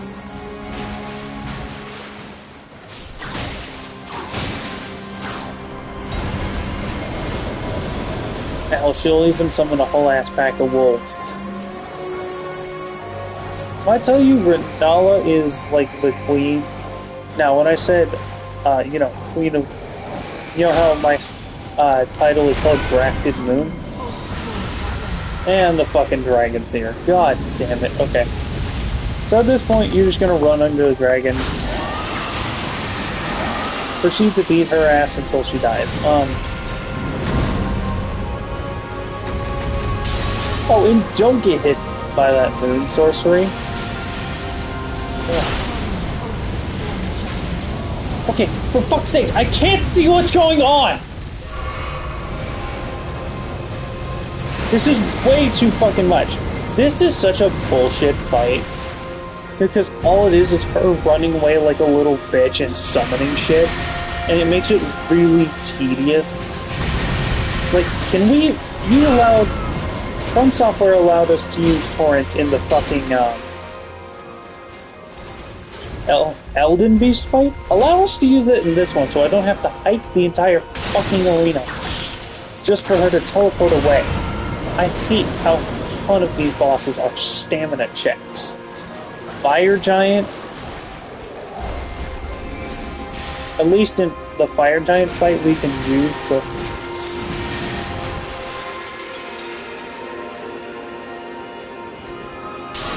So something you need to know about her moon is that if you're hit by it, it decreases your resilience to magic.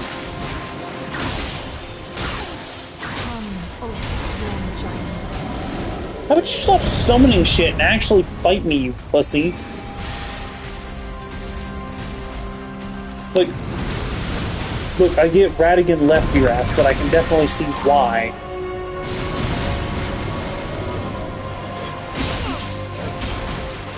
And say, I see why, I can see that, I know Radigan left your ass, but I can... Little Rani, my dear daughter, weave thy night into being.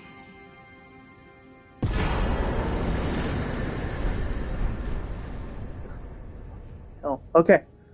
So after dealing with one of the most tedious Elden Ring bosses in the fucking game, oh my god, I hate Renala.